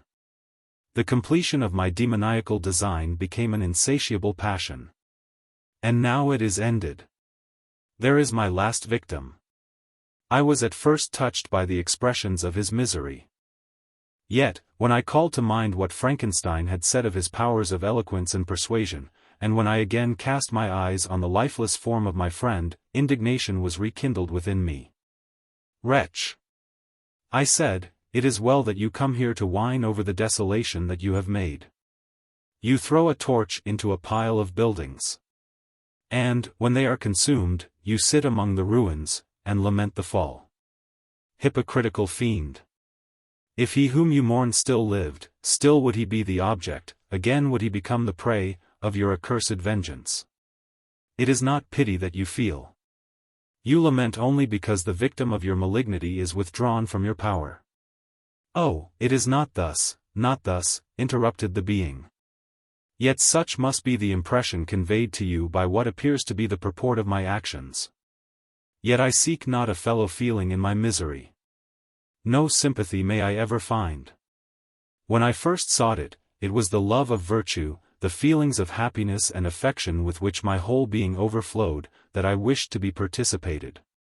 But now, that virtue has become to me a shadow, and that happiness and affection are turned into bitter and loathing despair, in what should I seek for sympathy? I am content to suffer alone, while my sufferings shall endure. When I die, I am well satisfied that abhorrence and opprobrium should load my memory. Once my fancy was soothed with dreams of virtue, of fame, and of enjoyment. Once I falsely hoped to meet with beings, who, pardoning my outward form, would love me for the excellent qualities which I was capable of unfolding. I was nourished with high thoughts of honor and devotion. But now crime has degraded me beneath the meanest animal. No guilt, no mischief, no malignity, no misery, can be found comparable to mine. When I run over the frightful catalogue of my sins, I cannot believe that I am the same creature whose thoughts were once filled with sublime and transcendent visions of the beauty and the majesty of goodness. But it is even so, the fallen angel becomes a malignant devil. Yet even that enemy of God and man had friends and associates in his desolation. I am alone. You, who call Frankenstein your friend, seem to have a knowledge of my crimes and his misfortunes. But, in the detail which he gave you of them, he could not sum up the hours and months of misery which I endured, wasting in impotent passions. For while I destroyed his hopes, I did not satisfy my own desires. They were forever ardent and craving, still I desired love and fellowship, and I was still spurned. Was there no injustice in this? Am I to be thought the only criminal, when all humankind sinned against me? Why do you not hate Felix, who drove his friend from his door with contumely? Why do you not execrate the rustic who sought to destroy the Saviour of his child? Nay, these are virtuous and immaculate beings. I, the miserable and the abandoned, am an abortion, to be spurned at, and kicked, and trampled on. Even now my blood boils at the recollection of this injustice. But it is true that I am a wretch. I have murdered the lovely and the helpless, I have strangled the innocent as they slept, and grasped to death his throat who never injured me or any other living thing. I have devoted my Creator, the select specimen of all that is worthy of love and admiration among men, to misery. I have pursued him even to that irremediable ruin. There he lies, white and cold in death. You hate me, but your abhorrence cannot equal that with which I regard myself. I look on the hands which executed the deed. I think on the heart in which the imagination of it was conceived, and long for the moment when these hands will meet my eyes, when that imagination will haunt my thoughts no more. Fear not that I shall be the instrument of future mischief. My work is nearly complete. Neither yours nor any man's death is needed to consummate the series of my being, and accomplish that which must be done, but it requires my own. Do not think that I shall be slow to perform this sacrifice. I shall quit your vessel on the ice raft which brought me thither, and shall seek the most northern extremity of the globe. I shall collect my funeral pile, and consume to ashes this miserable frame, that its remains may afford no light to any curious and unhallowed wretch, who would create such another as I have been. I shall die. I shall no longer feel the agonies which now consume me, or be the prey of feelings unsatisfied, yet unquenched. He is dead who called me into being. And when I shall be no more, the very remembrance of us both will speedily vanish. I shall no longer see the sun or stars, or feel the winds play on my cheeks. Light, feeling, and sense will pass away, and in this condition must I find my happiness. Some years ago, when the images which this world affords first opened upon me, when I felt the cheering warmth of summer, and heard the rustling of the leaves and the warbling of the birds. And these were all to me, I should have wept to die. Now it is my only consolation. Polluted by crimes, and torn by the bitterest remorse, where can I find rest but in death? Farewell. I leave you, and in you the last of humankind whom these eyes will ever behold. Farewell, Frankenstein. If thou wert yet alive, and yet cherished a desire of revenge against me, it would be better satiated in my life than in my destruction. But it was not so. Thou didst seek my extinction, that I might not cause greater wretchedness. And if yet, in some mode unknown to me, thou hadst not ceased to think and feel, thou wouldst not desire against me a vengeance greater than that which I feel. Blasted as thou wert, my agony was still superior to thine, for the bitter sting of remorse will not cease to rankle in my wounds until death shall close them forever. But soon, he cried, with sad and solemn enthusiasm, I shall die, and what I now feel be no longer felt. Soon these burning miseries will be extinct. I shall ascend my funeral pile triumphantly, and exult in the agony of the torturing flames.